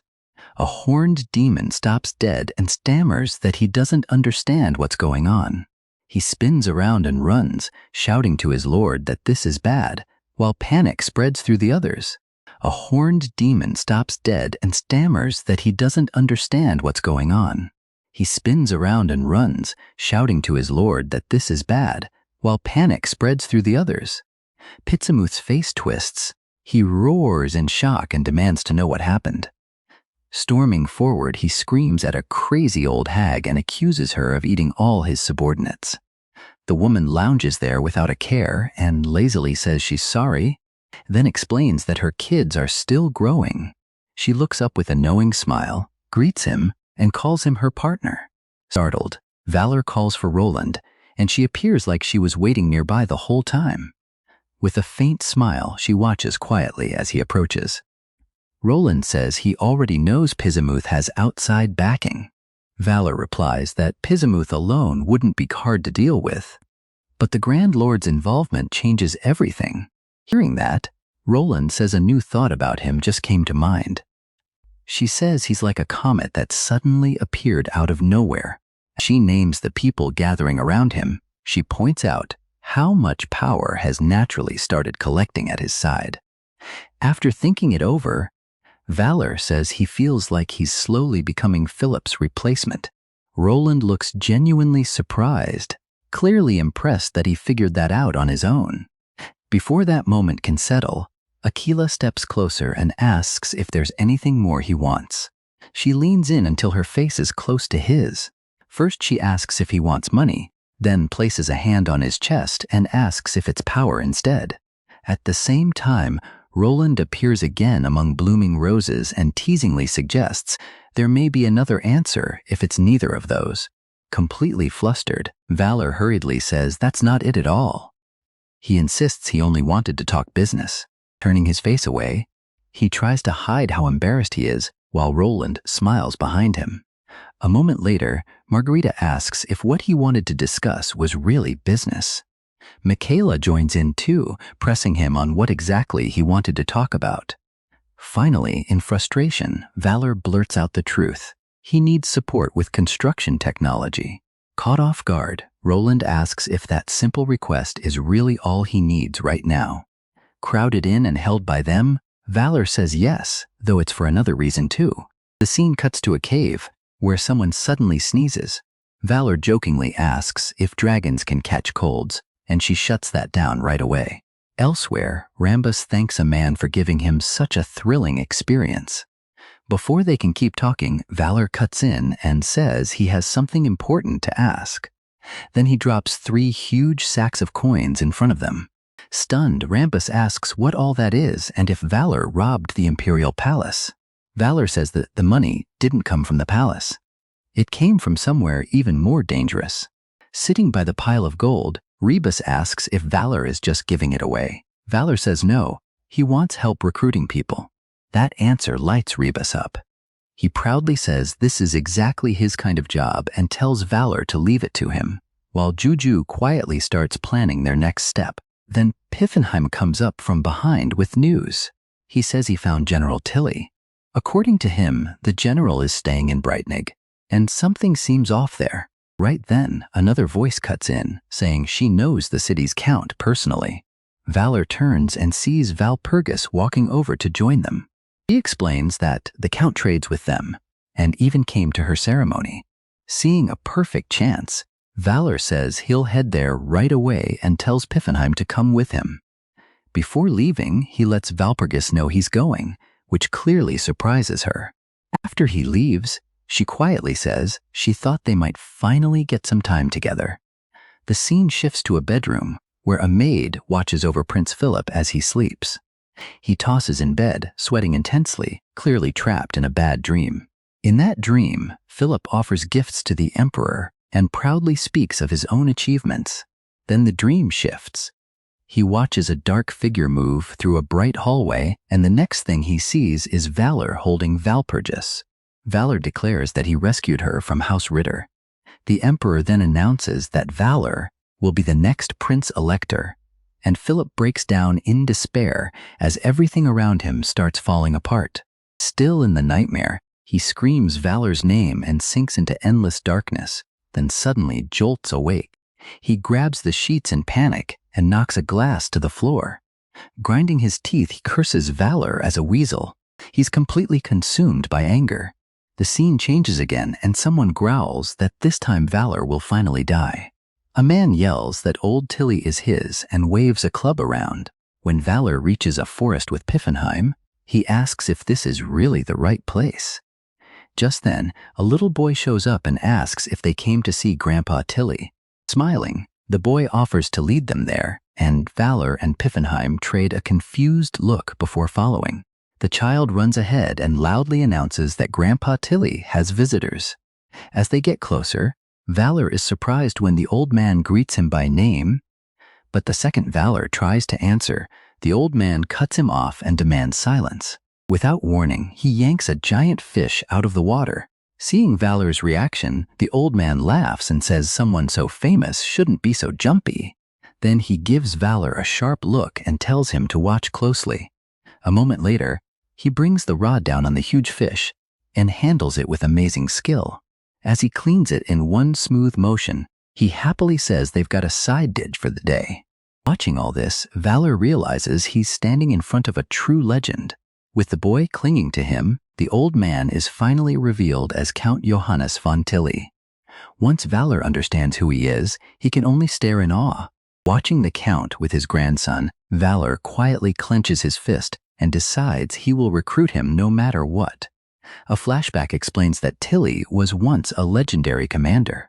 For years, Count Johannes von Tilly led armies and won war after war. But later, he started turning down every offer that came his way.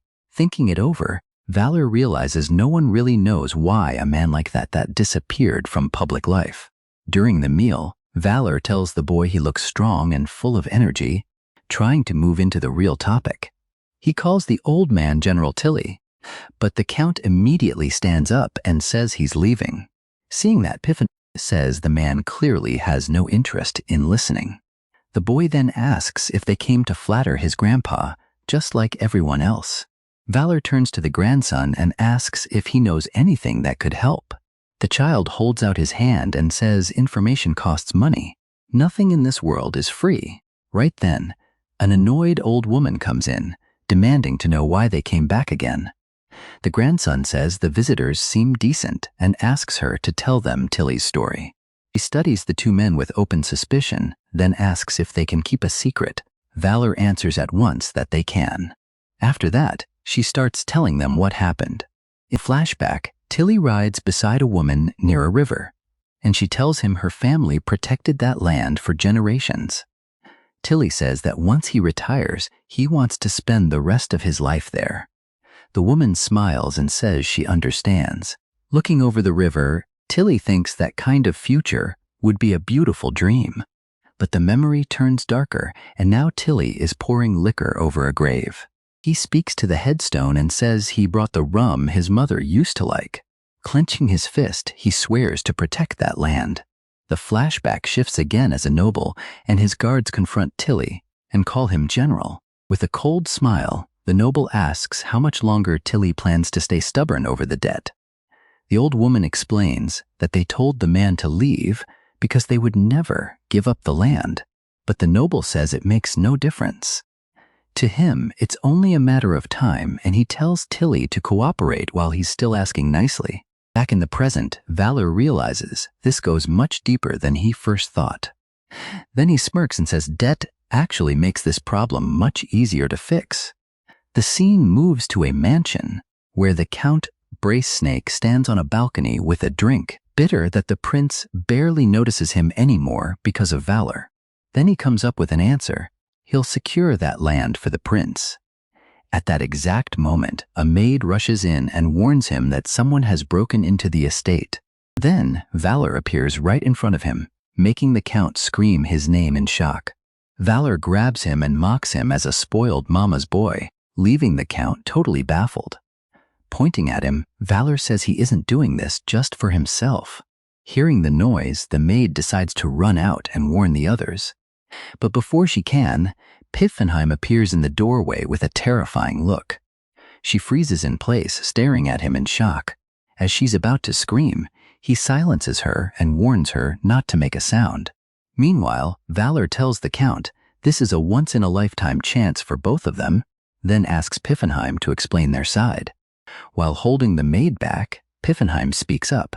He says the Count and the prince are closely tied. Still trapped in Valor's grip, the Count nervously asks what they plan to do about the land. Valor immediately shouts in his face, asking if they aren't supposed to be good friends. Then he shoves the Count and warns that if a friend messes with Tilly, he'll cut him off without a second thought. Back in the open field, General Tilly looks over and sees them returning. With clear regret, he says he asked them to keep his current situation secret.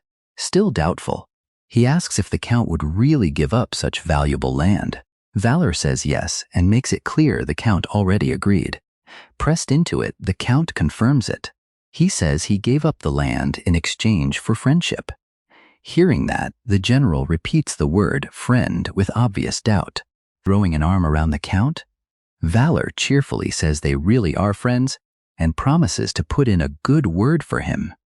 The grandson then tells Grandpa Tilly goodbye and wishes him a safe trip.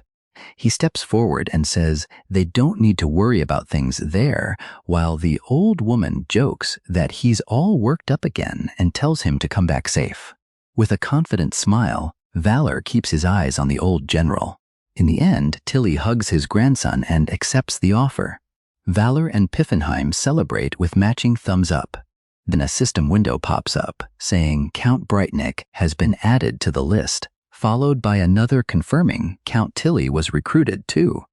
Far beyond this world, a group sits around a grand dining table. One man asks if the newcomer's name was really Valor. The woman beside him says the plan is interesting, even if it feels a little shallow. Another voice says the man may still be trustworthy. But a harsher voice slams the table and orders everyone to be quiet. That single interruption shuts the whole room down. At the head of the table, a woman folds her hands, looks over everyone there, and finally asks if they can begin. She reveals that they are the assembled gods of Recantiatus. Then Yahello tells everyone to calm down and says they're only here to talk things through. After that, the man in white offers to start the long discussion. He asks Sovereign Yahello if bringing Valor into this was really the right choice. She calmly assures him that everything is going exactly as planned. A strange voice suddenly cuts in, calling the whole situation interesting. Then a crushing presence appears at the far end of the table. Black tentacles slowly rise from a dark portal on the floor. A woman steps out of the shadow. The man in white starts sweating as he stares at her. With a playful smile, she asks why everyone has gone quiet. She says she came out of curiosity, then looks at Yahello, who only watches her in silence. As they bring up the newcomer, his image appears on a screen, and the story shifts again. Now we're back with Valor, riding through the forest beside General Tilly, who suddenly bursts out laughing. Tilly says Valor really is an amazing man. He points out that Valor already has land of his own, but Valor says this is only the start. With the general on his side, he wants to push even harder. The army is ready. He adds that they even have someone handling recruitment, then uses a ring to contact them. The general is left confused. On the other end, Kubal yells his name and Valor knows right away who's calling. Annoyed by how urgent she sounds, Valor grumbles that something awful must have happened. Worried now, he asks if Pessimud has invaded her territory. The story jumps to Rosarant, where the Empire's army is fighting Roland's forces. In the middle of the battle, she stands her ground beside one of her subordinates. A soldier reports that the enemy push has been stopped for now, giving them a little breathing room. Hearing that, Roland feels a brief moment of relief. Then another soldier says a message has come from Valor.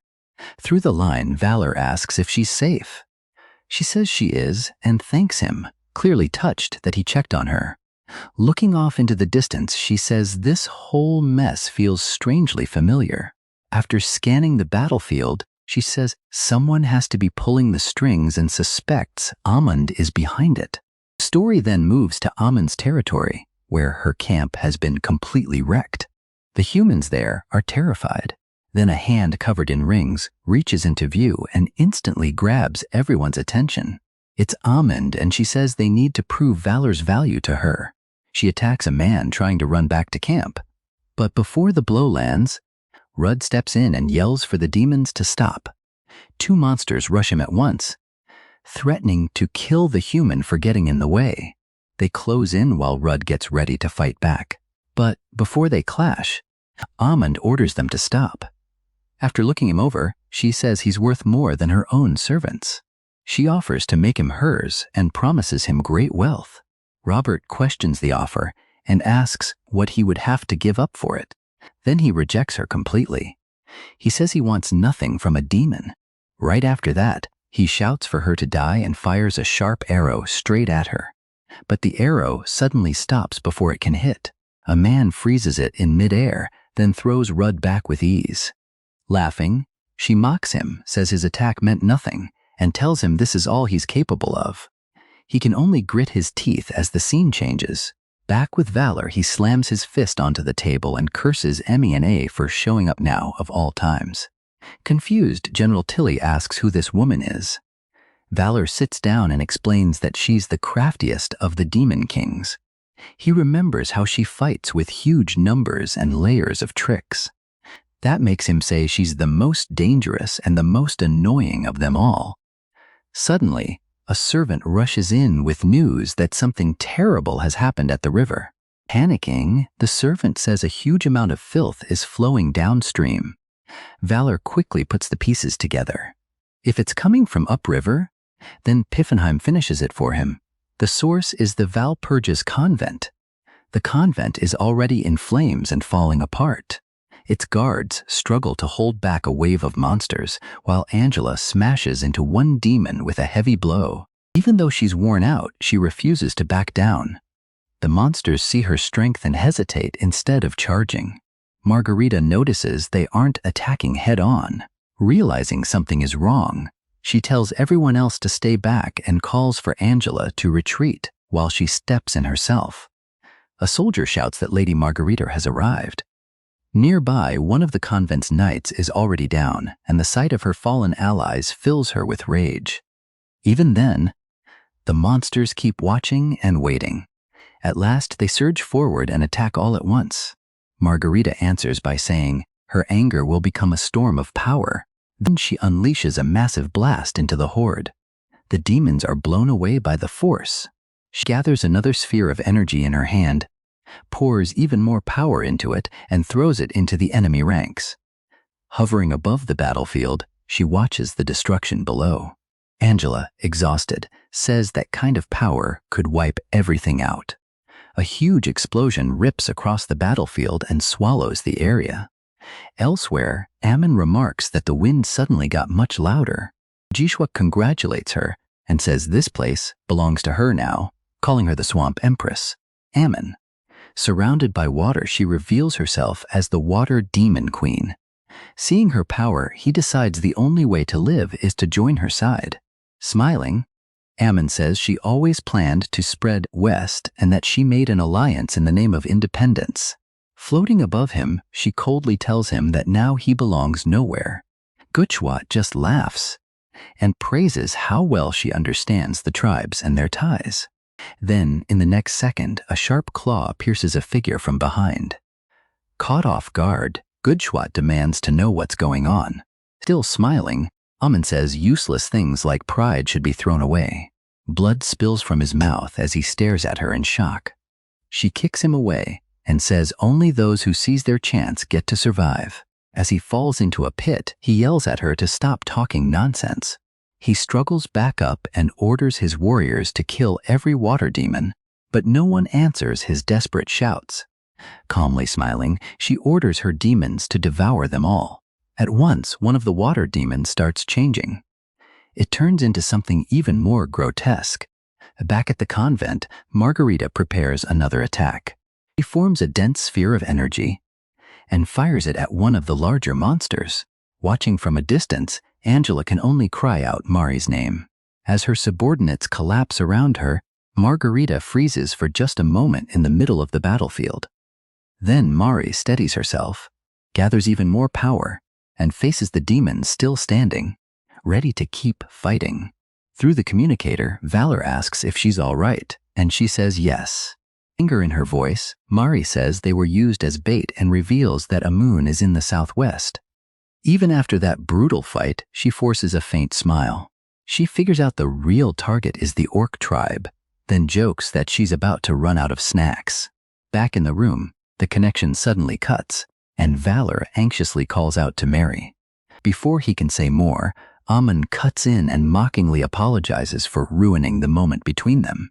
Valor is shaken and demands to know who she is. She introduces herself as the Great Demon Queen. Valor asks why she attacked the convent. With open disgust, he asks if she really isn't afraid of the Empire.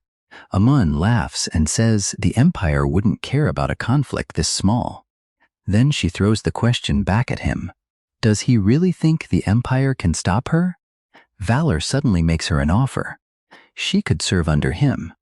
Sounding almost thrilled, she says doing that together sounds wonderful.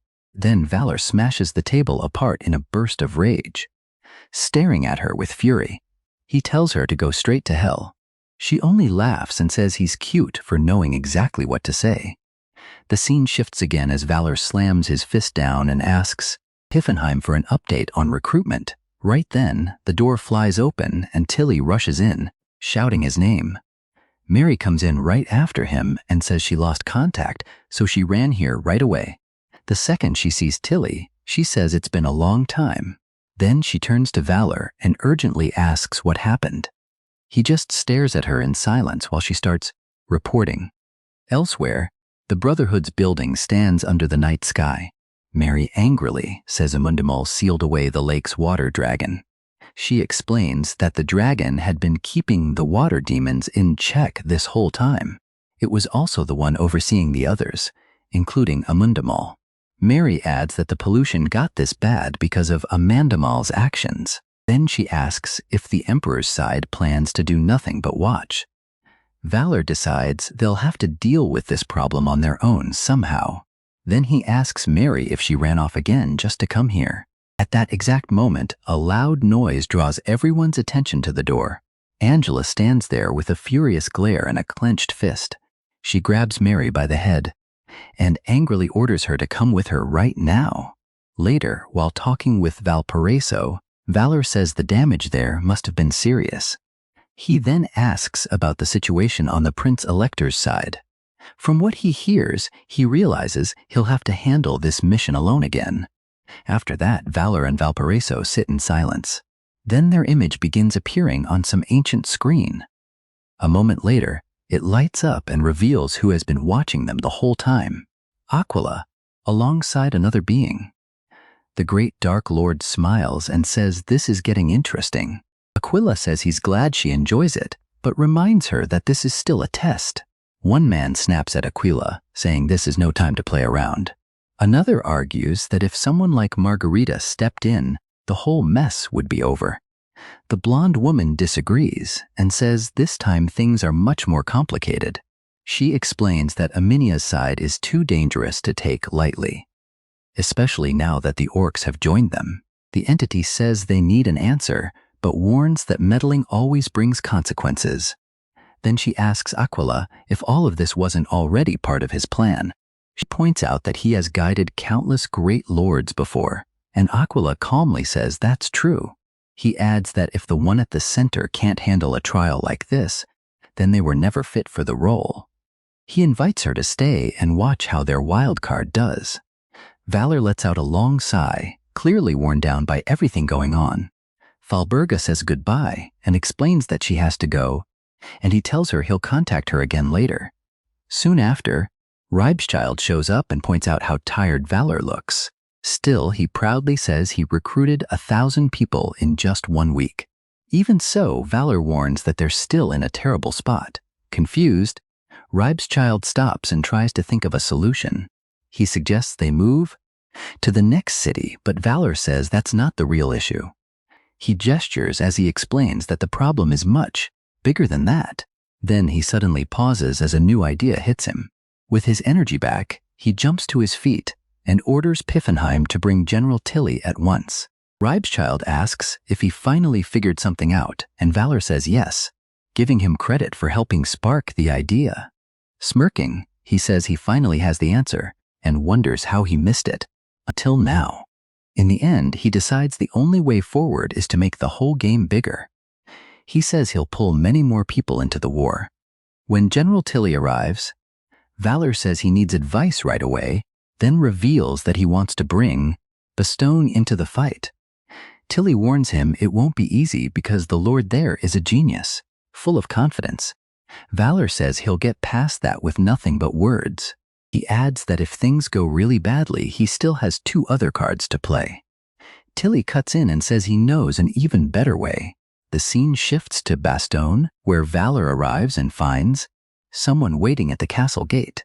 The woman greets him politely, then introduces herself. She says her name is D'Artagnan and that she serves the castle lord. She asks about his companion, but Valor says the man can be trusted. She studies the hooded figure beside him, while Tilly stays quiet and keeps his face hidden. After a moment, she seems to understand and lets them both in. Once they reach the office, they wait for the Lord to begin. Mentioning the letter, Valor says he heard the castle has been having trouble. When tea is served, the real discussion begins. Introducing himself, Richelieu says it's an honor to meet the man everyone has been talking about, Valor. He adds that Valor's name has spread far and wide. Then, lifting his cup, he gives his answer right away. He flatly refuses to cooperate.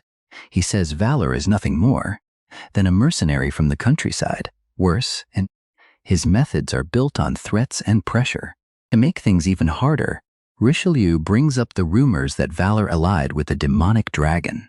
Explaining himself, he says the pressure on him leaves no room for another choice. The hooded man agrees with that decision and praises the young lord for seeing the situation clearly. Then, with a small smile, he speaks directly to Richelieu and draws all his attention. When he removes his hood, the lord is left speechless. Stunned, Richelieu asks if he really is General Tilly. Laughing at his reaction, Tilly says he moved to this area a while ago. Still unsure, Richelieu asks if everything he just heard is true. Tilly says yes, and adds that Valor is far more trustworthy than he first appears.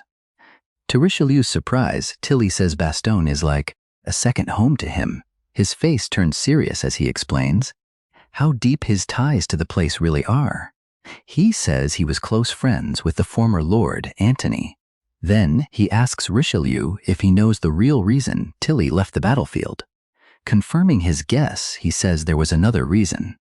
Noticing Richelieu wants to hear it, Tilly explains that the world had started treating him as though he were no longer needed. Outraged, Richelieu says that makes no sense for a famous general praised across the continent, and Tilly thanks him for saying that. But Tilly goes on to say that kind of praise only exists because Richelieu thinks well of him. If the empire had truly welcomed him, it never would have left his parents' graves in that state. Then he explains that when he was trapped in his city with nowhere left to turn, one thing changed everything. He reveals that was when Valor came to find him. Folding his arms, he finishes while looking out the window, then turns back and asks what Richelieu thinks now. Richelieu can only stare in silence, taking in everything he just heard. Shaken, he thinks back to his bond with Lord Antony, his lessons, guidance, and kindness from when Richelieu was just a boy serving the city's lord. Back in the present, he turns to Valor, who has been quietly watching.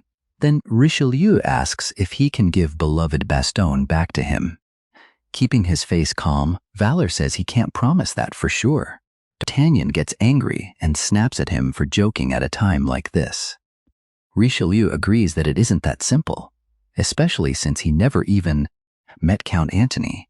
Even so, Valor looks him straight in the eye and says there is one thing he can promise. Reaching out his hand, he vows to drive out Jocker and the Prince-Elector. After a long silence, the Lord finally makes his choice. With a faint smile, Richelieu admits defeat and agrees to join the war. Shocked, D'Artagnan asks if he's really sure. Even Tilly questions her reaction, since he clearly didn't expect her to push back that hard. D'Artagnan then shouts at the Lord, asking if he really plans to hand over the castle so easily. Taking advantage of the moment, Richelieu says he has one more request, and Valor agrees to hear it. Smiling, Richelieu asks Valor to take de Conric with him. Slightly caught off guard, Valor waits for more. De Conric explodes and yells that there's no way she's going with them. She protests so loudly that even the horses outside react. She can't believe the order and refuses to accept it. Trying to calm her, Richelieu explains that her job will be to watch Valor. Valor yawns, says that works for him, and adds that he'll be counting on her. Richelieu explains that D'Artagnan is his best person for intelligence work. Wearing a disgusted look, she makes it clear she hates the plan. In the end, she agrees, but only for 5 years. Richelieu then asks Valor what he plans to do next. To everyone's surprise, Valor says they'll start deciding that right now. He explains that establishing their alliance matters more than anything else. No matter what, he plans to turn his enemies against each other and use that to bring down Amundi. Richelieu warns that those two sides hate each other, but Valor says they can use Bastogne itself as a hostage. Watching the discussion, Tilly says it would all be easier if the heirs were in charge instead. Not understanding what he means, Valor asks Tilly to explain. Tilly says the heirs are a famous couple known all across the continent. As soon as Valor hears that, he realizes this could be the perfect opening for his plan. The scene changes. A guard points down and says the woman is Princess Julia. Getting her wires ready, D'Artagnan tells the princess to run the second she gives the signal. With firm resolve, Julia nods and gets ready to move. Without a moment's hesitation, D'Artagnan jumps in and attacks the enemies all at once. Using her wires with amazing skill, she cuts a path through the crowd blocking them. Then she shouts that it's time. Go. The two sprint down the hall and escape, leaving their enemies behind. Back in the present, Leon asks if Princess Julia is really still alive. He wonders if she can actually reach them. since security around Jaeger's castle is tighter than it looks. Taking a drink, Jaegu tells him not to worry because D'Artagnan can be trusted. Richelieu backs that up and says she's more than capable. Leon finally accepts that. Watching from the side, Richelieu says Jaegu is a strange man. It bothers him how Jaegu already seems to understand D'Artagnan almost as well as he does. Then two figures appear, and Jaegu says they've finally made it. As soon as Princess Julia enters, she cries out Leon's name, and he calls back to her with the same joy and relief. The two rush to each other and embrace tightly. Leon asks if the trip scared her, but Julia says no, pointing at D'Artagnan. She explains that the woman brought her here safely. At that point, Jaegu steps forward and says that now all the players are here. They can begin. Right after that, a signal fires into the sky, making everyone look up. Then, through the thick smoke in the garden, two men appear. The Demon King glares at the group and furiously calls them traitors. The Demon King explodes, calling them shameless, and the Prince Elector demands to know who gave them the right to arrange a marriage on their own. He grabs his son and says a marriage with demons will never be allowed, holding back tears. The princess says she doesn't want to be taken away from Leon. Leon refuses to back down and stays by her side. Both fathers still reject the match, pulling Julia close. Leon swears he will marry her no matter what. Julia answers right away. She chooses him too. Fed up, their parents ask if either of them understands how serious this is. Then Valor cuts in with a smile and tells everyone to relax. He points to the sky and says even the stars are cheering for them. Right then, someone begins floating down from above. The two fathers recognize her at once and tense up. Making a grand entrance, she introduces herself, saying the smell of love brought her here. Then she boldly declares that she will oversee the wedding, and Mary makes it clear that nobody gets to object now. Annoyed, the Prince Elector recognizes Margarita and tells her to stay out of it. The Demon King warns him to watch his mouth. She's basically a devil too. Still smiling, Mary calls herself Margarita of Love and Justice. Neither father looks convinced, and they keep staring at the nun with open suspicion. The Demon King says he's heard stories about her, and she quickly corrects him again. Before the fight can escalate, Valor steps out from behind them and says he wants to speak. The Prince Elector turns and asks what he has to say. Using his skill, Val politely thanks them and starts steering the whole mess exactly where he wants it. He claims the Emperor has already been told about the marriage between the two heirs. Without blinking, he adds that the Emperor fully approved it and even prepared a gift. According to Valor, all the guests have to do is show up. The ceremony is already prepared. The prince then begs his father to let him marry Julia. Backed into a corner, the two fathers look at each other, both at a loss. Spreading his arms, Valor proudly announces that the wedding will be held in Bastogne Hall. Inside, the guests congratulate the young master and admire Princess Julia's beauty. A few even whisper that she's too beautiful for him, which gets the crowd buzzing. Then an angry guest suddenly starts trouble in the middle of the ceremony. At the same time, Jaker walks up behind Valor, calls him a brat, and says they need to talk alone. In a low voice, he asks if the Emperor's gift story is actually true. The Prince Elector comes over too, grumbling about having such a rude demon here. At the altar, the officiant calls everyone to attention. The sacred ceremony is about to begin. He announces that the wedding rite starts now, then asks if the groom will keep loving the bride even after he goes bald. Next, she asks if the bride will keep loving the groom until he falls in battle. At last, she tells them to prove their endless vow with a kiss. They don't hesitate for a second and kiss in front of everyone. Thrilled, the officiant declares that from this day on, the two share one fate. Outside, the guests cheer and thank Margarita of Love and Justice. Soon after, the two fathers corner Valor and demand an explanation about the Emperor's gift. He opens a scroll and reads the Emperor's congratulations on the marriage of the heirs. Then he reveals that this union is meant to calm the West. After that, he says the Empire now faces another threat, the demon queen Omundi. As a wedding gift, the reclaimed city will go to the newlyweds, and both sides instantly understand what that really means. Siger gets fired up and says he'll take even more land, while Trier immediately argues back. Turning to his troops, Jiker orders them to move southwest at once. Trier also calls his men to march, determined not to let the demons take everything. Still bickering, the two leaders storm out in different directions. Once things quiet down, Richelieu walks up to Valor and says what he pulled off is amazing. He admits he's shocked that Valor solved a problem that had dragged on for years in just one day. Valor says he's dealt with this kind of situation plenty of times, so it's nothing special to him. Then he points to the Lord and asks who really hired him for this job. With a side glance, he mentions D'Artagnan as she watches nearby. After that, he says the people of Bastogne hired him too. Gesturing to the crowd, he makes it clear that all of them are his employers. Then he asks the Lord who the people trust now. Valor lets the question hang as he looks at Richelieu. Richelieu gets the message and promises to pay him, and Valor jokes that interest should be included too. With that, a system window appears and confirms that Richelieu has been recruited. The scene shifts to Amon's camp.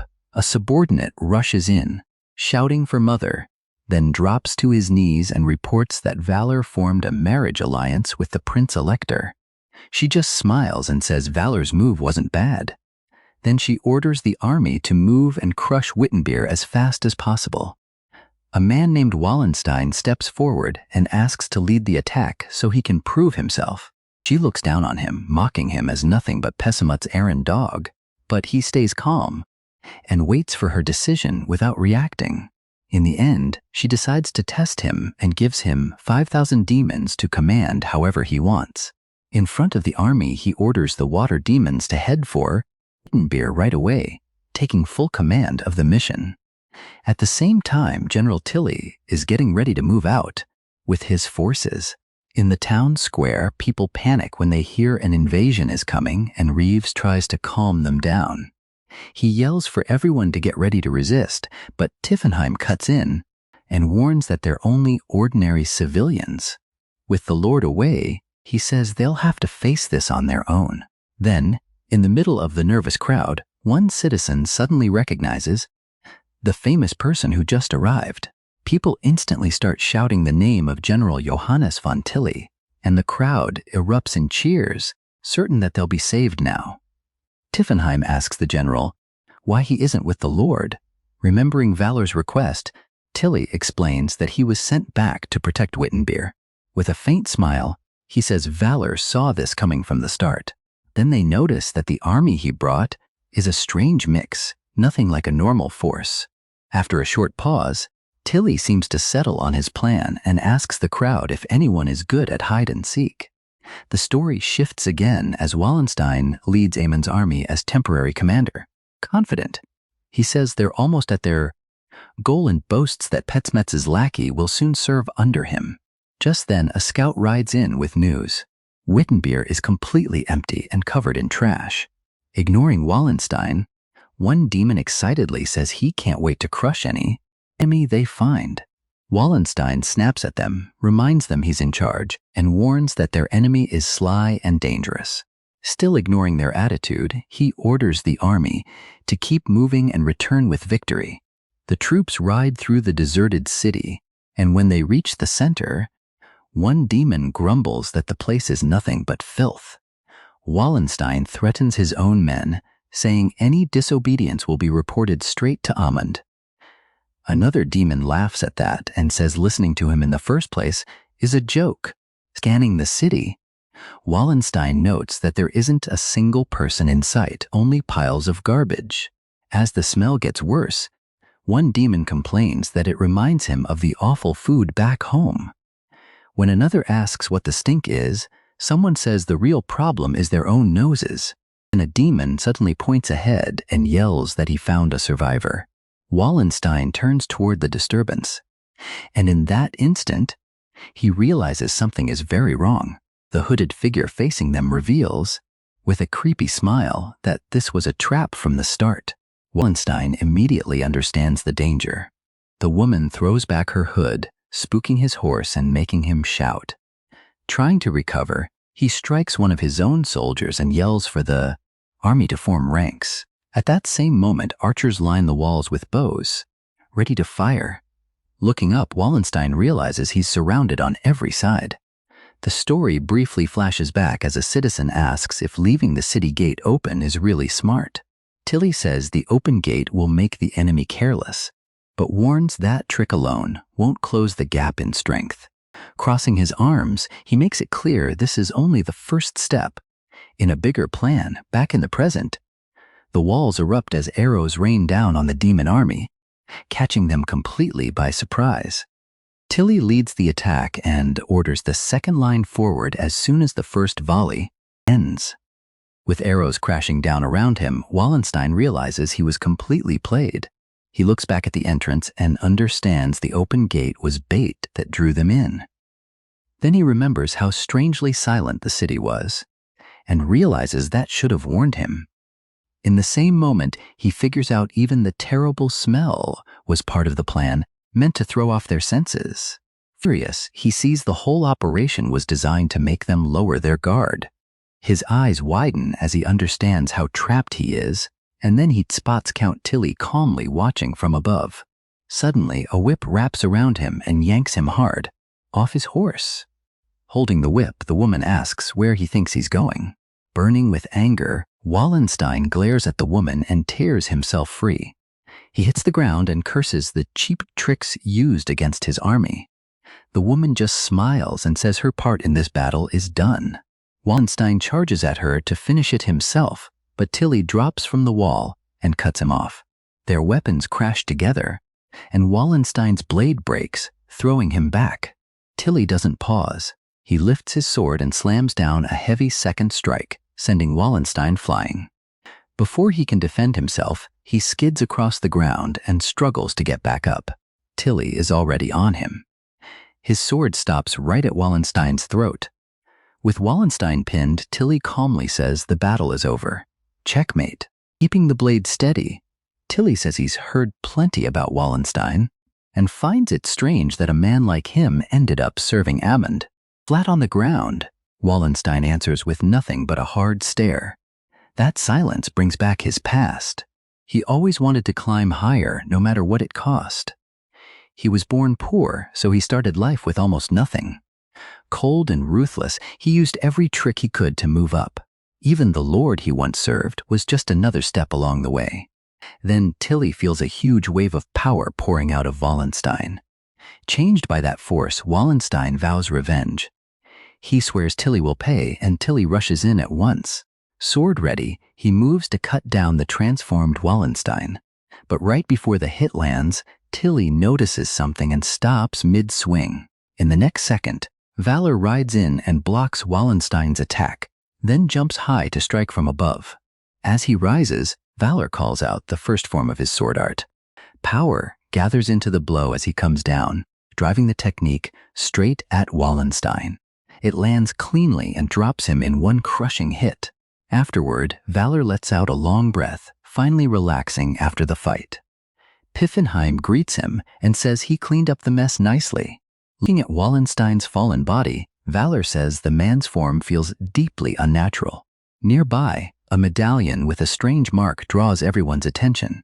As Valor picks it up, he regrets that he couldn't turn Wallenstein into one of his vampires. With the enemy down, he orders them to tie the prisoner up for questioning. The woman binds Wallenstein with her ropes. Later, back at his estate, things seem calm again in Wiedenbeer until Walpurgis rushes in, asking if Valor is safe after the attack. But the moment she steps inside, she finds something she wasn't expecting. Ritter and Deer are already there. Meanwhile, Valor awkwardly tries to explain the situation. Deer introduces herself and says she's here to serve as Valor's new attendant. Walpurgis quickly understands what's going on, and Valor remembers it's already time for the meeting. Turning away, she says she'll head to the meeting room first and wait there. As she leaves, she's clearly annoyed that another person has joined Valor's inner circle. On the way, Valor asks Dee who will be at today's meeting. then reacts in surprise when he hears Angela will be there too. D explains why, and a quick flashback shows Mary excited to help Valor with his mission. Back in the present, Valor gets ready to enter the meeting room. Inside, Jaker and Trier's side is already seated on one side of the table.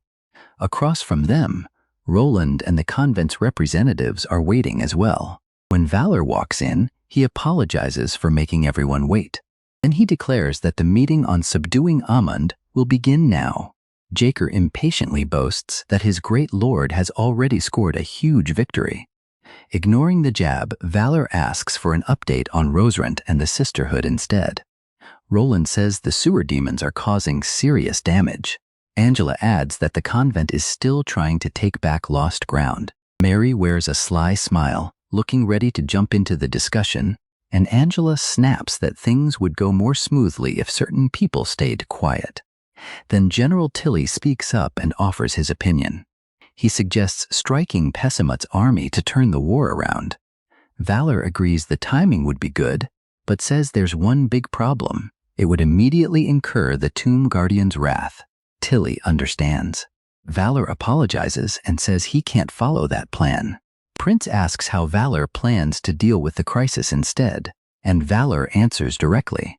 He says the sewer demons keep multiplying every moment. Annoyed, Mary yells at the prince and says that the answer should be obvious. Angela quickly grabs her from behind and holds her still to calm her down. Valor isn't bothered and says the question is completely fair. Then, with a confident smile, he reveals his answer. In just 3 days, he'll put an end to all their worries. The story shifts to Amon's camp, where Pesimotus' underling is being viciously cursed for failing. Amon stays completely calm and says, "She never expected anything from that idiot anyway." Then the scene changes again, and Valor smiles as he says, "A merchant's sense of humor is better than expected." The merchant laughs and praises Valor's wit. He introduces the woman beside him and says he brought her along to strengthen their relationship. The woman, clearly annoyed, says that was never part of the deal, but the merchant ignores her. Without warning, he grabs her, making her cry out. Then Valor shows an item and asks if the artifact in his hand is real. Smirking, the merchant says it's a rare antique. He goes on to say the artifact can stop petrification. The scene shifts again as a secret auction begins, with masked guests seated in the hall. Around them, captives sit in cages waiting to be sold. The auctioneer spreads his arms and announces that the bidding is about to start. His first item is a young elf who only recently awakened her mana. Interest spikes right away and the bids climb fast. At last, one man shouts 150,000 and ends the competition. Before the next item comes out, one of the auctioneer's men interrupts and urgently reminds him about the special request they were given. A little nervous, the auctioneer presents the next item, a wooden necklace, calling it a work of art. Almost nobody reacts, and the room goes silent. With an awkward laugh, the auctioneer comments on the weak response and gets ready to move on. Then Valor raises his paddle and opens with 100,000 florins for the necklace. Excited, the auctioneer asks if anyone will go higher. A mysterious voice suddenly offers 500,000 florins. Valor turns toward the unexpected bidder. The hooded figure calmly confirms the 500,000 offer. The story briefly cuts away as Amon turns to her servant and gives him a new order, making it obvious how unhappy she is with the current situation. She tells him to go to Lindau at once and secure the item no matter the price. Grabbing him hard, she stresses again that this object matters above everything else. Back at the auction, the guests are stunned by the 500,000 bid. The auctioneer repeats it aloud and announces the current offer. Annoyed, Valor raises it to 700,000, keeping the fight going. Smiling, the hooded figure immediately answers with 850,000. Feeling cornered, he realizes that if he quits now, his mother will kill him. Thinking the contest is nearly over, the auctioneer moves to close the bidding. But at the last second, Valor raises his hand again and offers $1 million for the necklace. He glares at his rival with open disgust. After winning the bidding war, he smiles as the auctioneer closes the item. Taking the necklace in hand, Valor says everything is fine now. When the auction finally ends, the staff say their farewells, thinking the night is over. As one of them turns to leave, the door slams shut in front of him. Before he can react, Valor appears at his side and grabs his shoulder, smiling as he asks where he's rushing off to. Amon's servant mutters that this is unfortunate. He grits his teeth and stares at Valor, unable to understand how he got so close without being noticed. Now he's sure Valor is planning something. Then Valor takes off his mask and reveals his real face, along with his true intent. With one blow, he drops Amon's servant to the floor. At the same time, Lena deals with the merchant and curses him for what he's done. Stepping onto the stage, Valor thanks everyone for waiting and announces that the night's second main event is about to begin. A moment later, several undead goblins appear and throw themselves at the guests. Smiling at the panic, Valor calls it a lovely meeting with his goblins. One guest screams as a creature jumps at him. On the floor, the merchant demands to know why Valor is doing this. Valor simply watches the chaos he unleashed. As confusion spreads, Amon's servant decides he has to escape as fast as possible, but Lena stops him with her threads and asks where he thinks he's going. The necklace drops to the floor, and Valor walks over to pick it up. With nowhere left to run, Amon's servant freezes. Crouching in front of him, Valor warns that the real fun is only beginning. Then he gets straight to it and asks if the one listening through him is really Amon. Furious, she snarls and calls him a rat for daring to provoke her. With a smirk, Valor moves to reveal the core of his plan. Still crouched there, he asks if she truly thinks he came all this way like a fool. She is thrown off when he tells her he didn't come here blind. He says he already knows what she's hiding in her nest. Back in the auction hall, one of the goblins lets out a laugh and says their boss is furious. Someone turns toward the goblin and stares at it, completely confused, not understanding any of this. The goblin says they also brought all the slaves here. Pointing at the crowd, he adds there are about 300 of them. Lena looks uneasy and says, if they hadn't done this, those people would simply have been sold somewhere else. That makes her remember the time she was a slave, too. But Valor calls out to her right then and tells her to pay attention. He snaps at her for spacing out during a job. Lena apologizes and admits she got lost in her thoughts for a second. Then she asks what he plans to do with all those slaves.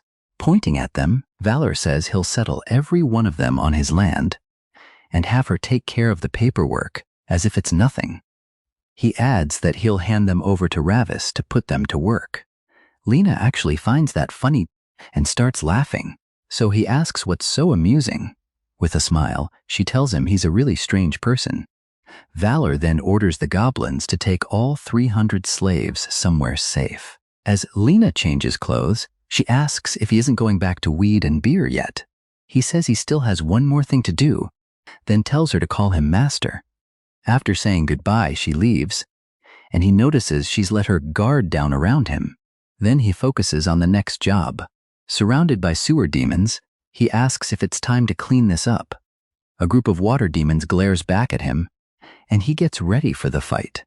He watches them and prepares for another battle, saying stupid creatures always love moving. In groups, a second later, one of them leaps at him with full force.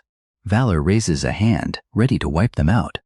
Without even hesitating, he slams the first demon into the ground and crushes it.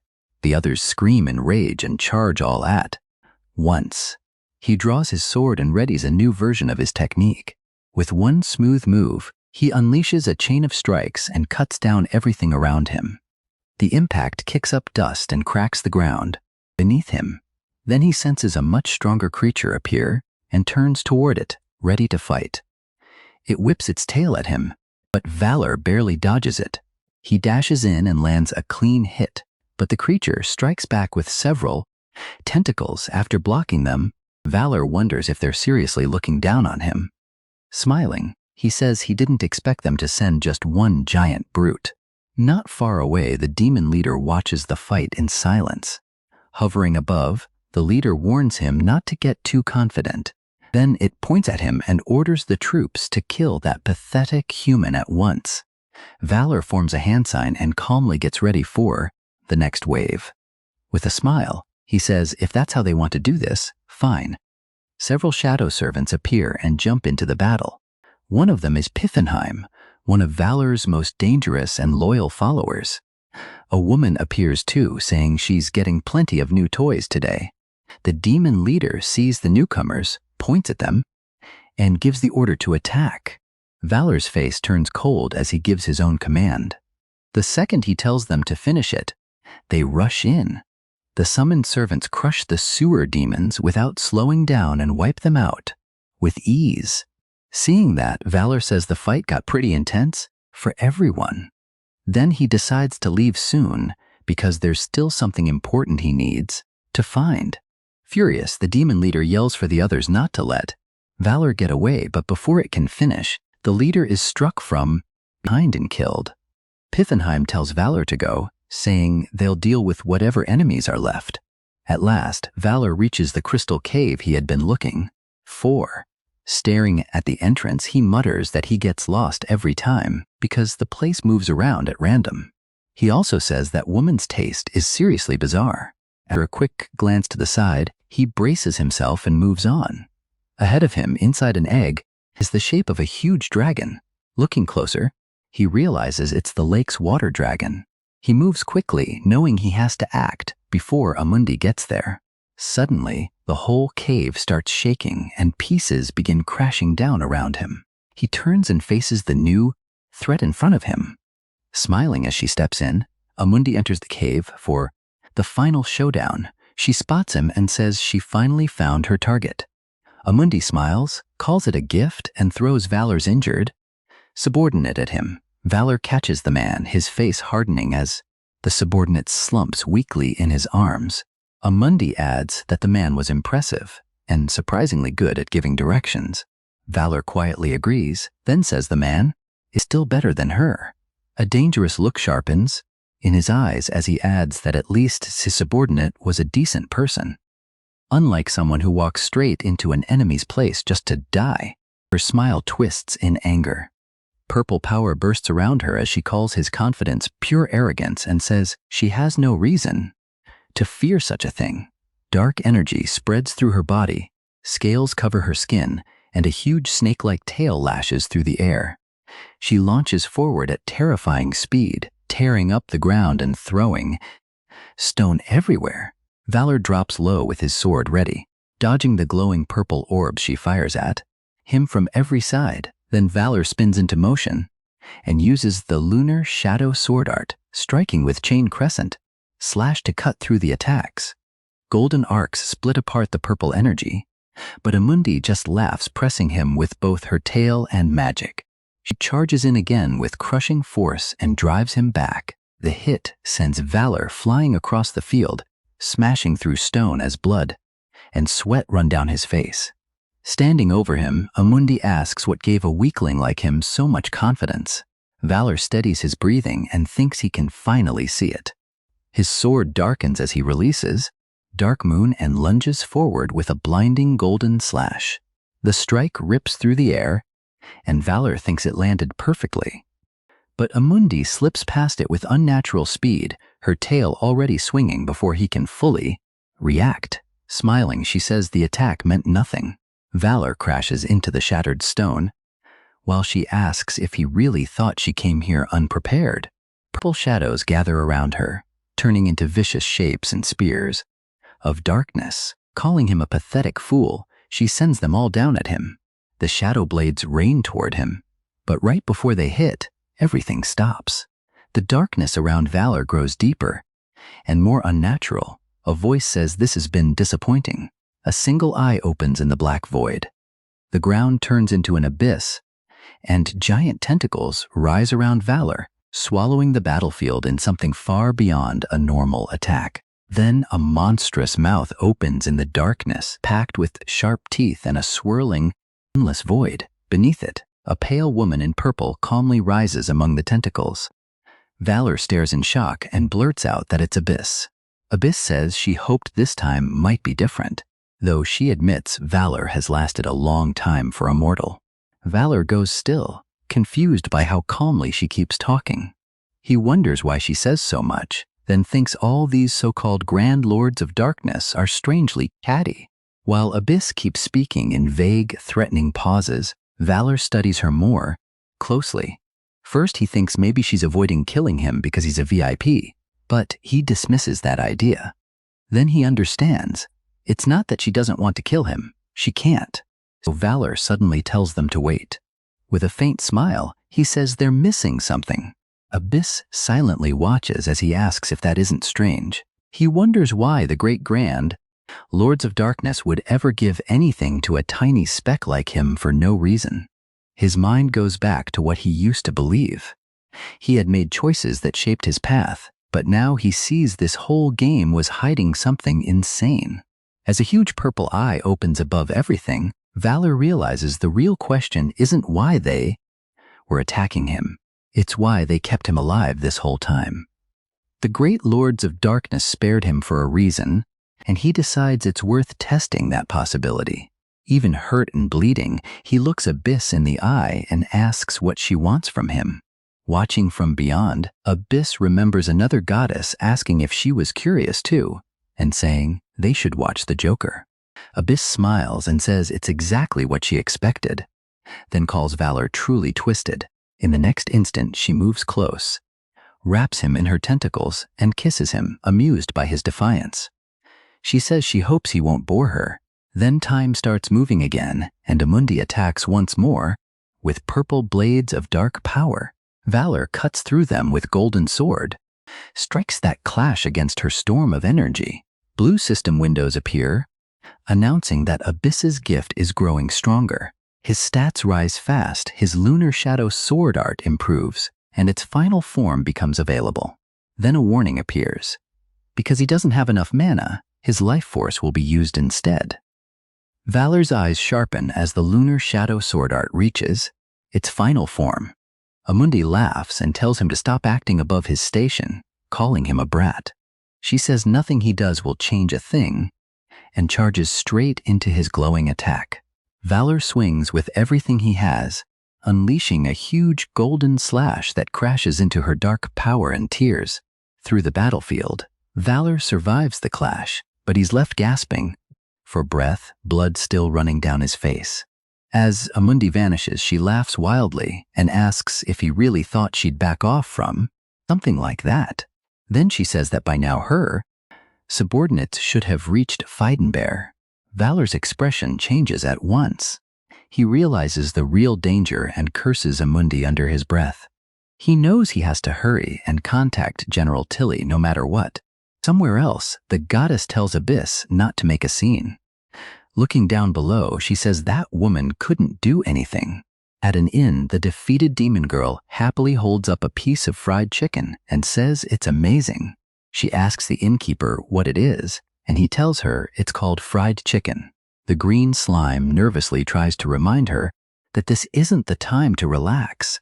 Pessimut and Roland's fight is getting worse. The war is spreading everywhere, and she's taking it way too easy. The horned girl just asks what she's supposed to do about it, and she shrugs it off.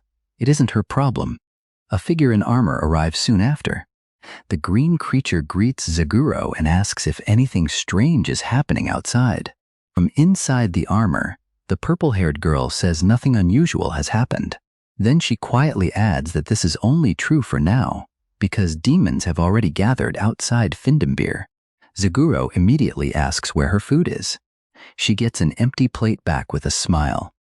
The purple-haired girl freezes. She knows she's doomed. In a dark, dreamlike place, Valor drifts through water and feels oddly calm. It is soft and light, almost like floating through the sky. When he opens his eyes, he finds himself in bed. A small girl with antlers sits nearby. She says it looks like he's awake. Startled, Valor sits up and asks who she is. The antlered woman gently introduces herself as Benevolentia Genetrix and says she is the water dragon that had been sealed inside the crystal he saved.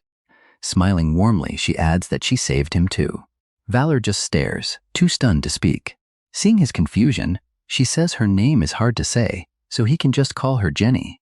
Valor repeats the name in disbelief, and when she leans closer, he nervously asks what she's doing. Before she can answer, someone knocks and says Valor seems to be awake, then asks to come in. Both Valor and Jenny awkwardly go still. A tall man walks in, laughs, and jokes that while he wasn't looking, Valor became a real man. Blushing hard, Valor recognizes him at once. He stammers that it's Rudd. Rudd smiles, and Valor admits he never expected to meet him in a place like this. Rudd says he's just as surprised. Jenny calls it a strange coincidence that one of the purified ones knows Valor. He sincerely thanks her for saving his master, but then he remembers the emergency and shoots to his feet. He asks what happened to Vindembear. Jenny calmly says there's nothing to worry about. Rudd explains that after getting a message from Chaltz, they stayed in the village briefly, and then an unknown group wiped out the water serpent demons. Valor asks if he's serious, but Rudd just laughs. He tells Valor to stop stressing so much and suggests they go outside to celebrate seeing each other again. Outside, Valor sees a shining blue lake spread out before him. Jenny explains that this is the true form of the purified Bodon Lake. The light Valor returned to them. As he walks beside her, little lake spirits gather around him. One child pulls on his cloak and says it looks cool. Another wants to go fishing, and another asks if he's good at fighting. Jenny explains that they are lake spirits who woke up when the seal was broken. Without Valor, they would have stayed trapped forever. Valor quietly says that's a relief. After the peaceful moment, Jenny admits she has one favor to ask. Before she can say it, Valor's communicator rings. He answers, and Roland urgently says there's a problem. She explains that Peshimud has disappeared. Valor asks what happened. Roland says they raided his base, but he vanished without leaving a trace. She has already ordered everyone to search the whole area. Valor realizes this was his mistake. He curses Peshimud as a slippery bastard and knows that sharp survival instinct makes him dangerous. Angry at himself for the mess, he swears he'll catch Peshimud fast and drain him dry. Roland says she will take responsibility for now and find him herself. Valor shuts that down and says he'll handle Peshimud personally. At the same time, Peshimud runs through the darkness in a panic, wondering how everything went so wrong. He can't tell if the real mistake was joining forces with Amiande or letting Amiande's subordinates escape. Then a red force slams into him and sends him flying. Above him, countless red eyes open. In the darkness, a terrifying presence says nothing can escape its sight, then calls Peshimud a failure. Shaking, Peshimud cries out to the one in the grave and begs for one more chance. The red power swells even more. The voice says he's already had enough chances, and failures have only one ending, destruction. Peshimud panics and screams for it to stop. Right then, Valor appears and reaches down, blocking the attack. Peshimud looks up in shock as Valor arrives beneath the red moon and steps in front of the red darkness. Valor shouts that he has come to make a deal with the gravekeeper. Peshimud lies nearby, beaten and trembling under the grave's pressure. The gravekeeper coldly calls him Valor and says she has nothing to say to him, ordering him to leave. Valor pushes back, saying Peshimud is trash, but if she gives him over, he'll turn that trash into something useful. Peshimud angrily snaps at being called trash. The gravekeeper notes that Peshimud hasn't even finished his contract yet and still has the nerve to act proud. Valor admits Peshimud is pathetic, but says his necromancy still has value. Around them, redded beasts and spirits mock Peshimud, saying possessing him wouldn't change anything. Then they turn on Valor too, calling both of them losers. That finally makes Valor snap. He yells for them to shut up and says this is exactly why he plans to recycle Peshimud. Then he calls the gravekeeper thick-headed and quickly argues that Peshimud might not look useful, but Valor has some influence now. He warns her not to test him if she gets in his way. He'll cut off his dealings with the material world too. The gravekeeper pauses and thinks it over. Remembering what this mortal has done so far, she decides his request isn't completely unreasonable. She says she doesn't need Pessimud's soul that badly, but warns Valor that everything exists by her grace. Valor cuts her off and tells her to send him a few more while she's at it. She snaps back and tells him to actually listen. Valor asks if she hasn't seen what he's done, then bluntly says he's worth investing in. The Gravekeeper accepts, but makes one condition. No matter what, Valor has to answer her call within 3 months. Valor repeats the deadline in disbelief. He figures it's about time for that one to show up. Growing impatient, he tells her to stop dragging it out and hand over the spirit. A huge red eye opens, and the darkness around them turns into a flood of blue ghostly figures. The Gravekeeper explains that all those spirits once carried her mark, and she will give one of them to Valor. Looking over the fierce spirits, he dryly says they definitely look dangerous. Then he spots one in particular and calls out in shock, Walpurgis? The Gravekeeper points at that spirit and declares that from now on, Asbriel will serve Valor. He panics and asks her to at least explain who that is, but the pale blue spirit slips into the jewel on his chest before he can refuse. The Gravekeeper says that's enough and reminds him to keep his promise. Valor calls out to her, but she cuts him off, saying she's said enough and will take care of Pessimud too. Wrapped in purple energy, Pessimud drops to his knees as she tells Valor to do whatever he wants with him. A moment later, Valor is alone in the forest, staring ahead in silence. Then he screams for her to come back, but she's already gone. Later, at Grossglockner, a huge crater-like arena has been prepared. A red-haired, horned woman stands there with a green attendant, and the second she feels Valor arrive, she warns him not to show his face. Valor appears anyway with a shameless grin and calls out to Shambi, asking if she missed him. Shambi instantly explodes, calls him a rotten bastard, and attacks while demanding to know what all this is. Valor calmly replies that the work looks good. He explains that he asked Roland to redevelop the place a little. Shambi threatens to bury him there, but Valor just smiles and says that's exactly why she spent thousands of years alone. He raises a hand as golden energy gathers around him, blocking a sudden strike. He remarks that the attacker's style still hasn't changed. Looking over, Valor recognizes the blonde man crackling with blue lightning. Philip, gripping his glowing sword, faces him. Valor says Philip has gotten much stronger. Then he adds that Philip should use him to test how much he's improved. Philip raises his dark blade and warns Valor not to get cocky, calling him an annoying bastard. His eyes glow purple as he declares that he will kill him. Shobi watches tensely while Philip trembles and says he'll go easy on Valor, just for today. Valor then says he has someone else to introduce. He turns and calls her over.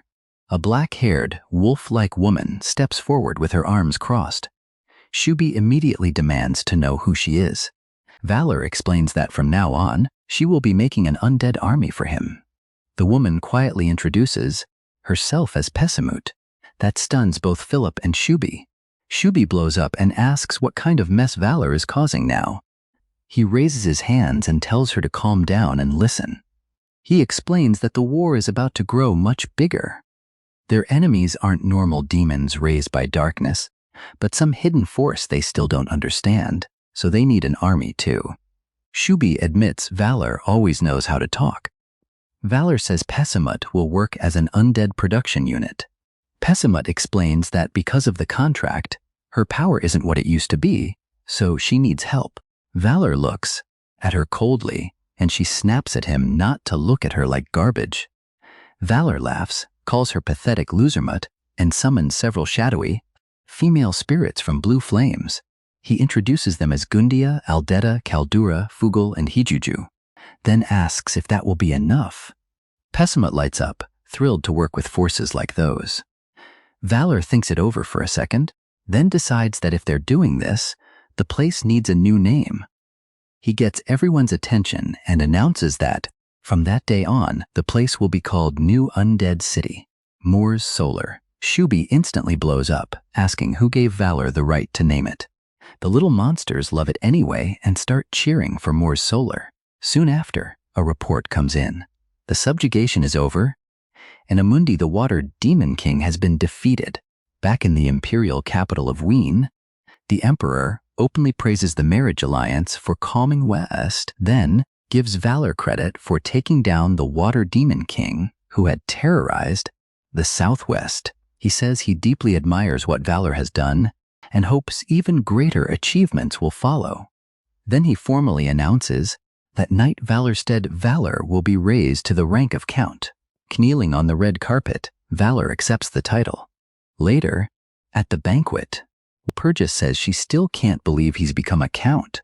Then she corrects herself and calls him Count of Bar Bavin Valor.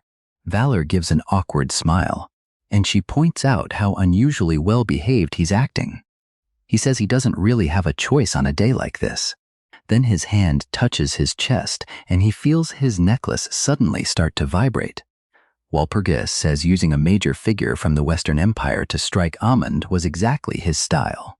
Valor denies it and says he just got lucky, but she shuts that down right away. This wasn't luck. It was his skill. Nearby, Caglione watches the whole exchange, getting more and more annoyed. A second later, Caglione marches straight over in a rage. She demands to know how he went so long without contacting her and asks if he has any idea how long she's been waiting. Valor can only blurt out her name in surprise. Caglione's voice shakes as she asks if he doesn't need her anymore. Before she can say more, D'Artagnan steps in front of her and says she won't be going any farther. Caglione snaps back, asking who she is. D'Artagnan calmly introduces herself and says she has come to serve the Count. Caglione goes still, stunned to see yet another woman at Valor's side. Seeing things getting worse, Valor raises a hand and tries to calm them down. Caglione shoots back, asking why she isn't acting like a proper senior. Just then, Roland appears beside Valor. With a teasing smile, she says being so popular is truly a sin, isn't it, Count Valor? Valor panics and stammers her name. Roland just smiles wider. She calls his reaction cute, then gets to the point. Roland reports that the last of Pesimote's forces have been wiped out. After that, she asks whether Valor found that girl. Valor glances briefly toward Pesimote and says he'll explain later. Roland replies that she trusts him completely. Valor then asks if Pesimote's territory can be handed to Caglione.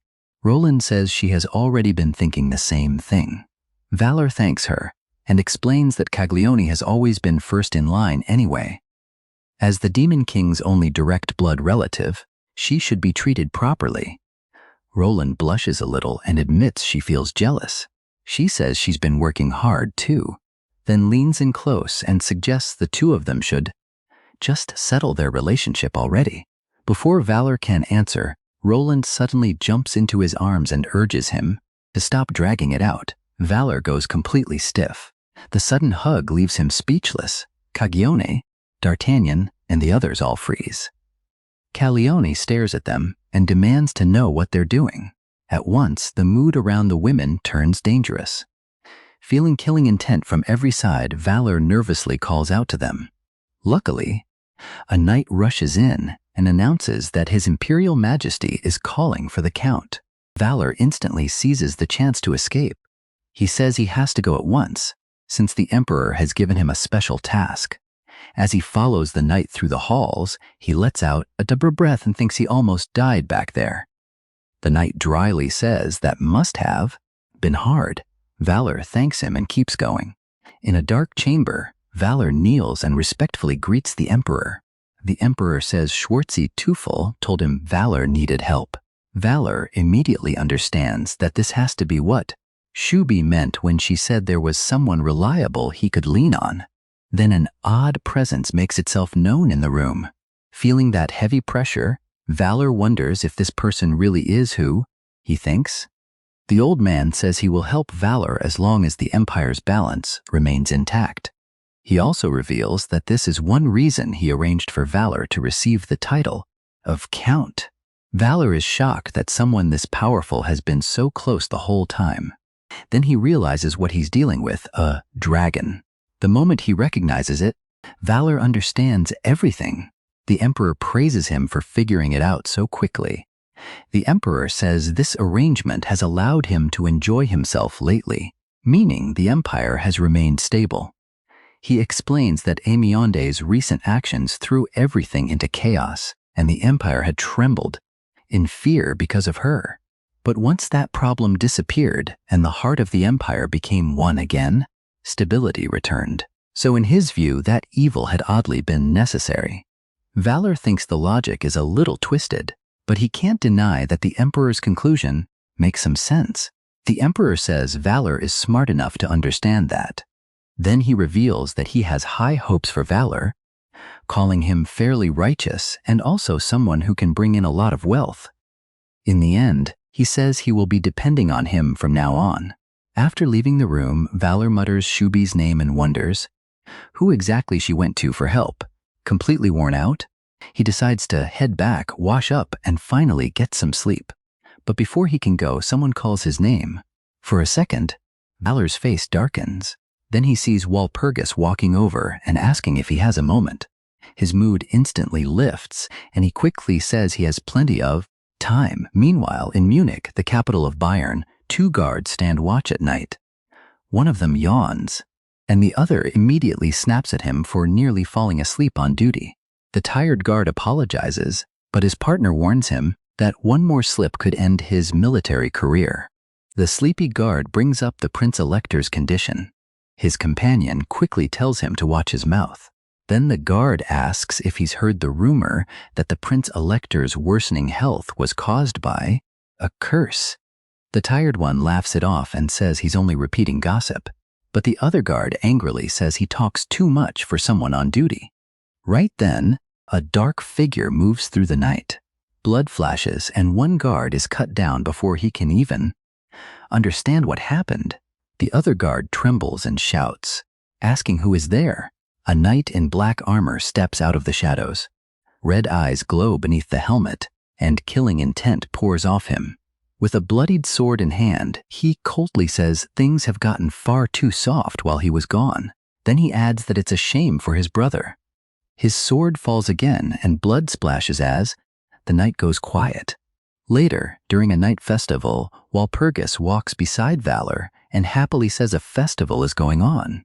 She admits that's the real reason she wanted to come with him. As they walk through the crowded streets, Valor briefly thinks this feels like a date with Walpurgis alone. He immediately pushes that idea away and refuses to think of it that way. His thoughts go back to when he carefully asked if there was any news about the Prince Elector. Walpurgis lowered her eyes and apologized, saying her uncle's condition had been weighing on her lately. Feeling embarrassed, Valor admits he feels silly for getting excited when things aren't even going well. She stays quiet for a moment. Then she says things aren't hopeless. The Prince Elector hadn't been able to move at all before, but recently he has improved enough to go on walks. Valor says that's good to hear. Knows no one close to the Prince Elector can really relax while he's still away. At the same time, he realizes Walpurgis must have made time for this meeting, even though she's busy. After a short silence, she suddenly starts to leave. Valor begins to respond, thinking she has something urgent to handle. Walpurgis calls to him and says she has to go right away. Seeing the look on her face, Valor asks what happened. Walpurgis tells him a rebellion has broken out in Munich. Valor blurts out his shock at how sudden it is. He immediately wonders if the rebels chose this moment on purpose while the Prince Elector is away. Realizing how serious it is, he says there's no time to lose and offers to help, saying even from Wiedenbury he can still support her. Walpurgis refuses. She says she will go alone because this is a family matter, then reveals that her stepfather started the rebellion. Valor tries to argue, saying that even if there's the smallest way he can help, but before he finishes, Walpurgis steps in and wraps her arms around him. Valor freezes on the spot. Holding him tight, she quietly says she'll contact him later. Then she leaves, disappearing into the crowd, while Valor stands there, unable to move. A purple shadow appears nearby. Valor recognizes Piffenheim at once and orders him to contact. Rebus shouts immediately. He stresses that every second counts. While Valor rapidly gives orders, a dark-haired man watches from the shadows. A faint smile crosses his face as he says Valor is remarkably quick to act. Soon, moth-like creatures fill the air over the festival. The moment Valor gets a clear look at the man, he realizes it's Prince Elector Saxon. He demands to know why. Saxon has shown up now. Around them, people at the festival stare at the glowing swarm and excitedly say they've never seen such beautiful magic before, calling it amazing. Sensing danger, Valor tells Piffenheim to stay ready. Piffenheim answers at once that he will. Saxon calmly tells Valor not to be so wary. He says he only came because he wanted to know him better. Valor starts to apologize, saying he's extremely busy, but Saxon cuts him off by bringing up the rebellion in Munich and asking if Valor really doesn't want to hear the truth behind it. At once, Valor activates a skill. A system message announces, Empire Agitation SS grade activated. Red aura bursts out and shoots straight at Saxon. The dark-haired man isn't affected at all, and Valor instantly knows his skill has failed against Saxon. Saxon calmly notes that Valor seems worked up. With people still staring at the strange lights, he suggests they talk somewhere private. Not long after they reach a quiet path in the forest, Saxon leads the way and Valor follows. Then the man calls him by his full name, Valorstedt Valor. Saxon goes over everything Valor has done, taking Wittenbeer in just 2 days and building ties with some of the Empire's strongest powers. He adds that Valor has already beaten 2 top demon kings and calls him a truly exceptional man. Then Saxon says his master wants to meet Valor in person. Valor answers that if he means the Emperor, they've already met. Saxon echoes the word Emperor as if the idea is ridiculous. In the next moment, a huge swarm of fluttering moths circles Valor. Saxon says it's absurd to compare his master to someone that low. That's when Valor starts to understand what this really means. Before he can finish the thought, a giant moth drops down in front of him. A title appears, Unranked Demon King Cricase. Cricase says Valor has insulted his master, the Ineffable Darkness. Valor's eyes sharpen. He remembers the order of the Grand Lords of Darkness, names like the Ineffable Darkness, the one crouching in the grave and thrashing death. Above them all stood the title of the strongest Dark Lord. Then Cricase makes an offer. Serve the Ineffable Darkness, and endless glory will be his. He even promises something more valuable than that. Cricase says he will reveal the secret of the Byron bloodline. He asks if Valor isn't curious about the secret tied to the one they both care about. Valor gives a faint smile and admits it does sound a little interesting. Right away, Cricase tells him to cut ties with the Gravekeeper and swear himself to the Ineffable Darkness. Valor doesn't answer. He suddenly rushes in and brings his sword down. With explosive force, the blow slams into Cricase's barrier. Fire burns in Valor's eyes as he declares that next time they'll have to beg just for the right to speak. Cricase's eye flashes red. The massive moth strikes back at once, diving at Valor with terrifying speed. Valor twists away, but the hit still blasts him backward through the air. As soon as he steadies himself, he raises a hand and calls for the noble kin of the blood to rise. Dark power bursts around him, but Cricase still holds the advantage. Its huge wings spread across the sky as moths pour into the fight. Cricase calmly says resisting is useless because this space has been cut off from the outside world. Only the 2 of them are trapped inside it. Valor grits his teeth. He knows he isn't strong enough to win alone.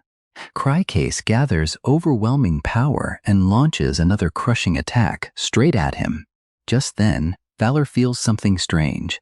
His eyes widen as the necklace on his chest bursts with bright golden light. A shining blue and gold barrier forms in front of him, and a blonde young woman appears from the light. She steps in front of Valor and completely blocks the attack. Looking back at him over her shoulder, she tells him he can't fall here. Even now, she's smiling brightly, and then she urges Valor to hurry and go see Chartier.